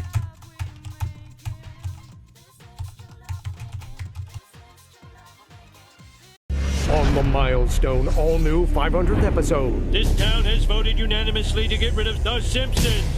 Yep, see, I was right. I know. Acknowledging it doesn't make it any better. Another cruel opening. For Marge's birthday, Homer gets her a special gift, but because of Bart's gift of a rabbit, it caused her to miss his. So as revenge, Homer locks Bart in the cage. Then it shifts into Bart being a famous artist through his graffiti. I like the twist at the end of them really just trying to find the vandalizer, but I'm not a fan of the Apu side plot. Decent episode overall. Very conflicted about this one. We go inside Homer's memory to see what's been causing him so much trauma. Going inside his mind is very outlandish, but it creates a great moment where he gets to meet his mother again, and we learn more about how much his parents' troubled marriage had an impact on him. Homer is honestly quite the sad character when looking at him, and this one takes a deeper look into that. We haven't really seen that in a long time. I like this one a ton despite the bizarre concept. Top of my list. Why did I do that? It sounds so dull and boring. What was I thinking? Me when I decided to do this video. It makes sense that Mr. Burns would want to replace the plant workers with robots, and I do enjoy how mad Homer gets at them eventually, but again, these stories are getting a little too nonsensical for my taste. Other than the pregnant couch in the opening, there's nothing notable about this one. Of course, we could always do with another Homer's weight loss story, although I like how he's more interested in watching the built-in TV for his treadmill. It's kind of like an opposite to the Bart crushing on his neighbor story from a long time ago, with Bart needing to chaperone Jimbo's girlfriend, and her ending up liking him. It's not the funniest episode, and the Lost parody is very dated by today's standards, but I like the Bart stuff enough to put this relatively high in the list. Even if the relationship might be a little creepy, I can't really tell how old she is. Another incredibly subjective take here, but this episode aired all the goddamn time when I was young, which has made me incredibly tired of it. Bart goes on a cruise with his family, and he strands them out at sea so it can last forever. One of the worst things he's ever done, but still very boring. Amazing. Okay, I'm a little tired. I think I'm gonna lay it down and let someone else take over this one. When Homer suffers a concussion at work, he starts hallucinating, and up appears fictional Secret Suave agent Stradivarius Kane, and he helps Homer become a smooth-talking ladies' man. There are a few funny moments in this episode, such as when Kane meets another imaginary friend that actually slept with his girlfriend, but overall I feel that this episode is quite middle of the road. With the same well-trodden story that we've seen 100 times before. Marge is mad at Homer, and Homer has to try and find a way to win her back. Not bad by any means, but unexceptional. Thank you. A good episode. The opening with Homer getting the role as Jesus is funny, even if it is just a dumb setup for the eventual reveal that Ned and Enda got married in private. I call her Enda? Yeah, I did, whatever. Oh, it's nice to see Ned's parents again. I enjoy the concept of her getting to know Rod and Todd and trying to relate to them, but it comes into play a bit late for me. I wish it came into the episode sooner so we could explore it more. Still though, I enjoy it, and the moral Laurel parody was well done. Oh boy, here we go. The episode that many consider to be the worst. Yet, I don't think it's the worst at all. It's just boring, and that's the biggest issue. I'm sorry. I'm so sorry. I try not to cry till you're asleep. That line is so fucking miserable. There's no commentary about Lady Gaga here. She's just there to be praised, and her advice on how to make more friends and be less depressed is so damn shallow. It's a bad episode, don't get me wrong. It's just like boring. I feel nothing while watching it.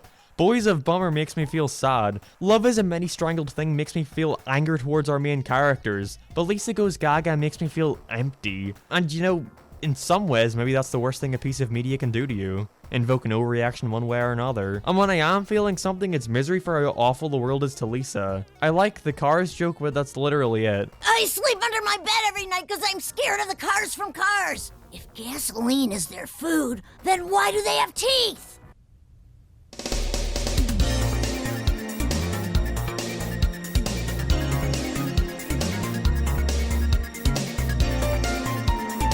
This season was slightly better than before, but still really, really bad overall. I hated a majority of it, and sadly I don't think it's gonna pick up anytime soon. Okay, so the idea behind this episode is actually really good. Bart realizes that out of all his relationships, the only one that truly liked him was Cletus's daughter Miri, so the family once again set out to New York to find her. It's nice seeing Bart's old girlfriends again. It's fan service done right, even if half of them are assholes to him for no reason for the sake of furthering the story. Like, a bunch of these relationships ended on a high note. Why do they all hate him now? Come on, Dad, you love New York. Now that your two least favorite buildings have been obliterated, Old Penn Station and Shea Stadium. Lousy, outdated relics. There are quite a few fun references to the original episode, and the relationship is very sweet. The song she sings is alright too. I don't much care for Marge and Lisa's side plot, but I enjoy them being well enough.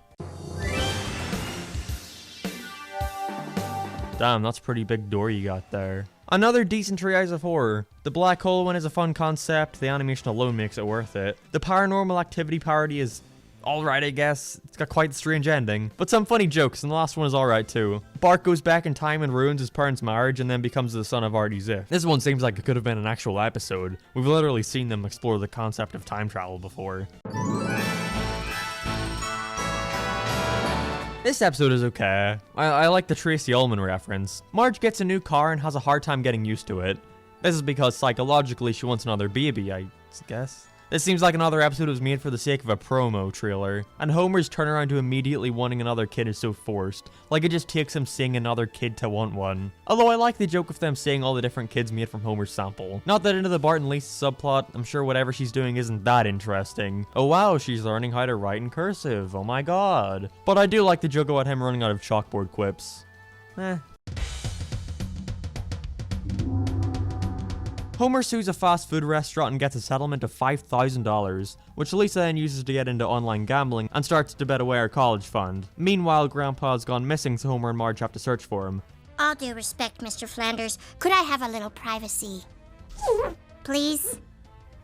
That is incredibly out of character, but it caught me off guard and I like it. This episode is alright. It's kind of boring when it comes to the Grandpa stuff, even if it is cool to see more of his backstory. And it's sweet that he left his happiness behind for his son. But I enjoy what they do with Lisa's story. They wrote Bart back into it in a clever way.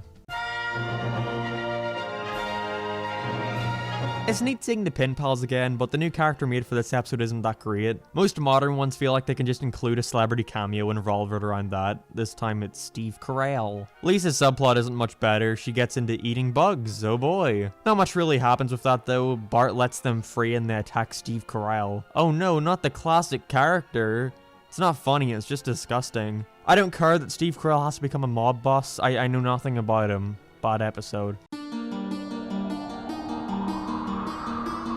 Homer gets an iPad. Yep, we're there. It doesn't work because we've already seen multiple episodes about them getting Apple products. The Steve Jobs parody's been done many times before in The Simpsons, and Apple probably doesn't even need the show to sponsor them because half this episode is dedicated to Homer playing with different apps on his iPad, talking about how great it is. And no, the dumb mystery plot it goes into doesn't save it. It just becomes another Homer opening up an attraction in his house episode. Lisa the Skeptic too. Then they ran out of time and had 2 minutes left to fill in, so they made some unfunny short. Everybody loves Ned Flanders, this ain't. Oh, that'll be my screensaver. Damn, how horrible. Again, he's not a character anymore, he's just an archetype. One of the worst of the show. Again, not because it's outrageously awful, but because I feel nothing while watching it. The show has just become soylent. I was watching this one for the first minute like, I recognize this episode, but I can't figure out what it is. Then it hit me and I physically retched. This is the hipster episode. Homer befriends a hipster who invites all his hipster friends to come to Springfield. It's weird how open he is to them. I always took him to be more stuck in his ways earlier on. Either way, it's just a predictable Homer making enemies with a new neighbor story. And again, these modern designs are getting really bad. They're a weird mix between realistic and cartoony. I hate it. Looks like goddamn Vsauce. I think the opening with Grandpa on the television is funny, but then it becomes Homer playing on his iPad.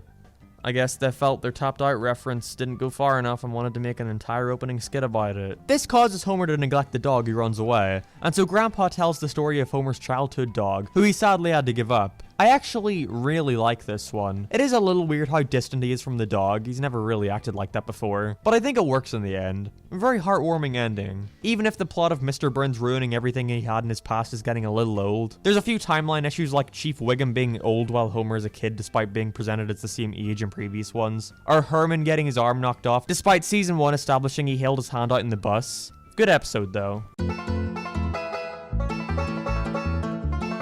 Homer gets into obsessing over the end of the world and over-prepares for Doomsday.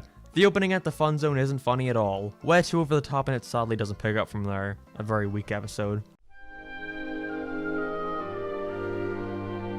Another get-rich-quick scheme from Homer, this time getting a parking meter and tricking people in town to give him money. It's one of those, mixed with a worse version of Bart Gets an F. With him being the only person in school not to take a test, that ended up closing it, meaning if he manages to end up passing the test, the school gets to stay open. It doesn't work because the stakes aren't related to Bart.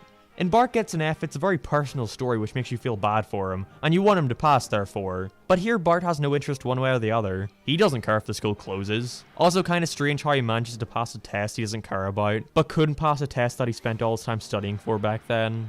It's just mediocre. In case something ever happens to them, Marge and Homer look for guardians for the kids. Wow, that's actually a nice little grounded plot. It is funny how no one in Springfield is willing to take Bart, Lisa, and the other one. But like most modern Simpsons plots, I'm not a fan of how far it then goes, with them meeting a couple who are eager to get them. But, oh no, do the kids like them more than us? What a generic place to take this story. It's alright compared to the rest of this season, but nowhere near the best. Already got red flags with that title ripoff from my least favorite episode. But it's a tad soon to be doing another Bart relationship one. Especially with the same girl. Seems like something you'd wait another season or two to tackle. Also, I don't like how bad their relationship is portrayed here, with his ignorance towards her causing her to get sick of him. Kinda preferred the way they concluded the last one on a good note, but I guess Bart can't have anything good. That sure makes up for my dad beating me last night. Jesus, what is it with this season and the abuse jokes? She's also brought back randomly, just right back at school. Why wouldn't she let him know she's back? Very disappointed with this one. Bart is very unlikable. Another plot that seems a little too sitcom-y. Bart gives Milhouse a haircut that looks like his father, so he dresses up the same way to wreak havoc in town, which can get a little creepy at times. And in 10 years, make Lisa go to the prom with Milhouse. Dad? Grown-ups have their reasons. It seems like the sort of thing that would constitute no more than an opening skit, but it goes on for the whole episode. Fortunately, it's quite fun, just not the kind of thing I'd expect from this show. The commentary on children's television with Marge is good, but they really go nowhere with it. After the puppet show scene, it never comes back. Overall, this one is alright. It's fun. Do the Homer shake. That caught me so off guard. How come this is rarely mentioned, but the TikTok opening is brought up all the time? This comes off as way more pandering and dated than that. And that datedness passes on to the rest of the episode, with a long drawn out parody of Storage Wars. So the family think Grandpa might be gay, but as it turns out he was actually a famous wrestling star. It's not bad at all. Like before, it's cool to see more of Grandpa's past and how they're related to Bart becoming more showboaty. But I'm not a fan of how they drag Mr. Burns into it again. Can we have one Abe episode without him? Although he does get a good song. Hi, Marge. I was just taking Stan Lorena to get her hormone shots. Damn, Simpsons. You really like doing these jokes, don't you? Lisa gets a new teacher since Miss Hoover is out sick with severe depression. It's kind of like the opposite of Lisa's substitute. Instead of nurturing her, she immediately becomes Lisa's bully, so she has to try and get Bart to help get rid of her. It's just cruel for no reason. It needed an opening scene with Lisa acting really cocky about her cleverness. I like the Flanders plot way more, with him punching Homer for befriending his parents, and despite Flanders wanting Homer to punch him back, Homer won't do it because he wants to come out on top. Although I do wish it went a different direction, with him not wanting to hit Flanders because he just didn't have the heart to do it, rather than to gloat. But it's nice seeing another side to Flanders. I enjoy this one. Mr. Burns wants to become a superhero, so he turns into Fruit Batman. Ugh. It's like they're just going over the same stories over and over again, but changing which character gets the job. I enjoy the story about Bart needing to prove himself innocent with a prank. I think it works because we as the audience don't actually know if Bart is innocent or not, so it's like a genuine mystery. Like in Bart the Murderer, we know he did nothing wrong, so we're just waiting for the point when the characters realize that too. I'm all for fun episodes like the Milhouse one, but Burns becoming a superhero is going too far over the edge for me. This case is going great, although as usual, I look nothing like the courtroom artist drawing. Nice try, Pop. We start this one with a Breaking Bad parody of all things. because it just ends up being another Marge and Homer breakup story, except the conflict seems very forced. It's weird how simple-minded they portray Lisa here, with Milhouse easily being able to get what he wants from her. It's a boring episode overall. It's just two plots we've seen before, neither all that remarkable. They're getting a lot more creative with these openings. I love how the couch gag leads directly into the plot of them needing a new couch. Surprised took them this long to try something like that. Anyways, the episode itself is fine. Again, Reverend Lovejoy isn't my favorite character, and his priest friend coming back from a previous episode wasn't much of a big reveal. I like the plot with Lisa revealing to Marge she can't see herself getting married in the future. It's again a pretty realistic dynamic that fits the characters. Fine episode in the end. This one's just depressing. So Moe is about to kill himself for real this time, and to cheer him up, Homer, Marge, Lenny, and Carl take him to Capital City for a night in the town. Cause this time, there's no one that's gonna save me! I mean, it's not like I'm begging you, please! Please show me some love! It's nice seeing the Capital City song come back, but it doesn't save this. I don't like this at all. I don't care about how amusing the rest of your episode might be, with the crux of it relying on Moe killing himself if he doesn't have a good time. It tries to end a comedic note with him saying, "Not today, old friend." That's not funny. The robot chicken opening is the highlight of this episode. Bart gets into the piano where he gets a crush on his teacher, meanwhile Homer goes bald.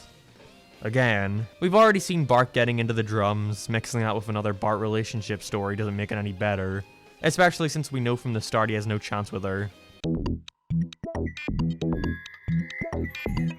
After 24 seasons, Carl finally gets his first episode. The bar gang win the lottery, but Carl runs off with the money and they have to run off to Iceland to find out why. It's cool to get to see more of Carl's past, even if it wasn't something we were clamoring to find out, but I kinda like how optimistic Lenny is, always thinking the best of him. It's an okay episode, but it's not very funny. Carl's moment of saying they're not friends is really awful though. It's a contrived character change for the sake of conflict. Oh my god, this is the Seth MacFarlane episode. He plays a man who's trying to have an affair with his wife, trying to do it with Marge. Homer preparing his big gift for Marge is sweet, and I hate how him keeping it a secret is causing her to think he forgot about their anniversary. That's so generic. Just an excuse for Seth to sing to a whole new audience. It's fine, but Homer's character definitely makes up for it. He's so nice here. It's just a worse version of life in the fast lane. At least in that episode you can understand her want to get away from Homer, but her cheating on him with Brian Griffin seems way too out of character.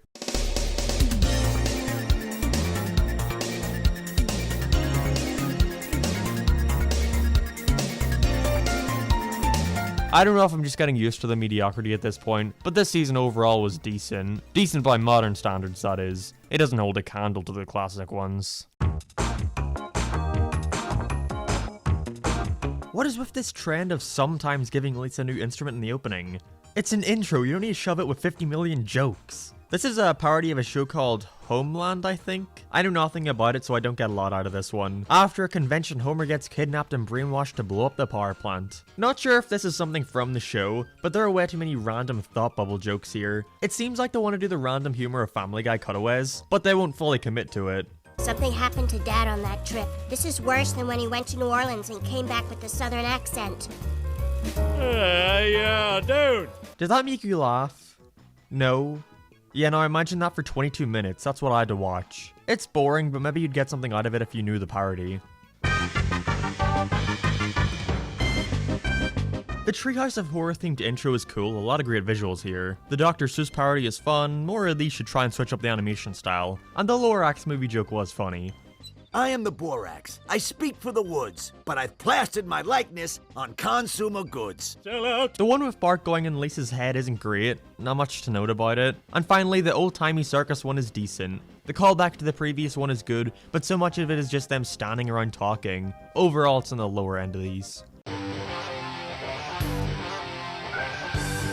I love the start of this one, with the death of a character we've never seen before that everyone in Springfield has apparently loved forever. It's just too bad it quickly devolves into another anthology, with a few of the characters reminiscing about their regrets. Thankfully, this one manages to stay decent, by quickly switching between them all throughout the episode. Sadly, none of them really stand out. I don't very much care for any of these stories, but I guess it's neat how they all connected by the end. What a title! Marge invites an old pen pal who stays at the Springfield's house to help Homer mark stuff off his bucket list after facing a midlife crisis. YOLO? You only live once. Ugh. There's even an epic YOLO song they sing in it. Homer facing a midlife crisis is very reminiscent of something they would have done in the show's early years. But nowadays, Homer being in this kind of crisis doesn't work, because the man has done everything under the sun, not to mention he has dreams such as riding on a fire truck. But we've already had an episode about him being a firefighter. Not the worst of the season, which with that title is honestly surprising, but it's just average. Very disappointed actually, this sort of setup could have worked greatly. I enjoy this one a lot. Homer helps a lady deliver her baby and starts to get attached. It could have easily been another, is Homer gonna cheat on his wife story? But they make it clear it's not in a romantic way, he just likes that he helped deliver a baby. Well, you can also understand Marge being upset with this considering they establish how he doesn't spend time with his own kids. Lisa becoming a cheerleader isn't the most interesting side plot, but Homer's more than makes up for it. Manages to be pretty funny too. The silly symphonies opening is a neat change of pace, even if I think the animation could have been pushed more. Lisa gets a new friend that turns out to be Republican? Oh no! Well, someone who loves you put melted butter on them. Thank you, Mr. Bergstrom. I'll tell Lisa you dropped by. What? That really annoys me. Either don't bring him back at all, or focus the episode on it. Again, I have little to no knowledge on politics, never mind concerning a country I don't even live in. So this episode is incredibly boring to me. This one starts in a very annoying way. Model students in the school will get to go on a field trip to a submarine. So Bart's dad's on his best behavior, yet Skinner still won't let him go over something incredibly minor. Like what do you want from him then? Krusty selling his show rights to a foreign market is a neat idea, but nothing really funny happens with it. This episode's pretty bad. They could have explored Bart being a model student for a while, but nope, they'd rather punish him for no reason. It's one of the rare times Skinner deserves what's coming to him. With Springfield being the only town in America to have snow, they get an influx of tourists, and so Marge allows some people to stay at their house as a bed and breakfast. It's boring, I honestly stopped paying attention halfway through, got nothing to say really. The commentary on superhero movies is fun. I like how Radioactive Man's outfit is reminiscent of Zack Snyder's Batman design. So Bart teaches Homer how to illegally pirate movies, and so he opens up a cinema in his backyard, until he gets arrested for it. Really wish they would have given Will Arnett a better role than generic FBI leader. It's funny how much his prison mates frown at him for pirating movies. It has pretty good commentary on the government's obsession with piracy, but overall this one is just decent by this season's standards. It's just you waiting for the reveal that Marge is who turned Homer in. Comic book guy falls in love with a Japanese girl who loves manga. Fun fact. This is the exact moment when I stopped watching The Simpsons. I vividly remember sitting watching this episode on my TV, and when the montage of the two of them doing generic nerd Japanese stuff with this awful stereotypical music started playing, I got secondhand embarrassment, got up, and walked away. So yeah, I don't like this one. His girlfriend is a boring generic character, nothing more than a plot device, and I'm shocked they actually loosened their status quo rule when it came to her. She is currently his wife in the show. How awful. It's like a sequel to Homer Gets an iPad. This time they're getting Google Glasses, which Mr. Burns gifts them so he can spy on them. It's a dumb concept we've seen before. The first half is just spent on random glasses jokes, and the Valentine's Day plot is super generic. They're so wishy-washy with what sort of role they want to give Nelson. I always wondered what that was. We're getting to that state of meta that I'm really not enjoying. There's nothing clever about that. But then in the last 5 minutes, it starts to get good. With Homer finding out Marge is actually going to therapy. That's quite the sad concept for him to find out about, and I wish they went somewhere interesting with it. But with so little time left, they just determine Marge needs therapy, and there's no need for him to confront her. What a horrible message to end this on. Bart donates $20 to an unfortunate kid in a foreign country, and like a good father, Homer continually pesters Bart for the money back. This causes Bart to start eating stuff in exchange for money, kinda like the South Park episode but a less funny version. He befriends a kid called Dig who raises falcons, and it's boring. The opening stuff is bad, but at least it's something, you know? It takes forever for this one to actually get started. You think it's gonna be about how the Simpsons now have to live with a falcon, how wacky. But it actually gets into how Diggs thinks he's able to fly and is transferred to a mental hospital. I thought it was actually going to get good here, but then I realized there was only 5 minutes of the episode left, so realistically what could they really get done in that time? He's immediately out in the next scene. Then they let a bunch of birds go. Then it just ends. Why not have a proper exploration of this boy who everyone deems mentally insane? Why bring up that aspect if you're not going to do anything with it? Very disappointed here. So, Sideshow Bob returns.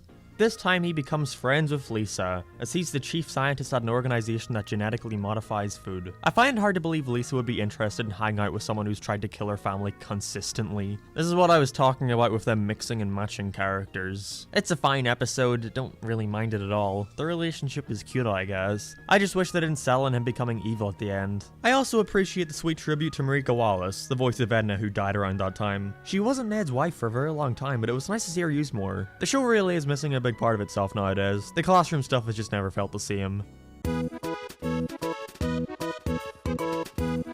With their retirement home closing down, Marge invites Grandpa and his two old friends to live at their house, which creates many wacky complications and scenarios. Meanwhile, Bart becomes friends with Nelson! Gonna ignore the fact that we already did this plot because they go in a slightly different direction with it. Bart becomes an honorary bully. I love the old reference to those two little short Nelson sidekicks from season 1. Hey, my old weasels! How's Shelbyville Elementary? Not bad, not bad. Decent episode overall. I like this one too. The Simpsons buy a painting at the Van Houten's yard sale, and it turns out to be worth a lot of money. So the dilemma is, do they tell them and split the money, or keep it to themselves? I enjoy how the town isn't presented as some one-note mob here. There are some who support Homer and Marge, and some who support Kirk and Luann. Not that into where it goes in the third act, with them needing to find the guy who painted it in the first place. I kinda preferred it just being about this moral issue, and that's all. Still though, I like it. This season is starting to pick up, thankfully. This one starts off in a nice place, with Lisa talking about some of the sacrifices Homer has made for her throughout the series. Sadly though, they decide to really focus on the soccer comment from the Marge Gamer episode, so he gets hired as a referee and is offered a bribe to throw the game. We really didn't need a second Homer becomes a soccer referee episode. This one isn't great, it's very unremarkable. This one begins with a very topical Minecraft opening. Not even gonna comment. Bart allows Snake to hide out in his treehouse, and Milhouse gets him sent to jail. Not much happens here, it's just an excuse to have a montage of Bart playing around with a bunch of random stolen goods. Zach plays a kid Lisa meets who wants to be a competitive eater. And it's uninteresting, just Lisa trying to change another boy she meets. And his voice really doesn't fit a kid. I like where they go with it though, it eventually turns into Marge worrying that Lisa is trying to go for a man like Homer and wants to stop her. This episode's okay. Wish they went more into the Homer and Lisa stuff more. Vor. Homer dies. No, yeah, I'm not kidding, he actually dies. And is then replaced by a clone. We're getting to Marge becomes a robot territory. I know it's the whole point of these future episodes, but this one is maybe too fantastical and exaggerated. It carries on from the previous one where Homer's now in a flash drive. Then eventually, a robot. And Milhouse becomes a zombie. See what I mean about it going too far? I feel really bad for Bart in these episodes. They paint him out to be such a lowlife, almost a little too mean to him. He was just a troublemaker, not this much of a screw up. They can never just end his story on a good note. Worst future episode so far. Bart puts a voodoo curse on his new art teacher which causes her to be pregnant, so now he thinks he has the ability to give people babies. Kinda like that one where he thinks he has healing powers. Bart Simpson got a teacher pregnant! It's funny where they go with it, with them needing to make one of Fat Tony's horses pregnant to have a champion racer. And I like the twist with the horse being gay, but other than that there's not much to say here, it's an alright one. The Simpsons have had their first episode in a long time that's in a different animation style. Don't know if they had one before actually, did they? Whatever. So the episode is almost entirely done in Lego CGI, mixed with the regular style. I think that's what works here. It isn't just a regular Simpsons episode, but in Lego. They incorporate the fact that it is Lego into the story, with Homer and Lisa finally bonding over something. Very welcome change of pace. They've been going on so long that I really wouldn't mind them doing more switch-ups like this in the future. Great episode. Works beyond the animation. This is such a miserable episode, but at the same time I kinda like where they go with it. After swearing off making friends, Lisa manages to find a girl who wants to be around her, until Bart finds out that Marge was only paying her to be their friend. That is like one of the worst things she's ever done in the series so far. Like, that's awful. But we get this brilliant little scene right here that makes it all work. Lisa, just say something to me. I'm gonna tell every psychiatrist I ever go to what you did. A mother's greatest fear. Wow, I made Mom cry. I can use this to get anything I want. But right now, all I want is for Mom to stop crying. With such a horrible thing like this, I think it's important to take the reveal and the consequences seriously. They could have easily made Lisa be the asshole here by abusing this pity, but I like how she forgives her. You can see both of their views, even if Marge went too far. We can see it was a hasty last resort from her, so you can somewhat understand. This is a good episode, purely for that ending. It would not have worked without it. Bad way to end the season. Bart leaves Milhouse behind after watching him get beat up, and this guilt continues to follow him. They've already done this thing of Bart needing to make things right with Milhouse, and his punishment is too severe with the entire town turning on him. I don't care for Homer's either, with him needing to set off some fireworks on the 4th of July, it's not all that interesting.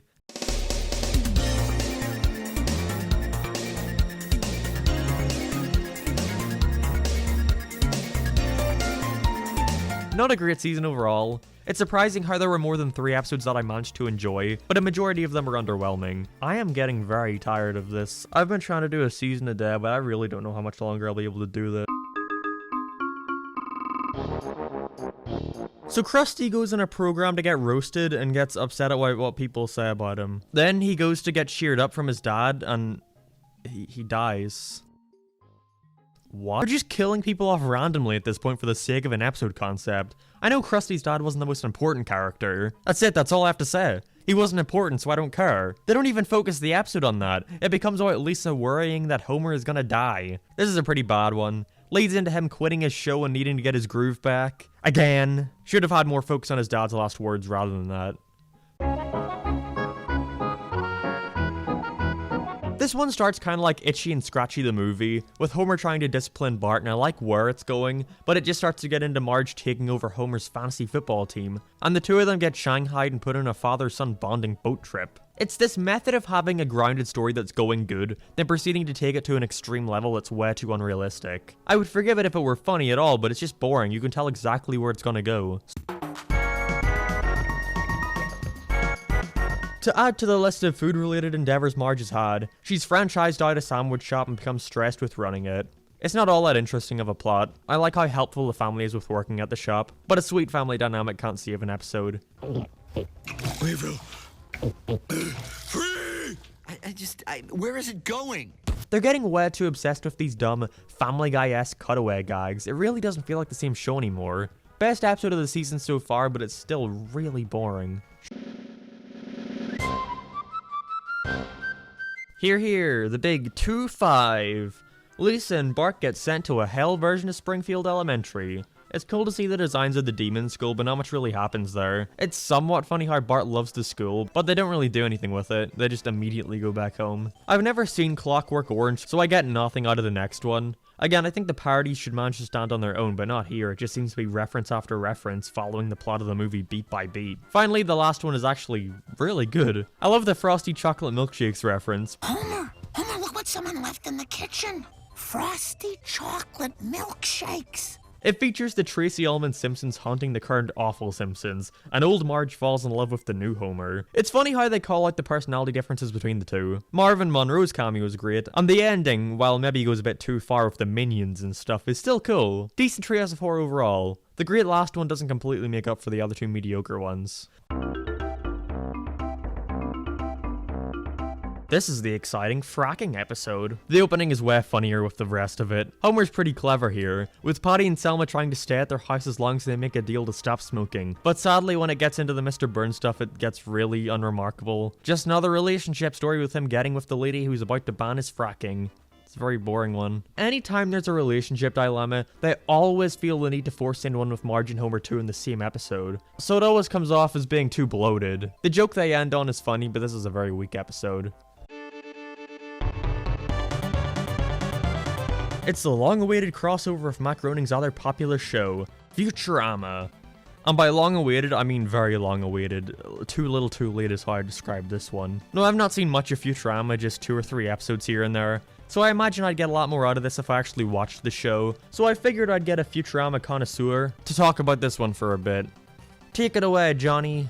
Alright, Simpsorama. This episode dropped about a year after the series finale of Futurama, and would be the last time we saw these characters on television. It also came out just a few weeks after The Simpsons had another crossover event with Family Guy, but it seems Simpsorama was much better received than The Simpsons guy. Just ask Mark. Honestly, this one kind of plays out more like a longer Treehouse of Horror segment than your typical Simpsons episode, and that's not a bad thing. Parts of the episode feel faster paced, since it has so much ground to cover between Springfield and New York, plus the supernatural monster premise that brings the two shows together, but leaning into the sci-fi and horror elements was the right move. Ultimately, I think the episode is really fun, but mostly due to the novelty of seeing these characters interact. It also has some really entertaining meta humor, like comparing Bender and Homer's designs, or how they lured Bart's demon spawn to their death with the promise of Butterfingers, but this story definitely doesn't represent the best The Simpsons or Futurama has to offer. Just a great what-if scenario. But I really gotta give him credit for this final moment where Homer sort of takes care of Bender in their basement. It's a nice send-off from The Simpsons to Futurama, almost as if to say, rest well, old buddy, we'll take care of you until you wake up. You know, they look a little similar. Yeah, like the guy who designed Bender just took a drawing of Dad and stuck an antenna on it.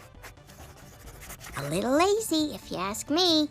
Also, somehow the story of The Simpsons traveling to the future is canon. I mean, it ends with Bender in their basement. Throughout the rest of the series, he continues to be there, so, you know, that's something, I suppose. Bart gets a new teacher who turns out to be a bully, and now must find out how to get rid of...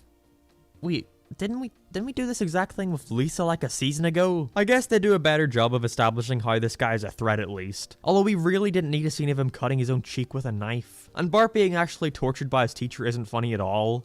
And the camp they eventually go to isn't funny or interesting. This episode is really bad. But hey, I'll put a bad episode over a boring one. At least I felt something while watching it.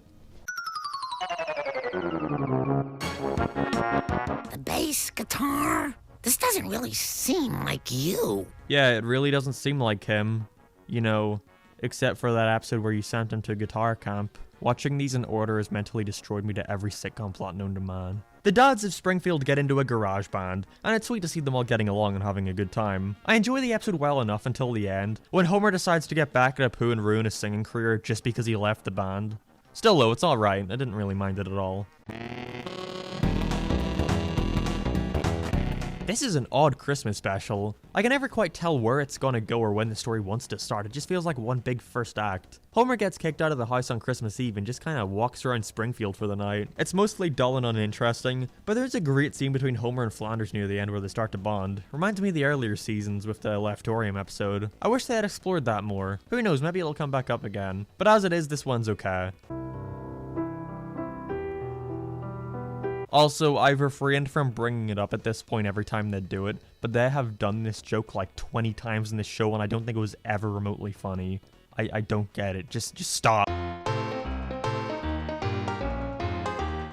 The commentary on Disneyland is overdone but funny. Then the Simpsons go on a ride and get abducted by Kang and Kodos, and the Simpsons think they're being fattened up to eat. Was the Treehouse of Horror not enough? This is just too odd for me. I am Kang the Abductor. What the? This isn't Halloween? Again, acknowledging it doesn't excuse it. I don't know, I can maybe see some people liking this one, but I find it awful personally. The Deep Space Homer parody was neat, but that's about it. I'm not gonna give them a pass for parodying something they themselves did. Did you know this is also a contender for being a Simpsons movie sequel? Apparently they went against it out of fear of fans thinking it was non-canon, and that cop-out memory wipe ending annoying people. That's surprising, you see. I would have thought the reason they scrapped it was because the idea was shit. Homer gets hypnotized at the circus and believes that he's 10 years old. So now he and Bart are best friends. This sucks. Like, Marge lets him go to school for some reason. Again, I think this could have gone in a better direction. There's this scene where Bart and Homer discuss the future, and he talks about how he really wants none of the things he has in life and is miserable. Sure, that's a little mean, but like, hey, that's something, run with it. It's not bad, but it's just another run-of-the-mill generic episode with a dumb sitcom plot. They waste no time at all into getting right into this episode's plot. Elon Musk has come to Springfield, the greatest inventor to ever grace this earth. Elon Musk is possibly the greatest living inventor. You're the guy who put wheels on luggage? Oh, bless you, bless you. So Homer and Elon Musk start to bond with him looking for inspiration and enjoying his Homerisms. Again, by itself it's just incredibly average and uninteresting. But it goes down even further because it's so not subtle about the fact that it's just dedicated to praising Elon Musk. Remember when they got Michael Jackson and actually wrote a character around it and created one of the most famous episodes of the series? The conflict comes from Elon Musk not caring about the money at all and only caring about the environment. Richest man in the world, ladies and gentlemen. Awful. After 27 seasons, we finally learn about Springfield's classic anthem, which turns out to be plagiarized. No, not the Springfield anthem. They sing that all the time. Bart and Lisa joined together to write a new one, and it's actually a really great song. I was surprised by that. Sadly, it just shifts into another Homer weight story, where he learns to embrace his fatness. Body positivity is neat and all, but this goes too far with it. The episode starts strong, but then goes way downhill. It's like a more extreme take on the... Oh, what was it called? It's the one where he wears the little Hawaiian shirt. I don't know, whatever. The reveal of Mole Man actually being the mayor is pretty funny, but that's the only joke I really got out of it. The Michael Jackson reference was also good too, though. But that's all in the first half. The rest is nothing special. Jesus Christ, somebody on the Simpsons team really loves the Jetsons. They have done countless parodies to it. It adds nothing to the episode, it just seems like they had time to fill. So Homer starts to work at Moe's while he's out and... Not gonna talk about how they did this already. Not gonna talk about how they did this already. Not gonna talk about... But because one new old job wasn't enough, Moe instead gets a job at the power plant. Why? That's so dumb. Not to mention Marge also gets a new job here as an Uber driver and quickly gets tired of the residents of Springfield. This episode really sucks. They're just desperate for putting characters in locations they were never meant to be in. While a Nigerian prince is at the power plant, Mr. Burns gets Homer to take care of his daughter. But Homer gets arrested while Moe tries to get info out of her, thinking she's the brother of the Nigerian prince who scammed him. Moe starts to like the girl and surprisingly she likes him back. It's sweet, but it's almost hard for you to get invested in the relationship or care about it at all because you know within the next 5 minutes they're going to be split up. It's an alright episode compared to the rest of the season, but nothing amazing. Chief Wiggum is mistakenly given a jetpack. Glad to see the series has still remained grounded. It's a joke on the fact that he's in the jetpack and on the air. That wasn't in the script, I just added that there now. I'm so creative at my improv. Anyways, he crashes into the church and Marge must team up with random characters to go to a casino and win the money back. Okay, so besides the fact that we've seen the church go out of business multiple times so far, I do like the casino stuff. I like that the thing that breaks the casino in the end is Marge praying, which is annoying the crowd. Overall, this episode is alright, but why is it called Sky Police if it's not even about the jetpack stuff? I don't get it. With Duffman out of commission, who is going to take his place? Can't believe it's taken them this long to get to this plot. I assumed they would have done this way sooner. Homer, your words were beautiful. That is exactly why you're America's next top Duffman runner-up! Oh! Oh! Oh. I literally predicted every single joke they did in this entire scene. She hypes up Homer as the winner, but then he turns out to not be Duffman. Then the real Duffman gets fired though because he has a tattoo of a different beer brand, so Homer really gets it. That's how obvious this show has gotten. Or maybe it's just because I've seen so many of them now that I can just tell the writing style. It's a bad episode. They spend way too much time on getting Homer the job and showing them how to be Duffman, rather than him just being Duffman. The Game of Thrones parody is way too overboard. The twist of him not actually being allowed to drink beer seems a little contrived and nothing funny comes out of it. One of the worst of the season. I am getting really, really tired. You have no idea. Bart is accused of a prank he didn't commit. If you're gonna reuse a plot, at least reuse the plot of a good episode. This causes Marge to follow Bart around to keep him in check, which seems a little too harsh, especially with no evidence at all that it was him. I like the stuff with Flanders' new dog, surprised they actually kept it around by the end, but it's sweet how much Homer gets along with it. Although it's depressing how miserable Ned is. The man's wife just died, give him a break. This one's mediocre overall. Marge needs a better reason to want to go following him around. And I know it was him in the end, but I really wish it wasn't. The message should have been to have more trust in your kid. It has some nice moments though. I like the random talk between Homer and Lisa. Homer finds an old film which reveals to us how Bart and Lisa's rivalry started. Pretty sure we already had an episode learning that, but alright. Like, oh boy, we get to see the first time Bart was ever strangled. As a 4-year-old. You know, it's not as funny like that. You'd think it'd be a lot more impactful too. Like it happens because Lisa took a pencil from him and he stood up for himself. Do you get what I mean when I'm saying that these episodes are really fond of punishing Bart now for no reason? It's neat seeing the "Hello, Joe" lady again, but that's all. Hello, Joe. We're getting too modern at this point. To impress Milhouse's cousin, Bart takes up vaping. Homer Simpson, do you know anything about these epic birthday fails? Epic birthday feels. Yup. Way too modern. I don't get why they keep giving Bart these older girls. He's obviously not going to get with them. The Grandpa and Homer stuff was pointless, and it took so long for them to get into the Bart stuff that I feel all the Homer thing did was take more time away from developing Bart's. Which is too bad because I like how he rejects her in the end. It's average overall. Who the hell are you? I am the puberty demon. Is that Big Mouth before Big Mouth was ever created? It's wild. In this episode, it is now illegal to be a bully. And with the police arresting anyone they want, Rod and Todd get Homer sent to jail for bullying their dad. That's kinda interesting to have the two stand up for their dad. Sadly, it was simply just a means to an end, with Homer now going to bully therapy. The episode should have been more focused on Rod and Todd versus Homer, not into this one. Not to mention it ends with Ned getting jealous at him again for trying to turn himself around. We've seen this countless times. This episode peaks with the Rick and Morty couch gag. The perfect way to make me lose interest is to start it with a show that is infinitely more entertaining than current Simpsons. The school becomes all digital, but when Skinner screws it up, all the electronics are destroyed. So Lisa tries to use a Waldorf system, meaning they learn what they want practically. I don't know, this one was boring and I started to tune out.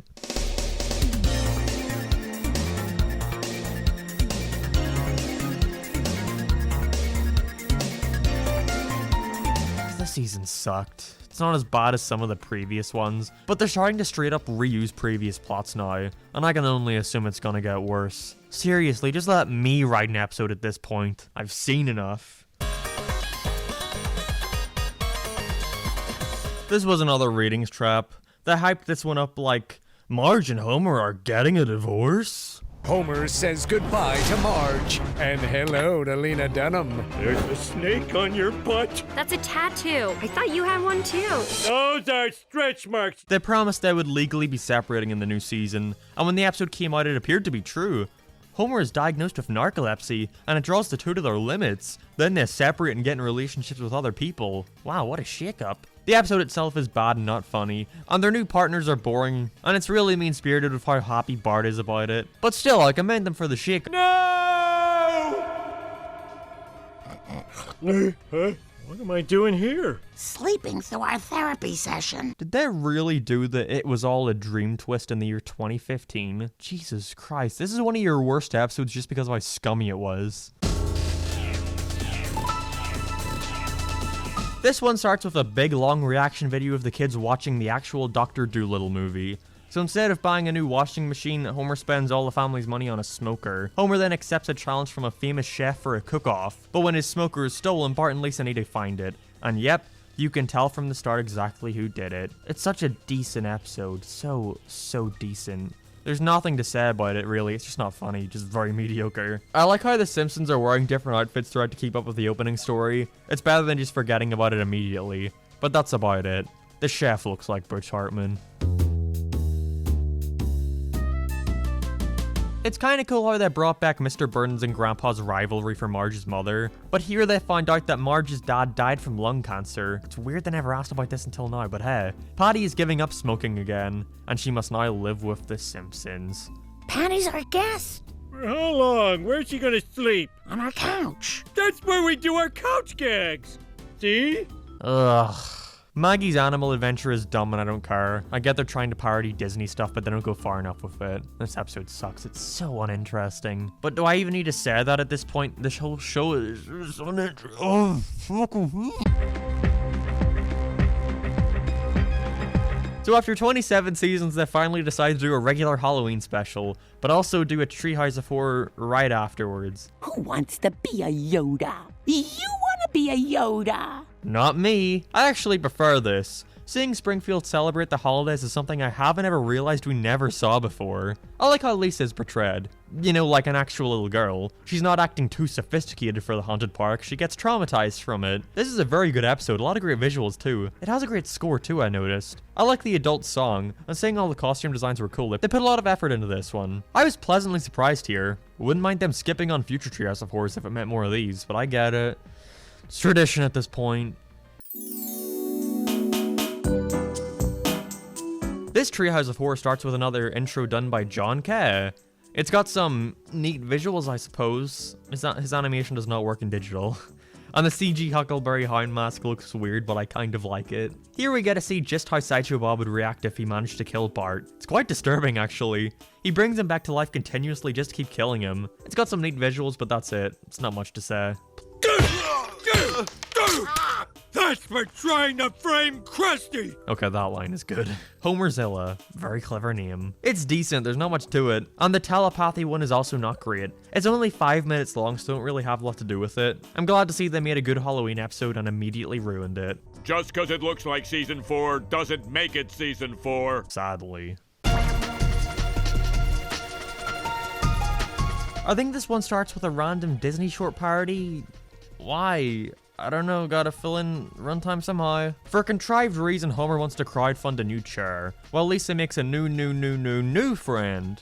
I'm not all that into this one. Lisa's friend can be kind of a dick, but when she's just doing nice gestures like getting her a bike, Lisa's a prick for no reason at all. I don't get it. Don't care about Homer befriending her rich dad either. Why can't they be friends even if their daughters aren't? It's dumb conflict. Not the worst episode, but it's not that funny or entertaining.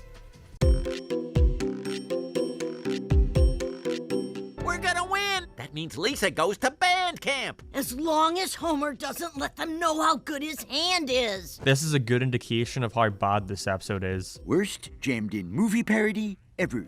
And no, acknowledging it doesn't make it any better. Homer loses $5,000 in a poker game, and to make up for it, the woman he owes it to says hello nothing if she can take Lisa for a month, which they accept. It's just so boring. It's trying to share the focus between Lisa, the lady, and the family trying to find her. It should have really just been focused on Lisa finally getting the chance to accomplish her dreams. We don't care about this lady, why do we have to spend so much of the episode from her point of view? Lisa keeps getting sidelined by her, so half the episode is just boring. I kept waiting for the point to write something significant about this one, but the time never came. After a misunderstanding involving a psycho's diary, Marge and Homer think that Bart is a sociopath. Meanwhile, Lisa and Milhouse of all people try to find an invention by an old female scientist. There's this part where Bart is acting violent and copying the acts of his father. I know where they're going with this. It's a joke about how Homer influenced him. But like, that's not a funny joke. That makes me feel bad. Then it gets into Bart abusing that his family are afraid of him. Yeah, it's what a sociopath would do. Bad episode. It just leads into more boring military stuff. Barthood is an amazing episode, but I don't know how much of that praise I can give to the Simpsons staff. It's just the movie Boyhood, but this time it's Bart. But the thing is, I think this is an example of a great parody, because I have never seen Boyhood and don't have any interest in checking it out, but I still very much love this episode. It does something that not a lot of future or past ones do, and that's age up and down the characters slightly, so we can see their natural character progression over time, with us seeing how Bart's relationship with his family evolve, mainly Lisa, Homer, and Grandpa. They really build up the bond between those two, and I love it a lot. It's more interesting to have him get along with Abe, rather than just having the entire family hating him. I'm not going to go on for too long about it. This is one of my favorite episodes. It's not that funny, but it more than makes up for it with the character interactions. Another pretty relevant episode by today's standards. Homer is fired from the nuclear plant after Marge posts a joke on social media, so he goes back to work at a restaurant so he can embrace the lack of technology. Meanwhile, Lisa creates an app with her new teacher to predict when something you post is going to be cancel worthy. I appreciate how the A and B story lead into one another, but the restaurant stuff really isn't all that great, and the Lisa plot is just okay. The app becoming sentient is really dumb. This is around mid-tier for the season. Class, I would like you to meet your new teacher, Ms. Barrera. Ay, caramba! Air Force. Sergeant. A woman? Whoa, your teacher is a woman? It's crazy. It's not like that happened in the last app. Wait a second, their teacher was a woman for 25 years. After drinking some milk with hormones in it, Bart starts experiencing puberty and falls in love with his new teacher. It's decent. I like the Bart and Homer shaving part. And I wish they experimented more with giving the kids more older things to experience, like puberty. Hey, it'd create at least a season's worth of new episode concepts, and we all know how desperate they are for that. Still though, I like this one. Bart promises to never do another prank again. You can guess how that goes over. In the meantime, Apu's nephew comes to visit, who's appalled at how much of a stereotype Apu is. I'm shocked they did this concept a year before the problem with Apu came out. You're a stereotype, man. Take a penny, leave a penny. I'm Indian. I do yoga. Why don't you go back to the Temple of Doom, Dr. Jones? I hate this one. It's a neat idea, but people saying Apu is a stereotype because he embraces his culture and wears it on his sleeve is dumb. Swipe left on that accusation. Epic swipe left. Awful episode. Professor Frink has his first center stage episode, I believe. This time Homer tries to help him get a girl, with him using science to find out how to find love. The stuff with the old folks is okay, I suppose. It's kinda cruel for them to be abused while they're all drugged up, and the ghost stuff is way too weird. It'd be fine as a one-off joke, but why focus the entire plot around it? This episode is dull. We already know the retirement home workers are awful, and we already know exactly how the Frink stuff is gonna end, even though the voice stuff is entertaining at the start. Homer accidentally gets the cat stuck in the wall while doing some handiwork, and takes apart the house trying to rescue it, which I gotta say is a pretty simple plot, but it's quite funny. I wish more of the story were focused on those shenanigans, and not whatever this other plot is. So Bart lets a homeless woman stay in his room, which is a nice gesture. Then he charges her for staying. What a nice boy. He and Lisa then find out she's a great folk singer. This one is so boring. It's kind of like Colonel Homer where a Simpson is trying to make an unknown singer famous, except that one was fun and entertaining while this one is, well, the opposite.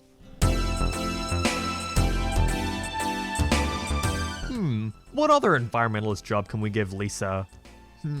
How about a vet? Sure, we could probably get some mileage out of that. You even made the homeless guy look nice. Yeah, still crazy though.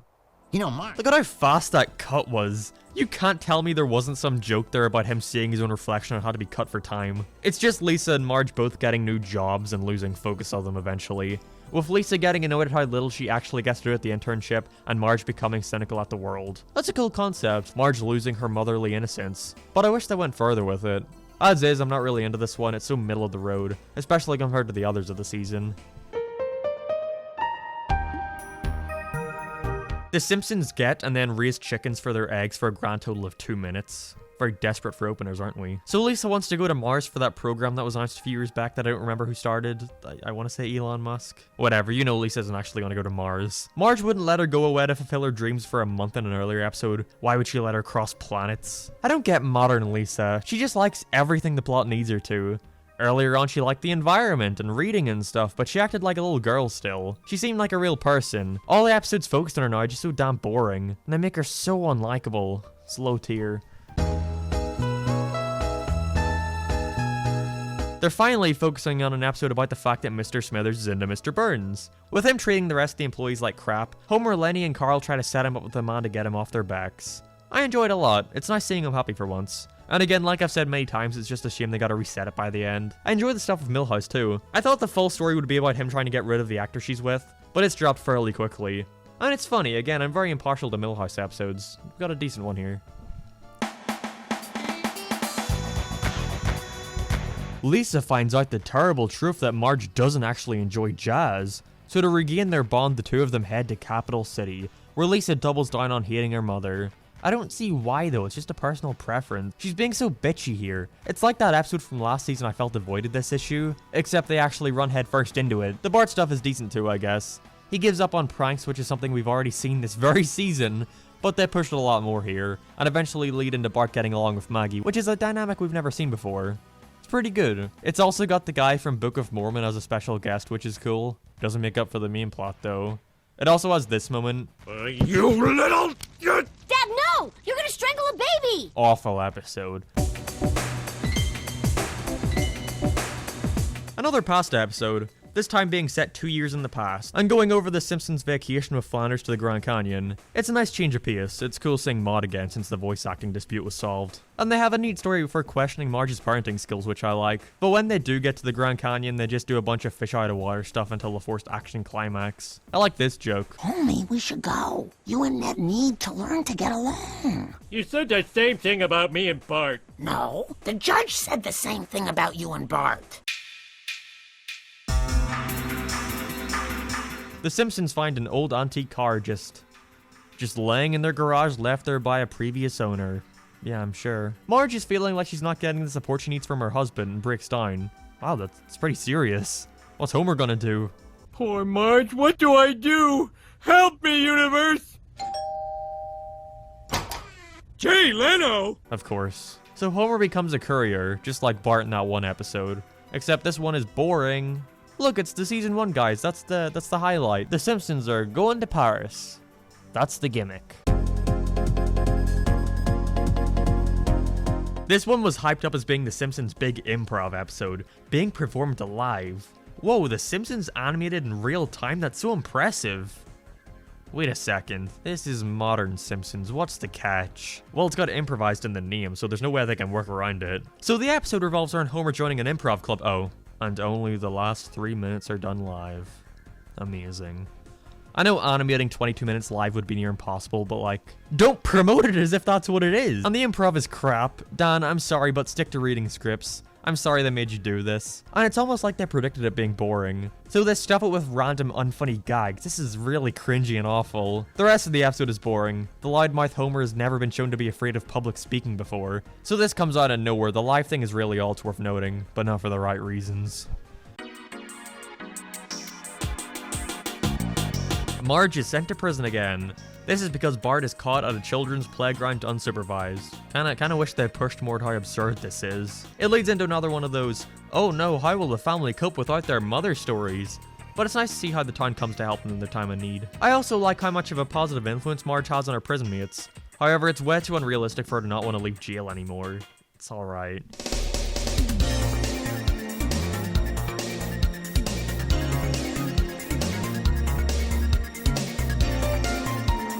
What a bad season. It begins awfully, then starts to get good with the Halloween one and Barthood, then nosedives right back down into being awful. They're doing a lot more rating straps too now. They've got to be pretty strapped for views and relevance. Hopefully that doesn't continue with the next season.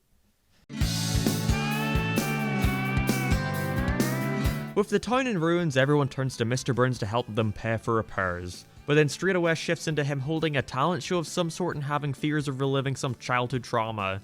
Watch me make this nerd disappear. Ta-da! Also, ha-ha! I like whenever they have a scene that feels too boring, they just throw in a random unfunny background gag. The humor really has downgraded. This episode's just mean. Mr. Burns finally puts his past behind him and makes a change for the good by helping Lisa, and in return, they punish him. Nice. What an awful premiere.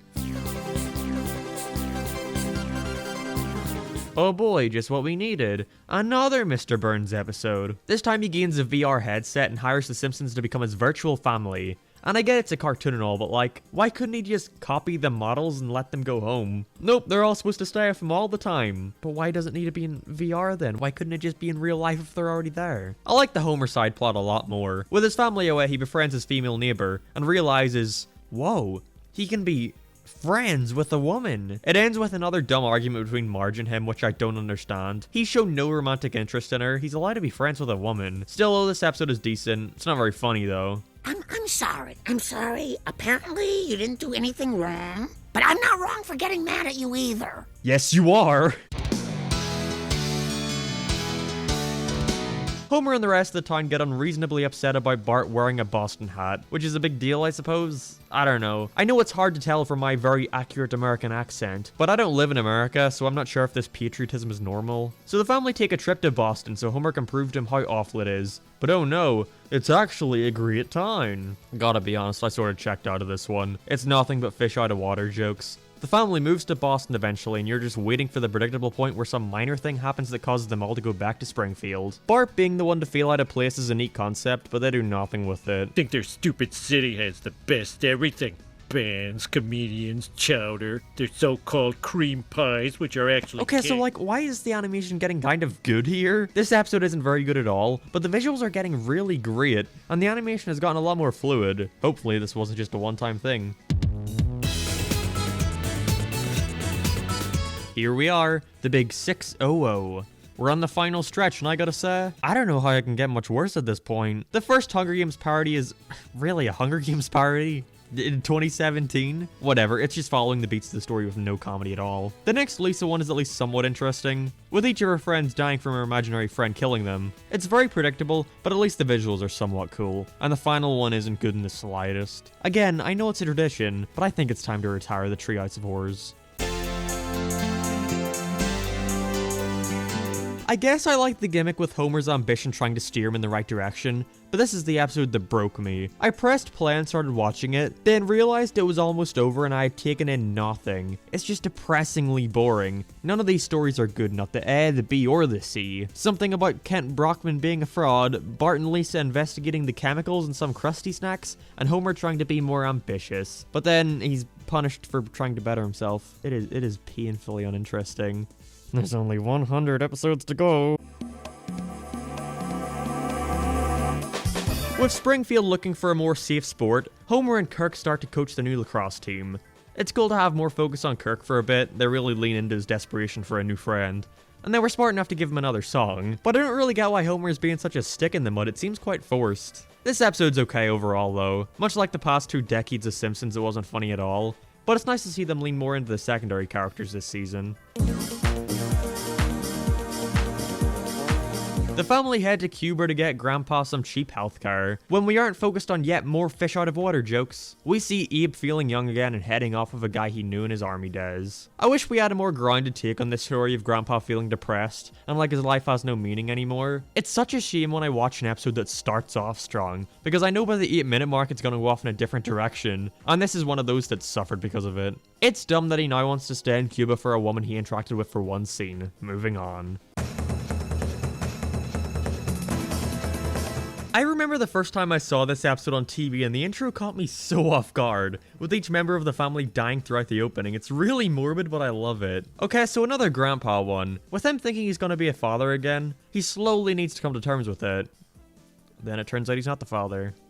That's all. Meanwhile, Homer gets an app that lets people do his job for him, and of course he immediately begins to abuse this. They do the opposite of the Big Brother episode from a long time ago, with Bart being jealous of Homer befriending another kid, this time being Milhouse, which is a neat dynamic. I like this one well enough, it's alright.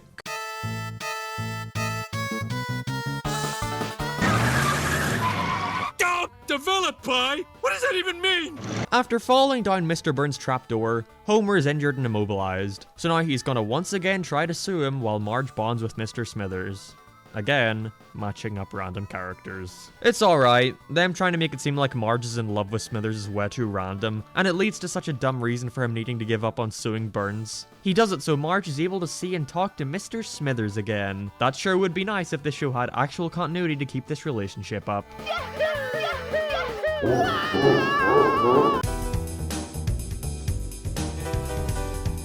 Krusty's daughter finally returns. As he tries to connect with her, the two spend Christmas with the Simpsons for no reason. The Elf on the Shelf B story of Maggie's also awful. Nothing happens. She's scared of it. That's it. That's all that happens the entire time. The attention here is on Krusty and his daughter falling out because he wouldn't take time away from his work. And to make up for it, he becomes a Christian. And for some reason that works. This episode has no focus at all. It's terrible.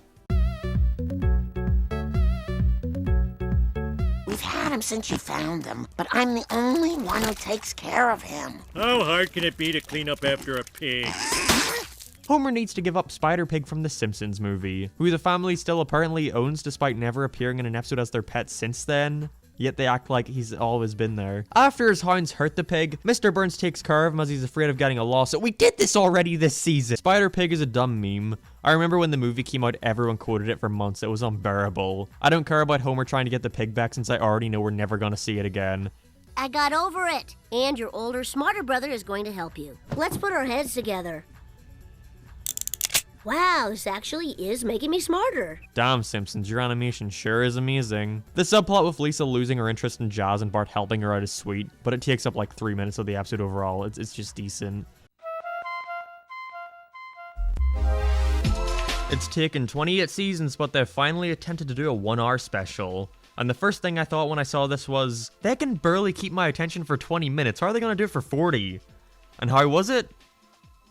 I appreciate them trying something new, but honestly, it's just nothing. Homer and Mr. Burns find a party hosted by a rapper. Yep, this is a rap episode. We get guest cameos from Snoop Dogg, Common, and RZA, 2 of those I have never heard of. Mr. Burns starts to indulge in the rapper lifestyle, and eventually loses all his money. I really wish that it were more focused on the family. Don't get me wrong, I like Burns as a character, but I feel like he takes up the time on way too many modern episodes. And Homer being a secondary character in the show's first hour-long special is very dumb. And the other Simpsons are reduced to nothing more than a Liam B story, with Lisa and some boy, and then Marge owning a store. Maybe next time you do one of these, you should try and not rely on parroting something else and try your own thing that takes advantage of your main characters. It's just boring like everything else in this show currently. It's not funny at all, and there's nothing interesting about it in the slightest. I don't buy that Homer would want to help Mr. Burns get his job back. They established that his new boss is so much better to him, so why would he want to go back to Burns? Their revenge rap song is also incredibly cringy. I like the idea of their massive plan being writing the sickest, freshest of raps, but Homer and Bart should have sung it, not random celebrity cameos. Yeah, that would also be cringy, but at least be a little charming. I was very disappointed with this. It's one of the worst episodes of the series just from how bored I was while watching it. Do you know what you've done? You won the Count the Buttons in the Button Jar challenge. Thanks to him, you all get the rest of the day off. Go home, live your lives, don't look back. Smithers the bodies. I like that joke. I'm sorry, I feel like they're so few and far between that I gotta point it out now. And to be fair, I like the rest of this episode too. Homer finds an old chili dog stand he used to visit as a kid, while his dad and mum were at couples therapy, giving him an emotional connection to why he'd want to go so far as to save it. Not to mention it gives a deeper meaning for his eating habits. The animation has also started getting very fluid again. Oh my god, look, it's the amazing disappearing kid. Guess I spoke too soon. Please, Simpsons, just keep it up. It's really great when it happens. Still, a surprisingly solid episode. I'm glad. This episode has one of my favorite couch gags, with Homer visiting a bunch of different animated shows to get their boat painting back. Although, what a weird 3 to choose. South Park, Robot Chicken, and the California Raisins. Still though, it's great. I like the idea of this one, with Bart doing something so bad to Lisa that his guilt is then manifested to him. But sadly, the episode is... yeah. Bart is way too mean to his sister for no reason. It's not like she did anything to him, but at the same time Lisa cares way too much about this hat she just got. But that might be what makes it worse. What he did was so minor that you can understand him not wanting to accept his guilt, while at the same time he internally understands that he did hurt his sister in some way. It's not a bad episode, but I really enjoy the idea behind it, and that's the reason why I'm disappointed. It could have been great, it just needed to be funnier. A tad late for a sequel to the season 4 episode, don't you think? With us seeing the aftermath of them coming home from Camp Krusty and having to go to therapy over it, Bart then fakes having PTSD for sympathy. Too little too late. There was no need for them to do this other than as a ratings trap, since the original is such a classic episode. Especially since the actual story is about Homer becoming a better worker. The trauma stuff could have been interesting, but I can't look at this as anything more than a lame gimmick. Can't believe the original writer returned for this. Bart becomes a star basketball player, then gets involved in the mafia. It sums it up well. The documentary setup here is decent, I suppose, but we've already seen it done multiple times before. Modern Simpsons episodes are like nothing but gags now unrelated to the plot, so the fast-paced nature of this setup works in its favor. We've already seen this Bart becoming spoilt story done countless times, as well as Bart getting involved with Fat Tony. There's nothing else to say. So in this exciting escapade, Homer decides to open up a trophy store. It's another one that's just awful to Bart. He overhears Homer talking about how he amounts to nothing, but it leads to more relationship bonding between Bart and Grandpa, which I always like to see. I also enjoy the commentary on coddled kids nowadays, and how mediocrity is praised too much. but it pushes too far in the other direction with them saying kids should always be disciplined and not appreciated. There's a middle ground here that can be reached, of course, but a non-black and white scenario is too complicated for this show to handle now. It's missing the message that Bart's watch grandpa gave up was just a symbol to raise his confidence, and he had it within him all along. But it's alright. Who's his successor? That fellow? Fellow, that word is cisgender normative, okay? You're worse than Hitler! This is the episode about Mr. Burns poning the liberal millennials. He starts his own nuclear plant university and hires Homer as a professor. It's decent, I guess, but the stuff of him being bought out by a different school comes in way too late. There's less than 5 minutes left by the time they get into that. Always watch out for a little rod falling into the back of your shirt. I do it like every week. Like, okay, I don't mean to be a stick in the mud. I understand the appeal in this kind of meta humor, but they do it so much now. Voice does not match file from 1989. Let's go out for frosty chocolate milkshakes. Welcome, Homer Simpson. In the same episode, too. Okay, so this one starts with another Tracy Ullman short that I think was remastered. I don't know, it's just another nostalgia fest presenting itself as a parody of the Big Bang Theory. Bart starts to bond with Agnes, and it's sweet. I like it a ton. I just hate how it leads into him scamming all the old folks in town for money and toys. But I'm not going to focus on it for too long. Because 1, he realizes what he did in the end. And 2, because the side plot features Homer and Lisa getting into Pokemon Go. Yup. We're really getting there. It's insulting. There's this freaking awful song they sing that's just ear-bleeding and features the brilliant commentary that playing Pokemon Go is dangerous. Oh no. I think the commentary should have been something like, all it took people to go outside was a dumb bad mobile app. But nope, they went for the easiest approach ever. Awful episode. Really, really awful. Homer promises Marge that he's finally gonna change his ways.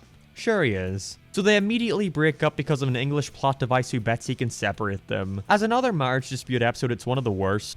Marge, I know I'm late, but I'm really sorry. Sorry and congratulations, graduate. This is nowhere near the worst thing Homer has done to warrant such a reaction. What a forced conflict. She just has this inability now to hear him out on things. And her feelings on what she wants from him is constantly changing based on what she's told by random secondary characters. It is then even more hampered by yet another Mo renovation story. And by the end, Homer is told that he's the one that needs to change, despite him trying to make it up to her the whole episode. The Gracie films joke is funny, but playing their wedding song close to you here as some big emotional moment isn't earned. This one is really awful, I hate it.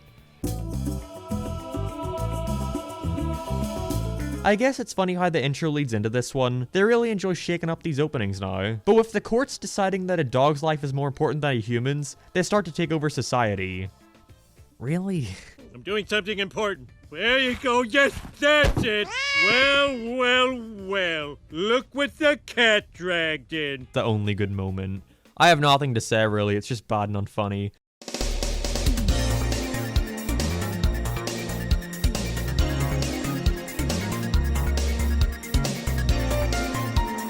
This season was incredibly awful. So many bad episodes. I think my favorite one this season was just decent. Way more complacent in having dumb ratings traps and nostalgia baiting. And as I've said before, I can only see it getting worse.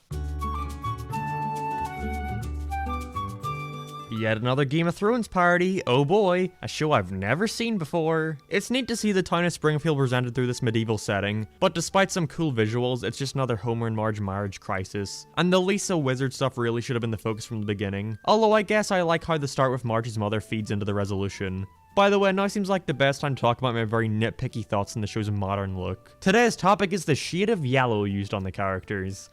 Yep, I'm really bothered by that. It's way too saturated now. They're way too bright compared to the earlier stuff. They're getting closer to green at this point. Anyways, this was an alright premiere. A lot better than the previous few at the very least.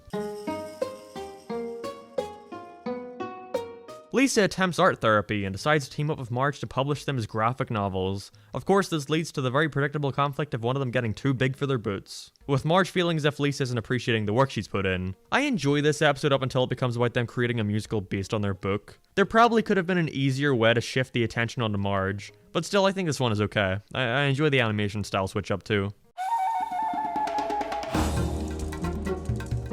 No, I will not get caught in that trap that only one of us is good. We can both be good, like the South Park guys. Except Trey does everything. After finding out she has a hidden talent of whistling, Homer enters Maggie in a competition, but starts to act concerned whenever he sees what childhood stardom does to kids. I would like this one a lot more if a larger focus was put on it. It really just happens over the course of one scene and the cop-out ending ruins it. They try to pull Grandpa in early on, you think it's gonna be about him and Maggie bonding, but nope, his relevance immediately fades. Meanwhile, Marge gets another new job, this time helping Fat Tony design what turns out to be a whorehouse. So then she makes them shut it down. This was pointless. It's not funny, engaging, it just really feels like it was there to fill up time. This episode was very mediocre, absolutely no aspect of it stands out. Does my voice sound dead enough yet?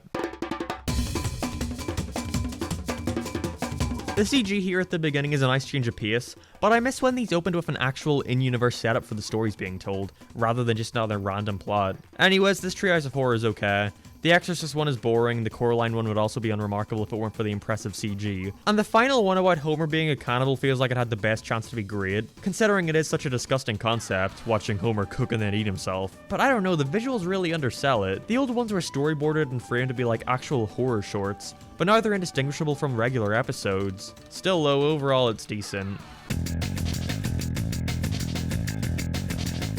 I was waiting for this episode to finally get started. Then it ended. Grandpa gets a hearing aid and realizes that he's unwanted, so he runs off to a bar where he's immediately called home. What a conflict. Then Skinner is fighting with his mother after realizing she sabotaged his chance at getting a better life. But then the first time we meet Agnes in the episode, she just asks him to stay and he says yes. What was the point in any of this? It's like they have a check mark for all the points in the story they want to get to, but there's no actual progression there. They just quickly progress the characters through each little checklist, with no regard to if what's happening is even making any sense within the story. Now we're repurposing the old monorail track into a completely new and original feature we ripped off from New York. It's literally just nostalgia bait at this point. So this time it's Marge who runs for political power, becoming the mayor of Springfield. It has a couple funny moments. Stinking metaphors! I only trust similes. I enjoy metaphors. They're the raindrops on the flower that is the ear. But it goes in a pretty mean-spirited direction, with Marge mocking her husband for the sake of audience approval, sort of like squirrel jokes but boring and bad. This one randomly starts with a Shrimpsons opening. The episode doesn't revolve around fish at all. I have no idea why it's done. This season has had more intro switch-ups than the regular one. Hey, it's the Pin Pals, our old bowling team. Those were great times. Again, nostalgia beating. So the Pin Pals are reformed and... Whoa, did you see that? Look, for a split second you can see 2 shots from now. That's an editing mistake. You may be wondering how I noticed this stuff, but it's all I end up really paying attention to now. Anyways, it's just another boring bowling episode. Mo bets his bar on the match, and so they rely on Barney staying sober to help him win. And Bart and Lisa also have a Liam B and C story that's predictable and goes nowhere. Through the setup of Lisa writing her college application, she tells the story of some of her birthdays and the complications that came with them. The return of Michael Jackson and the Lisa birthday song was great. Again, even if just nostalgia beat, but whatever, I'll take it. It's actually quite depressing, with us seeing how ignored she is, and another story of Marge planning on leaving Homer. And we learned just how he stopped drinking, which was referenced in a previous one. I love this episode, it's quite good. Not very funny. This is great. We don't have to visit Grandpa anymore. In fact, it can be quite depressing at times. Like, what's the joke there? But the character stuff makes up for it, and the All in the Family song at the end was sweet. So Bart gets stuck down an old war bunker while the town of Springfield sets out to find him. So now with Milhouse refusing to tell anyone where Bart is because he's horrible, Sideshow Bob now takes center stage for the episode out of nowhere, with him trying to prove Bart isn't dead. The therapist scene was a little interesting, wish they had ran with that angle more, with him needing to get over his hatred of Bart. But then again, they've also done that multiple times, almost as if he's a character that hasn't had any potential for the past 10 years. Apparently this one starts with a La La Land parody, but I've never seen that before, so I get nothing out of this. Lisa has a crush on a guy called Brendan who's played by Ed Sheeran. Yuck, his voice acting is awful. So Brendan and Nelson start to fight for Lisa's affection, which is an alright idea for a story, but too much focus is put on Brandon, obviously for the sake of a lame promo. Also, Bart suddenly taking interest in chemistry is dumb and pointless. You're telling me he's never taken a chemistry class before? Yeah, sure. This episode is bad. Seems like it was just written for the sake of including Ed Sheeran somehow. And Lisa never has the revelation that she's being an awful person for letting them pit against each other. Mr. Burns tries to find everyone's self-worth by testing them. It takes a 7-minute long scene for us to get to that conclusion. Not 7 minutes worth of scenes. One 7-minute long scene. So Lisa becomes jealous at Ralph doing better than her, and Homer finds out that he's completely worthless. A much funnier way to have done this would have been Homer being the most valuable man in town. I mean, he has done a lot of things in his life. The man went to bloody space. It's just pointless. The solution to 2 of the 3 stories is, oh, the test answers were wrong, whoops. What's the point then? And the other one might be worse, with Homer learning cursive in one short scene, and apparently that makes him being the dumbest man in town, okay? Really bad episode. I'd almost recommend checking this one out just to see how awful the show is now. Another formula switch up. With a famous painting going missing, some guy I forget the name of has to investigate and find it. Like a lot of this season, I can appreciate them trying to do something new, but it's just boring. I have no interest in this guy, the painting, or who stole it. What else about our marriage is a lie? Are you really a licensed DJ? I took the courses, but I failed the test. This one has an amazing couch gag. It's really great. You should check it out. I like the opening with the family visiting their old apartment from one of the past episodes in the show. That's the kind of callback I can enjoy. So Homer and Marge tell a story of their life before Bart and compared to after Bart. But it doesn't really make a whole lot of sense because Marge and Homer got married because they knew Bart was coming. They're so desperate for past and future episodes now. We don't need to set up every little aspect of their life. We don't need a dumb reason for why they had Lisa. Not to mention by the time it comes up, there's like 3 minutes of the episode left. This is the worst past episode. Worst past episode so far. This one has a good couch gag, even if they've already done the whole, "we're a few episodes early" joke for number 499. So after pranking the teachers with clown masks, the town of Springfield becomes afraid of them, clearly a parody of that whole killer clown ordeal that happened a few years back. Marge also gets Bart sent to juvie, which is really awful of her, especially since his prank was a result of payback for what happened to him. Bart's already been to therapy and realized why he acts out, and they do the exact same thumbtack on the chair joke as back in the PT at a Spans episode. There's no potential here. We get some good meta jokes out of all this. They finally decide to point out the original idea with Homer being crusty. Took them long enough. He looks just like me! And Maggie looks just like Lisa! And Milhouse's mother looks just like Milhouse's father! Why is this universe so lazy? This episode's alright. Just another Krusty getting cancelled plot. Marge reads Lisa a book from her childhood and realizes that it may be considered offensive by today's standards. Yes, this is the Apu controversy episode. I feel like this one had the perfect opportunity to, actually comment on the topic. But no, the response is just, we're not going to talk about it. I know this is a heated topic, so I'm not going to get into it too much. TLDR, I personally don't see anything wrong with Hank Azaria voicing Apu. But then again, I have no idea what it's like to be an Indian presented in this way, so my argument doesn't really hold much weight, does it? Bart gets to Minecon, that's the takeaway from this one. Moving on. We get to see Moe's father, who he doesn't have the best relationship with, and so Marge invites his family to their house for business. Glad they're still so unconfident in their secondary cast that they still feel they need to shove in the Simpsons where they don't belong. But it's sweet how they all make up, I guess. So now Moe owns a mattress store and his siblings immediately stab him in the back. How awful, I guess we can't have an earnest moment anymore. Still, though, this one has a sweet ending, and a good message, that just because someone is your family, doesn't mean you have to stick with them on everything. More cartoons should teach that message. Yet another episode that opens with an old Tracy Ullman short. Boy, I wonder what's gonna happen when they run out of them. I really don't like this one. The intro has like 5 different shakeups and then eventually it leads into the proper story. Worry about yourself. They've used the regular intro maybe 4 or 5 times this season. It's not special or unique to switch it up if it's less common to use the regular intro. The family traveled to New Orleans, with Lisa trying to get her groove back with the saxophone. It's not very good. Way too much time is spent on Homer's food escapades, even though it has some nice animation. They finally started to push the models again, I noticed. Anyways, yeah, it sucks and is way too slowly paced, and the Bart voodoo stuff is too unrealistic. I can see what they were trying to do with the Bleeding Gums Murphy stuff, but there is literally 2 minutes left in the episode when they introduce him. This could have been great, but nope. Abe has a stroke and it looks like he's about to die for real this time. This shouldn't be a compliment, but I appreciate how Homer actually cares that he's gonna die. Again, I shouldn't give points to it for that, but yeah. That's how bad we're at. In his last moments, he tells Homer his biggest regret. And now that he's alive and well again, he can't forgive him. I love that what he said is kept a mystery for a while. It works wonders in keeping you invested. We get another look at just how much Homer cared for his mother. And after finding out his dad has been hiding stuff left from her, you can feel for his dilemma in forgiving him. I like this episode a lot, and Homer's song is great. I'd recommend watching this one.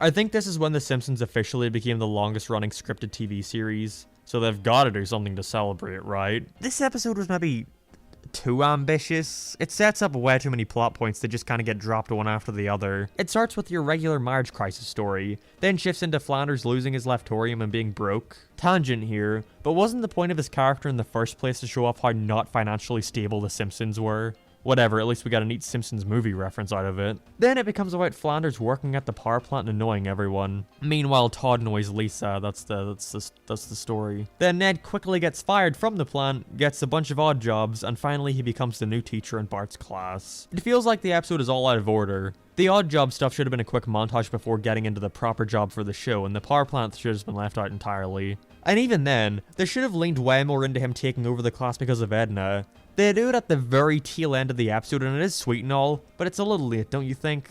This one has no direction. Any one of these 5 stories could have taken up a full 22 minutes. It's really awful. The Simpsons travel to Denmark to get Grandpa better healthcare. Wait a minute, we did this last season. Thankfully, this one is more focused on that plot line, unlike the previous where they dropped it for some dumb story I already forgot about. This episode's okay.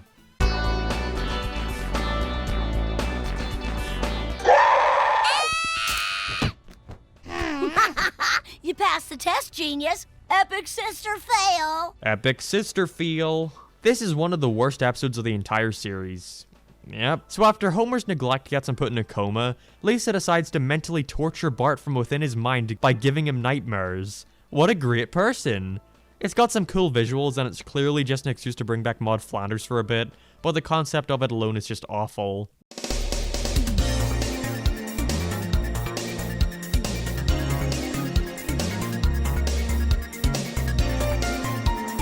What a bad season. Is it really necessary to say at this point? I feel like it should be a given. Honestly, I could forgive all the reused plots and simple characters, but the show just isn't funny in the slightest anymore. I can't remember the last time I've laughed at a joke in this.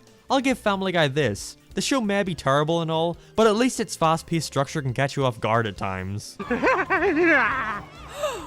Slenderman! Kill yourself! But we're getting near the end of this. Let's just see how much worse it can get. Season 30 kicks off with Bart being put in hospital. Wow, they're really breaking new grounds. So Bart pretends that he can see heaven, and so Homer and Flanders are hired to write a film adaptation based on his story. It's got some fun commentary on the film industry, and I enjoy the ending with Bart and Lisa a lot. But I don't know, we've seen this exact thing a bunch before in the show. Bart telling a lie, Homer exploiting people for profit, attending the premiere of their own movie. It's just okay. I guess I can't be too mad at them at this point for taking 3 separate overused plots and mashing them together.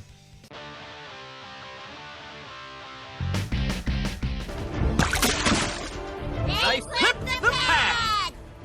What a noob. Dreadful. Marge and Homer get in a game show they've been applying to get on for years, and subsequently get eliminated in the first round, and are now stuck in a hotel for the month. Honestly, I think they should have just gone all out and made this episode about the 2 of them going on the game show the entire time trying to win. What's the point in taking so long to set up them getting on the show to just be another one about them in a hotel? They at least don't completely forget about it, with them finding out it was Homer who caused them to lose. But then it just becomes a parody of some movie that I thought was going to be a dream sequence, but nope. This was real. This episode has no direction, it's just boring. The Bob's Burgers opening is a funny twist on the intro. They're honestly the highlight of each episode at this rate. So here we learn more about the past of various characters, such as seeing why Flanders devoted his life to God, Marge's grandmother, and some random Buddhist girl. I wish the whole thing were focused on past Flanders, it's the only one that's remotely interesting. What the? are here to be sacrificed to an evil god from the ocean depths. SpongeBob? No! The one with Apple actually being run by pod people is okay, the disenchantment reference was nice, and you don't win friends with salad was an odd callback. I think the next one is a Saw parody, but one of the recent ones, so wait, no, it's a Split parody, that's the movie. Jeez, that's even less iconic. And finally, the Jurassic Park parody is just awful. What if we do the exact same thing as the movie, but this time it's old people? That's hilarious. Very bad choice of horror. Also, we have to start these lists earlier. It's almost midnight. Marge's voice is really going at this point. I feel so bad for Julie Kavner. She's clearly struggling to do this. Homer and Marge got a new job at a car place. Sorry, I gotta be honest, I kind of checked out of this one for a bit. It was boring. It's not at all new to see them both working at the same place. We've had that so many times before. So I don't know why they're making such a big deal out of it here. Not to mention Mr. Burns is dragged into it by the end, when I think keeping it more focused on their relationship would have been way better. There's some funny commentary on how ad companies want everything to be sponsored now, but other than that, there's not much I get out of this one. Bart goes on the dark net and orders Moa meal order bride. Wow. Mo is hesitant to get with her based on previous relationships despite her liking him. I was enjoying where this one was going with him realizing that after he pushed her away she got with another man, so he needs to try and win her back. But then they have this dumb reveal that she was just trying to steal his money. Why can't we just have a nice earnest story? Why does the status quo always need to be reset? The show has been going on for 30 years and shows no signs of stopping. Just experiment a little.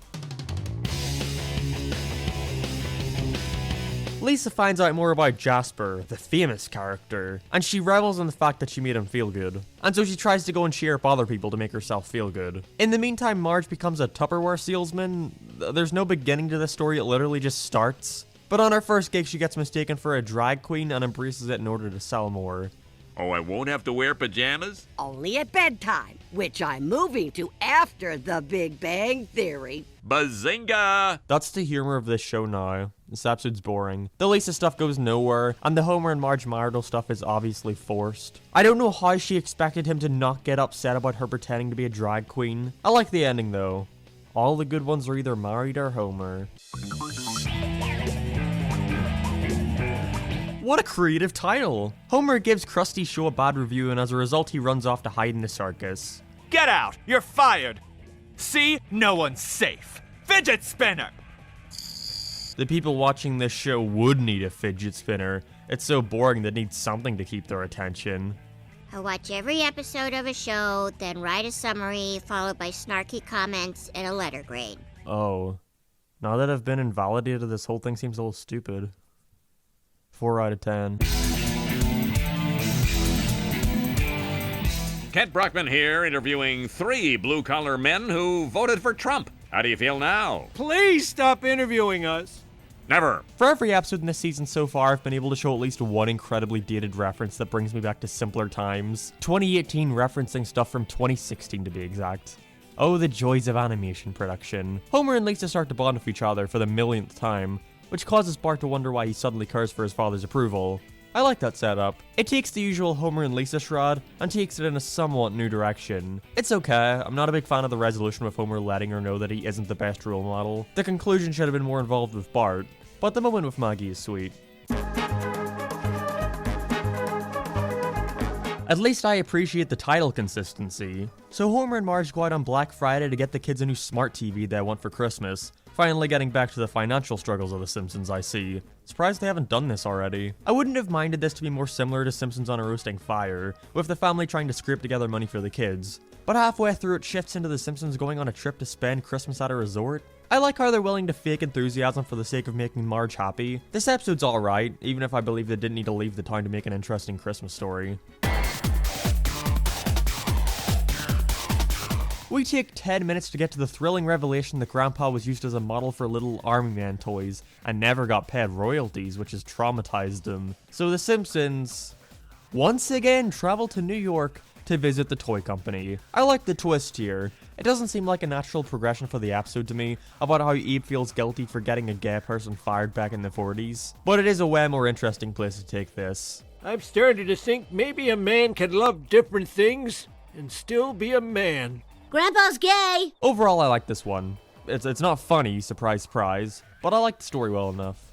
Apparently this episode won an Emmy, which it's definitely not deserving of. It's yet another Lisa is lonely and makes a new friend story. I like the girl's family a lot. The person who plays Yellow Diamond in that one Space Boy show is the mother, and they have a nice song together. I saw a Twitter reply the other day saying this joke wasn't out of the ordinary for The Simpsons because the show has always had these random non-grounded gags. And I don't know, maybe it's just me, but I see a difference in making fun of the animation industry with a meta joke about the show, and randomly inserting clips from it that have turned into memes just for meme's sake. This is what Family Guy does. Literally, this is what Family Guy does. Marge gets upset at Homer for binging Stranger Things without her. Really? That's enough to tear them apart now?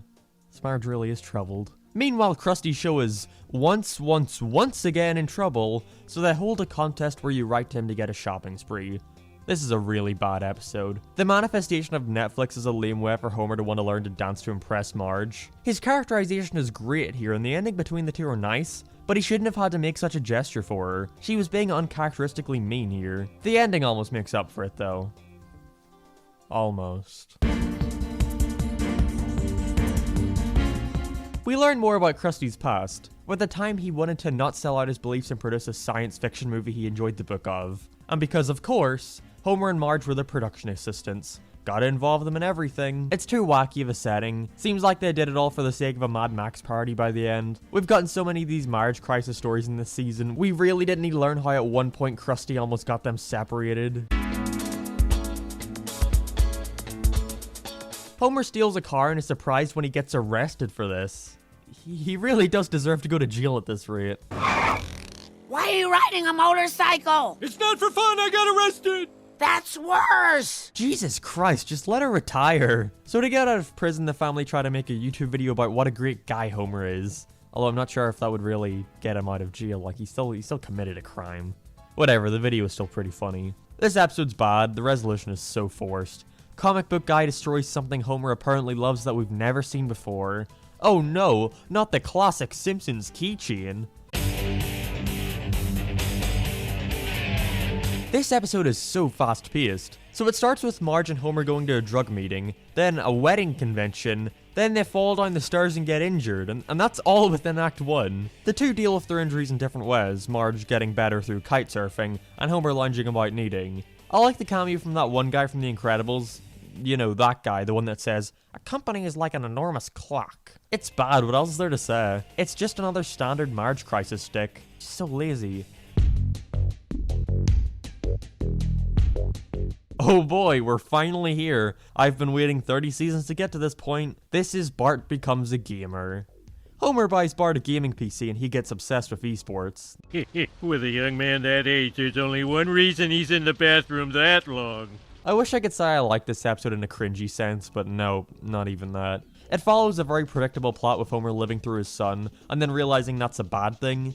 The focus here should have been put on Bart, but he's nothing more than a plot device. And the Lisa story they try to implement comes in way too late. If you want to see a version of this episode done right, go watch the South Park episode Make Love Not Warcraft. That one at least doesn't glorify spending all your time playing video games. This is terrible. So with the all-female reboot of Itchy and Scratchy, Jesus fucking Christ, Bart leads a boycott against the show, but when he catches a glimpse of it and finds himself loving it, he's then trolled, memed, gifed, and dare I say, pwned. I thought the commentary here would have been about how this is usually done for the sake of marketing, you know, having internet discourse and attention for a piece of media that would have otherwise been ignored. But nope, it suddenly becomes about Bart being a woman's activist with some girls at school, and Lisa getting furious at him because he's not allowed to be an activist. Lisa's an awful character here. She gets pissy at him for not enjoying female stuff, and when he does, she gets even more pissy. I like how it started, but it dives into awfulness quickly.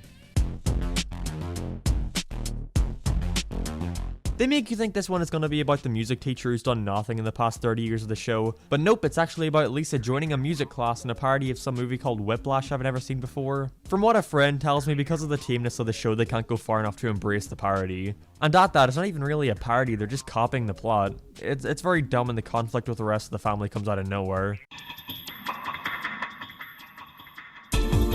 Marge is part of a play. Yep, no, it just starts with her in the play. She becomes the director and struggles with the pressure it causes. We've already had a film production episode this season, including Marge and Krusty. Did we really need another? It's just uninteresting. And the stuff with Homer going to the baby class for the sake of the instructor is really weird. He would never do that. Lisa is so stupid, so very, very stupid, so dumb and stupid and smelly too. Yeah, okay, I think I'm done.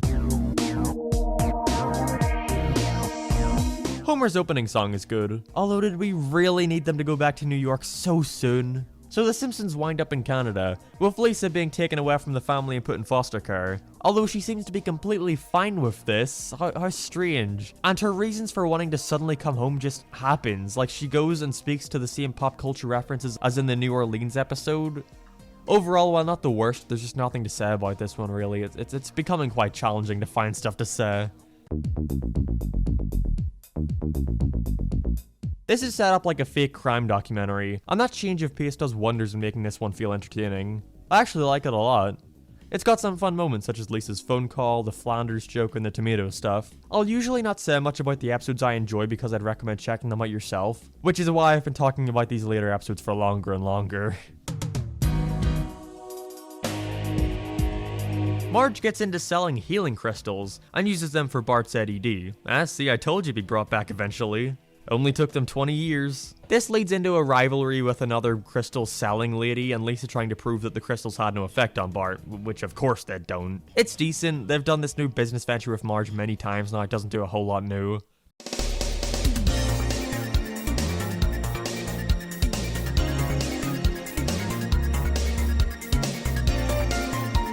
Jesus, this season was just...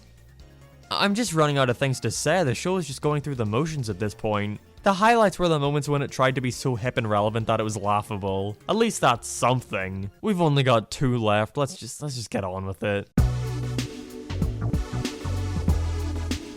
So to kick off this season, Homer starts a YouTube channel to talk about stuff that annoys him, but it quickly shifts into him and Bart fighting, which steals the show. So the two become internet celebrities. Here's a few things that bug me. How can they call traveling on a home team? Remember when this show made fun of Family Guy for copying them? You know what really grinds my gears?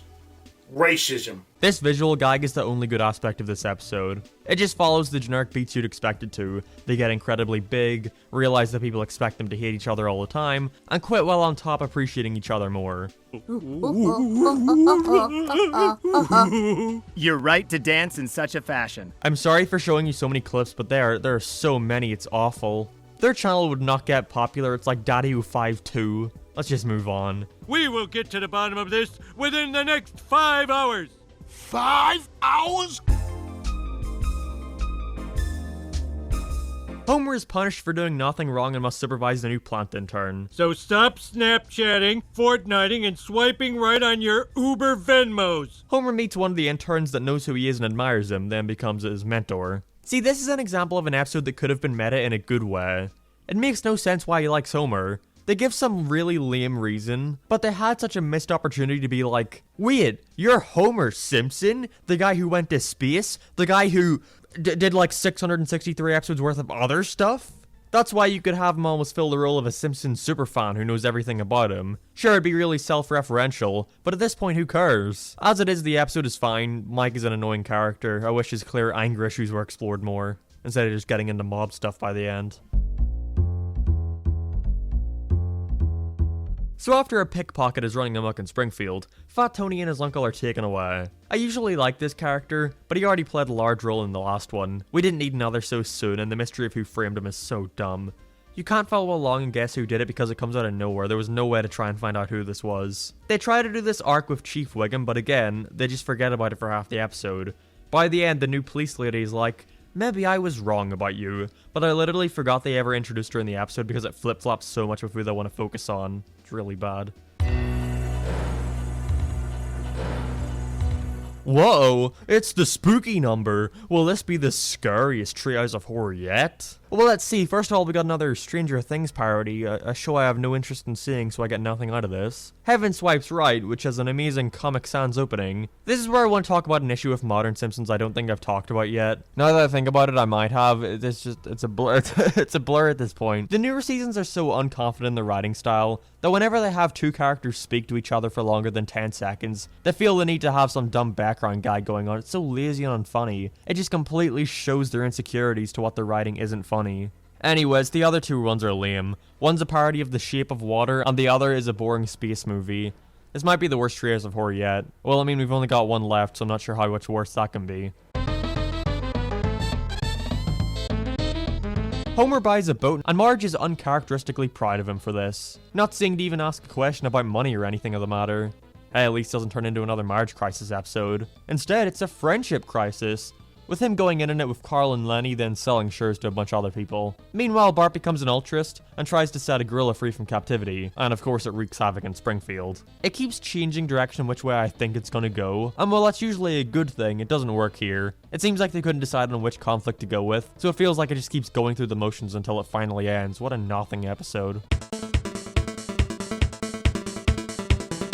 Marge becomes a lumberjack in this episode because why not at this point? So she stays in a different town for a month with her lumberjack partner, which causes Homer to worry that she's leaving him for her. And I'm gonna stop right here because the conflict makes absolutely no sense. So Marge is mad at Homer because he never believed in her, and she thinks he's jealous of her wanting to be a lumberjack, but I think the writers forgot to, include a scene where Homer actually does that into the script. He was supportive from day one.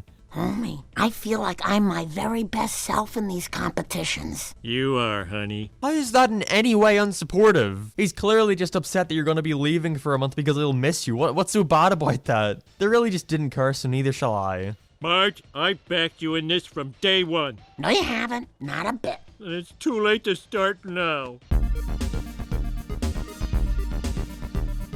So the family head to Costa Rica with the Van Houtens, but the only issue is Patty and her girlfriend are coming too for some reason. I like this twist with her and Homer getting along very well though, it's great. Allows them to avoid the usual marriage crisis stuff that could come with this, by having her be guest there's no are they gonna get together thing, while having a somewhat original conflict. Lisa's personal turmoil is also really well done. She begins to worry greatly about how much money her parents are spending on the trip. As somebody worries about money a lot, this was very relatable to me, so I like this story. I was very surprised by this one. It's very good, it got tons of great jokes, a nice twist, you should check it out.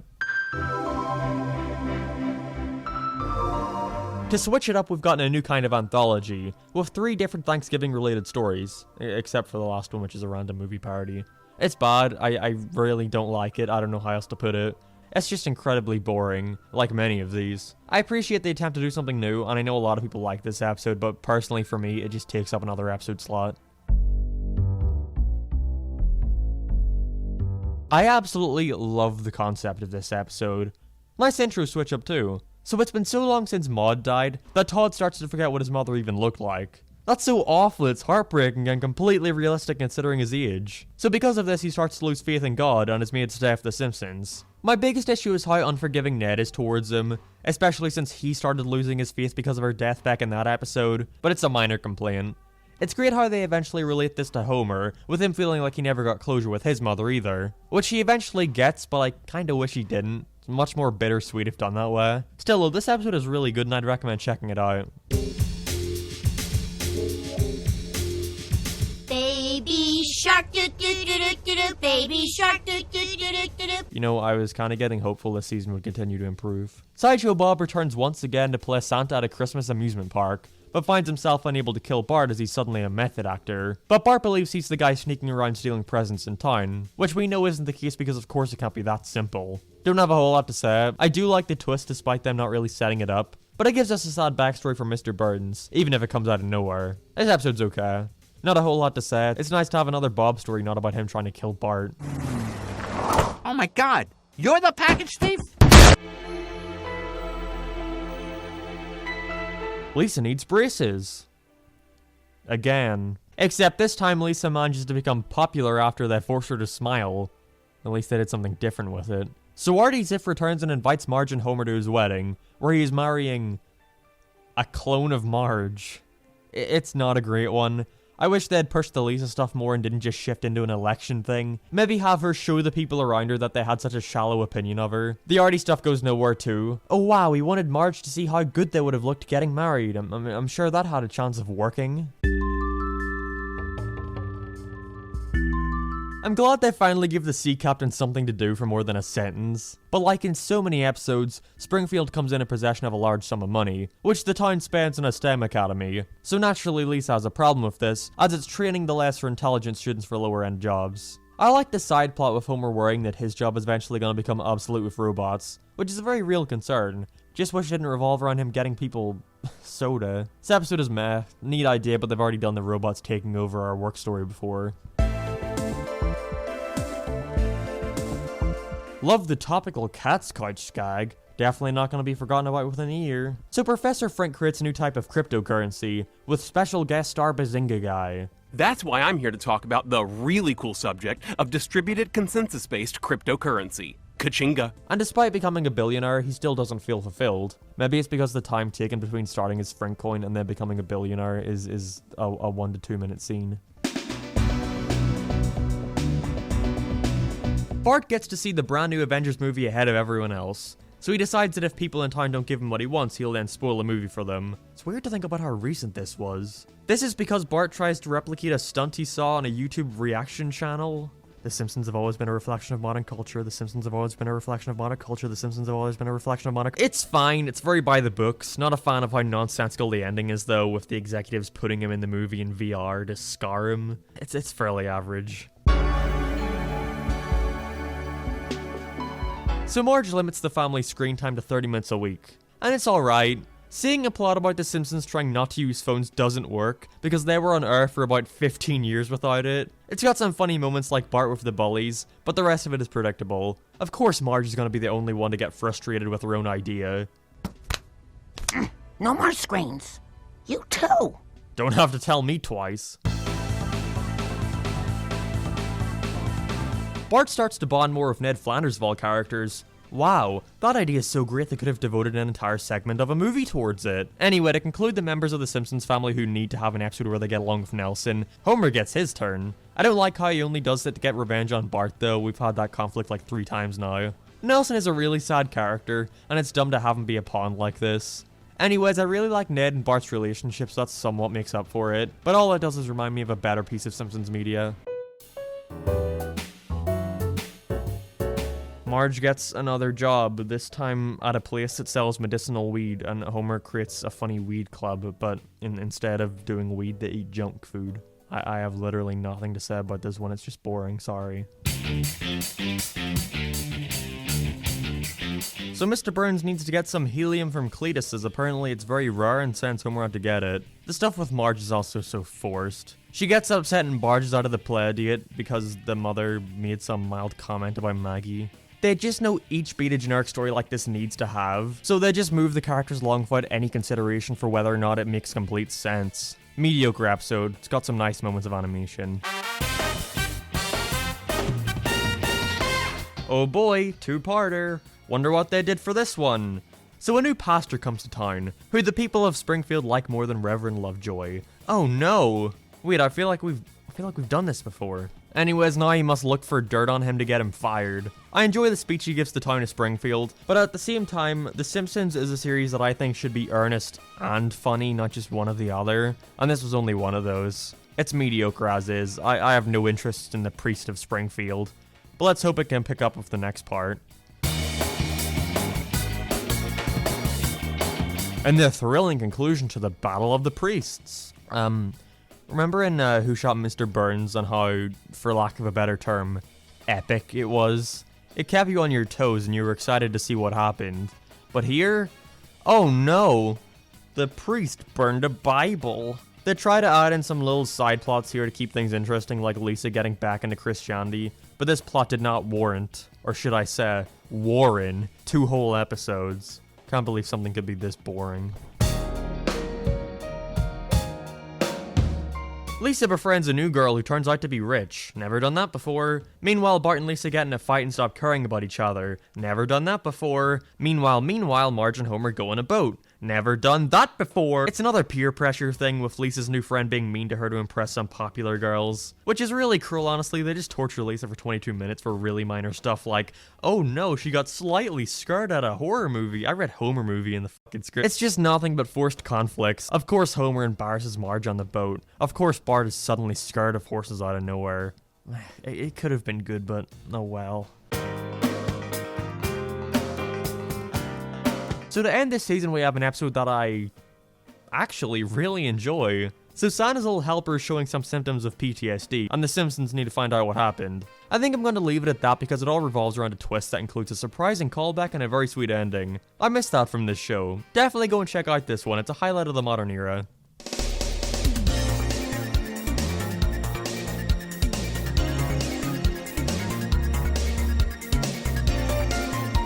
So, Season 31.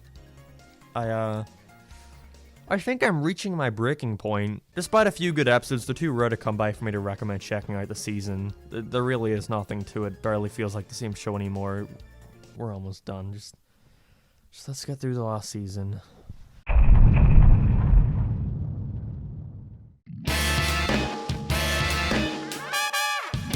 Mr. Burns finds out that his employees don't like him. He never knew that before. It's not like he reveled in that at all. So he creates a robot suit to jump in and pilot to get along with Homer and crew. So of course he starts to want to stay in it, and the suit starts to take on a mind of its own. You know how this goes. It's as decent as all other modern episodes. Disappointed we aren't ending this on a season that's amazing throughout, but I don't know what I was expecting. We also get to hear Carl's new voice actor, because clearly that was a big issue. I personally don't find the entertainment in this sort of stuff. While at a museum, Homer is told the story of an old Roman gladiator. It then shifts into him trying to become a senator and becoming powerful, and I just don't care. It's so boring. To be fair, these stories have always been boring to me, so I don't know, watch it for yourself and you tell me if it's actually great. So while homesick, Lisa decides to read a book which tells us of 3 different... 2 in a row, really? I'm so sorry, but I genuinely don't give a fuck. This one begins with a pretty relevant beginning with the Simpsons cast wearing masks and trying to vote out Trump. This sure means a lot to me, a non-American. Dang, looks like it was 2 days too late. I love the Toy Story parody for the animation alone. The CG is really impressive by TV standards. Wouldn't mind another Simpsons game done in this style. And it actually gets quite disturbing with the visuals by the end of Bart being tortured. I also enjoy the Spider-Verse one, even if they really couldn't go for a horror approach at all. But still, the alternate Homers are fun. Probably could have focused a full 22-minute special about it. And the final one... Happy Death Day is not iconic in the slightest, and this is way too late for a parody of it. Still though, solid trace of horror. Sorry, Millhouse. My inside's full of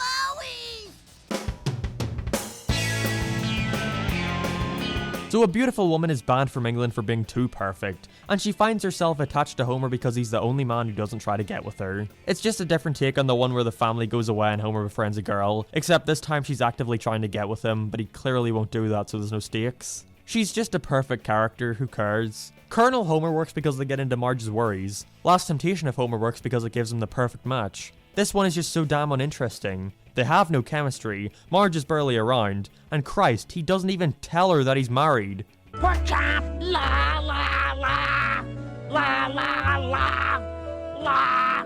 Let her quit! This episode is awful, but it's still near the top of the season because, hey, at least it takes place in the present. Please just stop doing the same joke, please, I beg of you. Marge and Lisa get obsessed with true crime podcasts, and Grandpa gets a new girlfriend. And yep, I know exactly where this is going. She goes missing and the two of them have to try and find out what happened. Kent Brockman starts a podcast about it, and I think this could have been great commentary on how people believe anything they hear. You know, confirmation bias. But nope, that might have been somewhat interesting. Hey Kent, I'm Yardley Smith. They give Yardley Smith such an awful design, even if the idea of the joke is pretty funny. But still, the episode is boring and you know he didn't do it. This episode follows 3 different stories: comic book guy visiting Comic-Con, Bart becoming a voiceover artist, and Lisa trying to get with a new boy in her class. None of these stories are particularly interesting.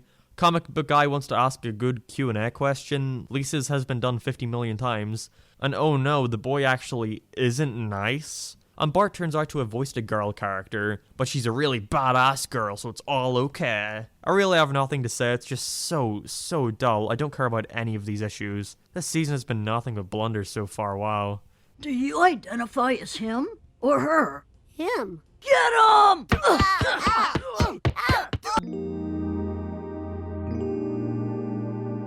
I feel like this episode started production after the Steam Hams meme became so popular, with Skinner and Chalmers going on a road trip.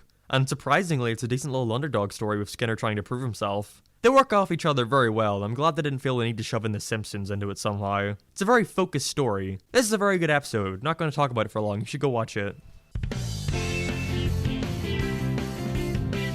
This episode is awful. It could have been great, but the message here was really lazily handled. So Lisa very understandably gets upset at Miss Teacher. So Lisa won't apologize for calling her out, but eventually after seeing how crummy a life Miss Hoover has, she does a good deed and tries to help her. But Miss Hoover refuses to accept her apology. Having this emotional build-up to Lisa not being forgiven could have been a really good twist, like, you know, it's teaching the message not everyone's going to accept your apologies for stuff, and sometimes you just have to deal with the fact that someone's not going to like you. But no, Lisa was completely in the right here. It should have been about her facing the consequences of her actions, but there were no actions to consequence. It's a really bad one here. A lady comes to Springfield to direct a movie instead of The Simpsons, and the entire joke is that they're parroting some Christmas movies. I really don't care. If the joke behind your episode is that you're doing a generic story with no parody or play on it, then guess what? Your story is just going to be generic. One more left. I can't believe it. How are they gonna go out? It's mediocre. So Marge and Homer start to hang around Comic Book Guy and his wife. So now she wants a kid and Comic Book Guy doesn't. Okay, eyes up, TikToks. Tonight you watch a screen that is unswipeable. There's nothing inherently wrong with this one, it's just boring. You can tell exactly where things are gonna go by the end, and the Marge and Homer B story goes nowhere. I like the ending, and it's cool to see his backstory, but it doesn't fit the rest of the episode. They should have set up his family dilemma way earlier on.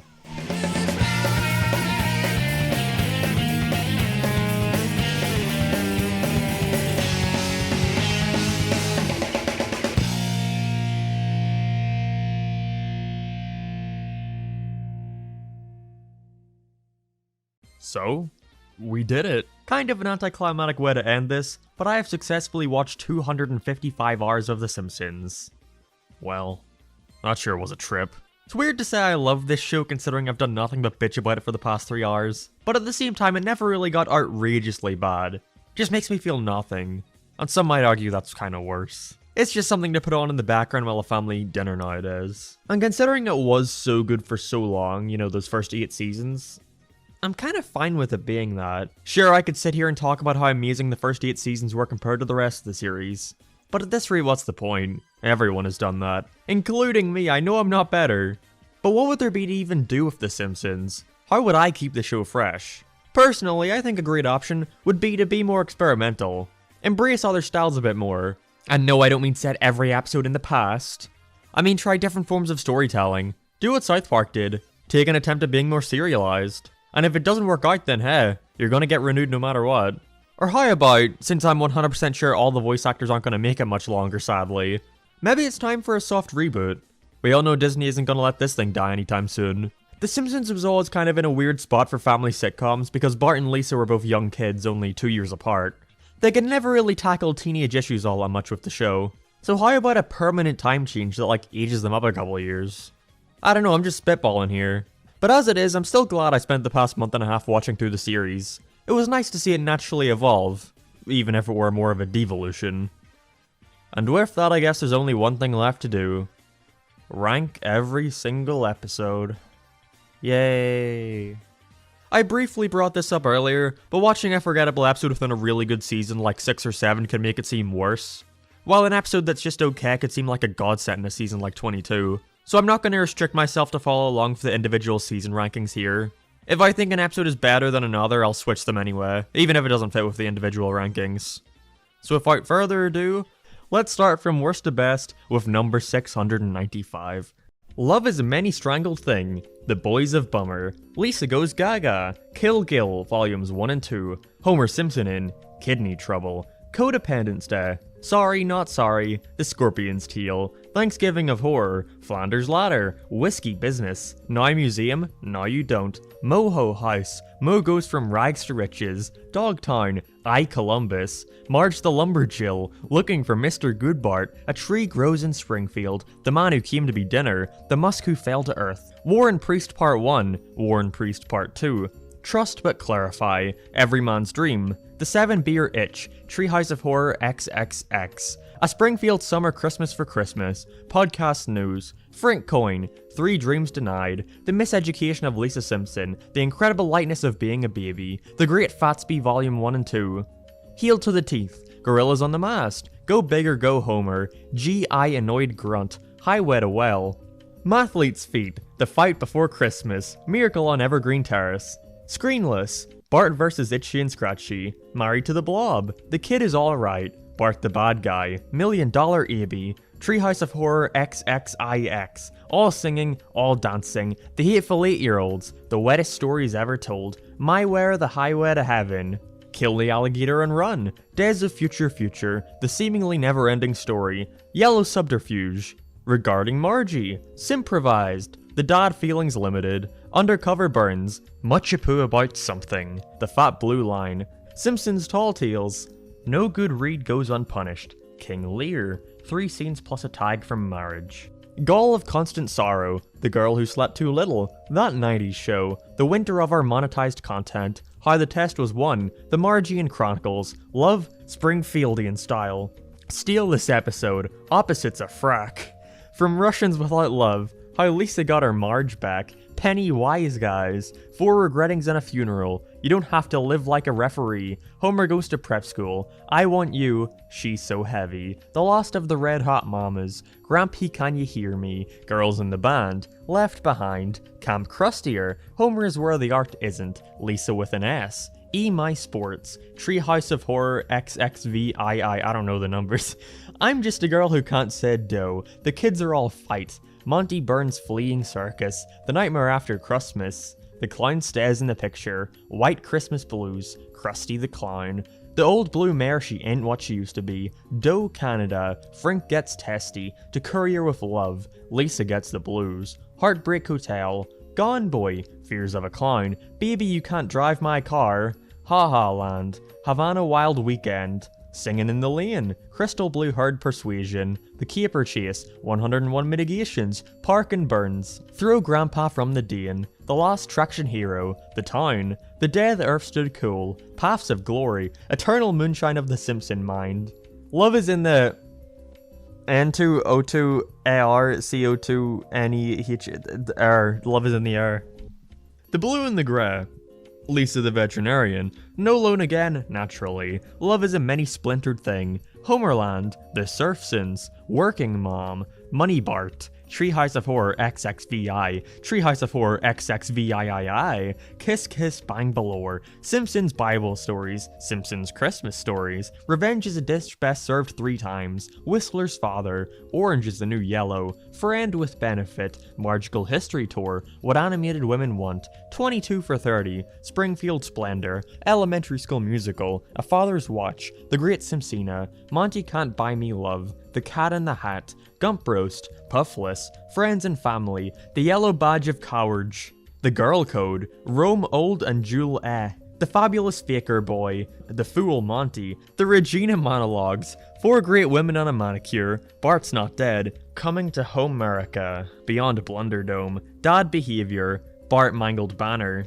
E Pluribus Wiggum, Tennis the Menace, Faith Off, Marge vs. Singles, Seniors, Childless Couples and Teens and Gays, The Burns Cage, Lisa Simpson, This Isn't Your Life, It's a Mad, Mad, Mad, Mad Marge, Q Detective, There Will Be Buds, Call of the Simpsons, Lisa the Simpson, Missionary Impossible, Specs in the City, The Real Housewives of Fat Tony, A Test Before Trying, Flaming Moe, Homer the father, king of the hill, 500 keys, Teals from the public domain, Donny Fatso, Little Big Mom, Saddle Sore Galactica, I'm dancing as fat as I can, The Girl on the Bus, Mad About the Toy, The Old Man and the Key, The Frying Game, 'Tis the 30th Season, The Old Man and the Sea Student, Papa's Got a Brand New Badge, They Saved Lisa's Brain, A Midsummer's Nice Dream, Weekend at Burnsies, Dangers on a Train, Treehouse of Horror XXII, Treehouse of Horror XXIII, Old Money, I'm Going to Praiseland, Homer's Odyssey,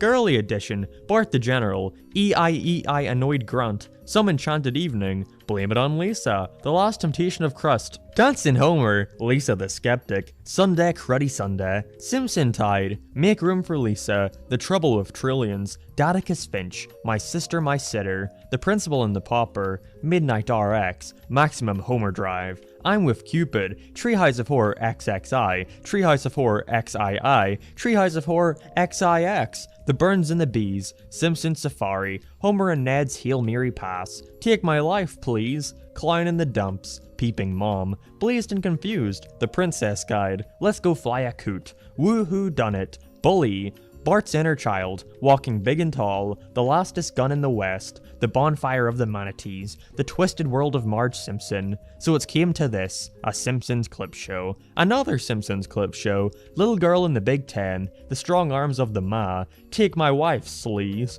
The Wreck of the Relationship, Waiting for Duffman, The Monkey Suit, My Fair Lady, Crook and Ladder, Bart the Mother, 24 Minutes, In Marge We Trust, The Wife Aquatic, The Old Man and Lisa, Treehouse of Horror XXV, Treehouse of Horror XV, Treehouse of Horror XXXI, The Heartbroke Kid, Diggs, Mayor to the Mob, Midnight Towboy, Simpson Califragilisticexpiala Annoyed Gruntious, All About Lisa, Homer Scissorhands, The Dad Who Knew Too Little, You Can't Always Say What You Want, Sex Pies and Idiot Scrapes, Father Knows Worst, Bart's New Friend, Bart Carney, Pray Anything, The Nedliest Catch, Moms I'd Like to Forget, Last Tap Dance in Springfield, Rednecks and Broomsticks, Pranks and Greens, The Color Yellow, Super Franchise Me, The Auto Show, Angry Dad the Movie, Crepes of Wrath, How Munched Is That Birdie in the Window, There's No Disgrace Like Home, Raging Abe Simpson and his grumbling grandson in The Curse of the Flying Hellfish, The Joy of Sect, Wedding for Disaster, When You Dish Upon a Star, Judge Me Tender, Replaceable You, The Spy Who Learned Me, Politically Inept with Homer Simpson, Das Bus, Dumbbell Indemnity, Eeny Teeny Maya Mo, Helter Shelter, Eat Misbehavin', Dough in the Wind, Sweet and Sour Marge, Prankster Rap, The 7-Beer Snitch, The Man in the Blue Flannel Pants, She of Little Faith, The Winter of His Content, Break My Wife, Please, Look at $, What to Expect When Bart's Expecting, The Road to Cincinnati, Homer's Paternity Coot, Radio Bart, Covercraft, The Falcon and the Doughman, The Social Network, Sky Police, The Man Who Grew Too Much, At Long Last Leave, Homer the Mo, The Saga of Carl, Treehouse of Horror XXIV, Lisa the Drama Queen, Gone Maggie Home, My Pods and Broomsticks, a totally fun thing that Bart will never do again, Ice Cream of Margie with the light blue hair, Homer and Lisa exchange crosswords, The Mook the Chef, The Wife and Her Homer, Girls Just Wanna Have Sums, The Italian Bob,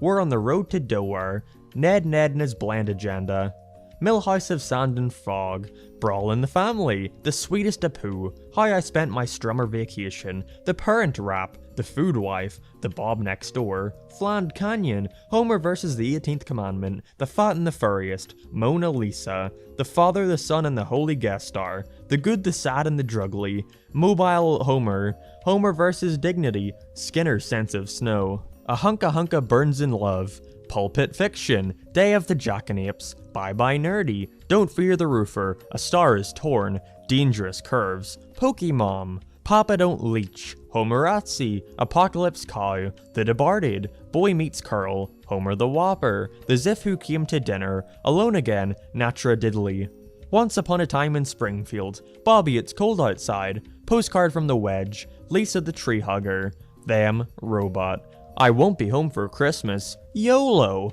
Treehouse of Horror XVII, The Greatest Story Ever Doed, To Surveil with Love, Reality Bites, Funeral for a friend. I don't want to know why the caged bird sings. $1 Million maybe. Hungry, hungry Homer. Today I'm a clown. Any given Sundance. Fraudcast news. Thursdays with Phoebe. Treehouse of Horror XX. On a clear day I can't see my sister. Waverly Hills 9021 Doe. Goo Goo Guy Peeing. 'Tis the 15th season. Smart and Smarter. There's something about marrying. Thank God it's Doomsday. She used to be my girl. Diatribe of a mad housewife. Lost Verizon. Grift of the Maggie. I am furious. Yellow. Simple Simpson. A Star is Born Again. My big fat Greek wedding. Excuse me while I miss the sky. Dude, where's my ranch? I, annoyed Gruntbot. The President War Pearls. Fat Man and Little Boy. The Daughter Also Rises. Homer Away from Homer. Better Off Ned. Husbands and Knives. Teenage Mutant Milk-Caused Hurdles.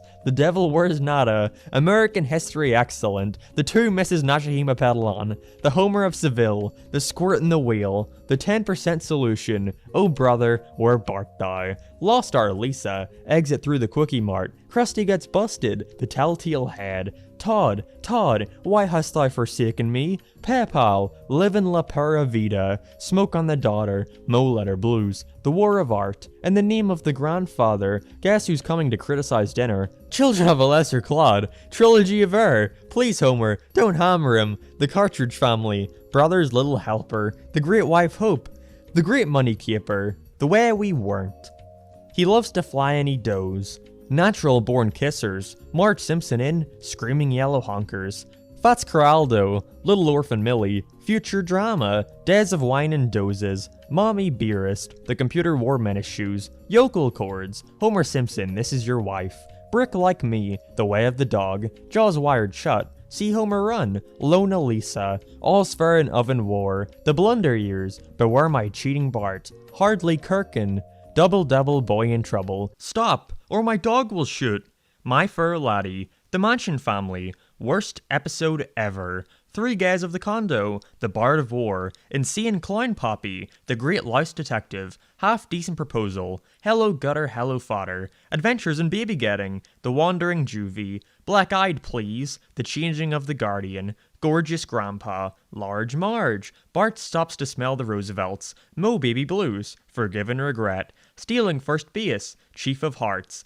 This Little Wiggy, Camp Krusty, Simpsons Roasting on an Open Fire, Labor Pains, Life in the Fast Lane, Treehouse of Horror 2, Treehouse of Horror, Treehouse of Horror 3, Trash of the Titans, Boy Scouts in the Hood, Treehouse of Horror XVII, Treehouse of Horror IV, Treehouse of Horror XIV, Treehouse of Horror X, Treehouse of Horror XIII, Lord of the Dance, Mr. Spritz Goes to Washington, Dark Knight Court, Treehouse of Horror XVI, Mona Lisa, I'm spelling as fast as I can, To Cur with Love, Behind the Laughter, Bart Has Two Mommies, Marge Gamer, Springfield Up, Moonshine River, Dial N for Nerder, Homer and Marge Turn a Couple Play, 30 Minutes Over Tokyo, Old Yeller Belly, Holidays of Future Past, Bart's Girlfriend, Brother Can You Spare 2 Dimes, Jazzy and the Pussycats, Gone Abe Gone, Catch 'Em If You Can, Barting Over, Pygmalion, 2 cars in every garage and 3 eyes on every fish, Lisa the Greek, Treehouse of Horror VIII. Like Father, Like Clown, The War of the Simpsons, Bart the Murderer, Simpsorama, Bart's Dog Gets an F, Bart vs. Lisa vs. the Third Grade, Mr. Lisa Goes to Washington, C.E. Doe, Homer the Vigilante, The Boy Who Knew Too Much, Bard of Darkness, Mr. Lisa's Opus, Bart the Daredevil, Selma's Choice, Homer vs. Patty and Selma, Colonel Homer, The PTA Disbands, Separate Vocations, Dog of Death, Sideshow Bob Roberts, Grandpa vs. Sexual Inadequacy, Lisa the Iconoclast, New Kids on the Block, Mom and Pop Art, Lisa Gets an A, Special Edna, The Springfield Connection, Treehouse of Horror XI, Bart's Comet, 201 Greyhounds, Lisa on Ice, Lisa's Sex, Marge's Sun Poisoning, Bart Gets a Z, Halloween of Horror, The Bart Wants What It Wants, Duffless, Whacking Day, Krusty Gets Cancelled, Bart Buys an Elephant, A Streetcar Named Marge, Burns Verkaffen der Kraftwerk, Saturdays of Thunder, Treehouse of Horror VII, The Canine Mutiny, The Simpsons Spin-Off Showcase, Brother from Another Series, The Book Job, Bart Star, Burns Baby Burns, Dead Pudding Society, Principal Charming, Homer's Night Out, Homer Alone, Lisa vs. Malibu Space. Marge Gets a Job, Marge on the Lam, Springfield, Marge in Chains, Little Big Girl, How I Wet Your Mother, The Ha Ha Couple, Marge vs. the Monorail, Bart to the Future, Lisa the Beauty Queen, Brother from the Same Planet, Burns Air, New Kid on the Block. Homer's Triple Bypass, Lady Bouvier's Lover, Lisa the Vegetarian, Sideshow Bob's Last Gleaming, Secrets of a Successful Marriage, Bart the Fink, Homer Palooza, Deep Space Homer, The Homer That Fall, Fear of Flying, Round Springfield, Treehouse of Horror VI, Treehouse of Horror IX, The City of New York vs. Homer Simpson, Sleeping with the Enemy, My Mother the Carjacker, Radioactive Man, Wild Bart's Can't Be Broken, Much Ado About Nothing, The Simpsons 138th Episode Spectacular, A Tale of Two Springfields, King-Sized Homer, Bart in the Road, Homer to the Max, Viva Ned Flanders, Home R, Millhouse Doesn't Live Here Anymore, The Wizard of Evergreen Terrace, Two Bad Neighbors, Homer the Smithers, Team Homer, Three Men in a Comic Book, The Front, Itchy and Scratchy the Movie, Homer the Heretic, Homer vs. Lisa and the Eighth Commandment, Black Widower, Bart vs. Australia, Homie the Clown, Itchy and Scratchy and Marge, Bart the Genius, Treehouse of Horror 5, Bart the Lover, Homer Goes to College, Homer and Apu, Sweet Seymour Skinner's Badass Song, Rosebud, Bart Gets Famous, Lisa's Rival, Bart After Dark, Mountain of Madness, Grade School Confidential,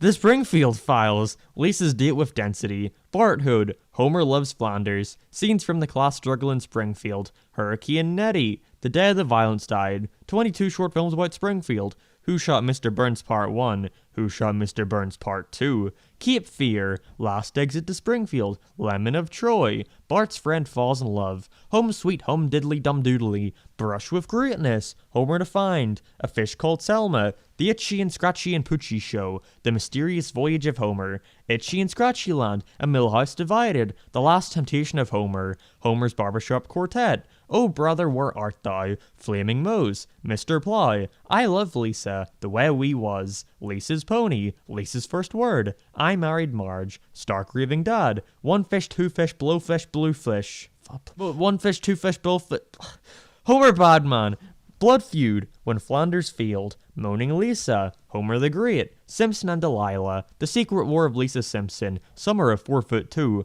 Bart Sells His Soul, Homer's Phobia, Lisa's Wedding, Marge Be Not Proud, You Only Move Twice, A Star Is Burns, Homer at the Bat, and Maggie Makes 3, Mother Simpson, Lisa's Substitute, Bart Gets an F, Homer's Enemy.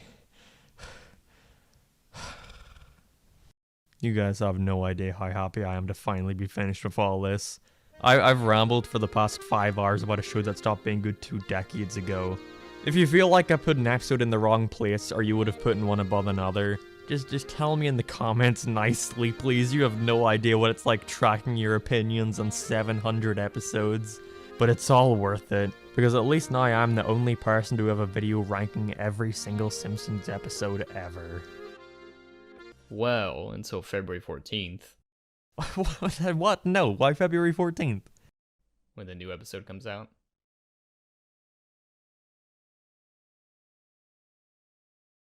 Don't!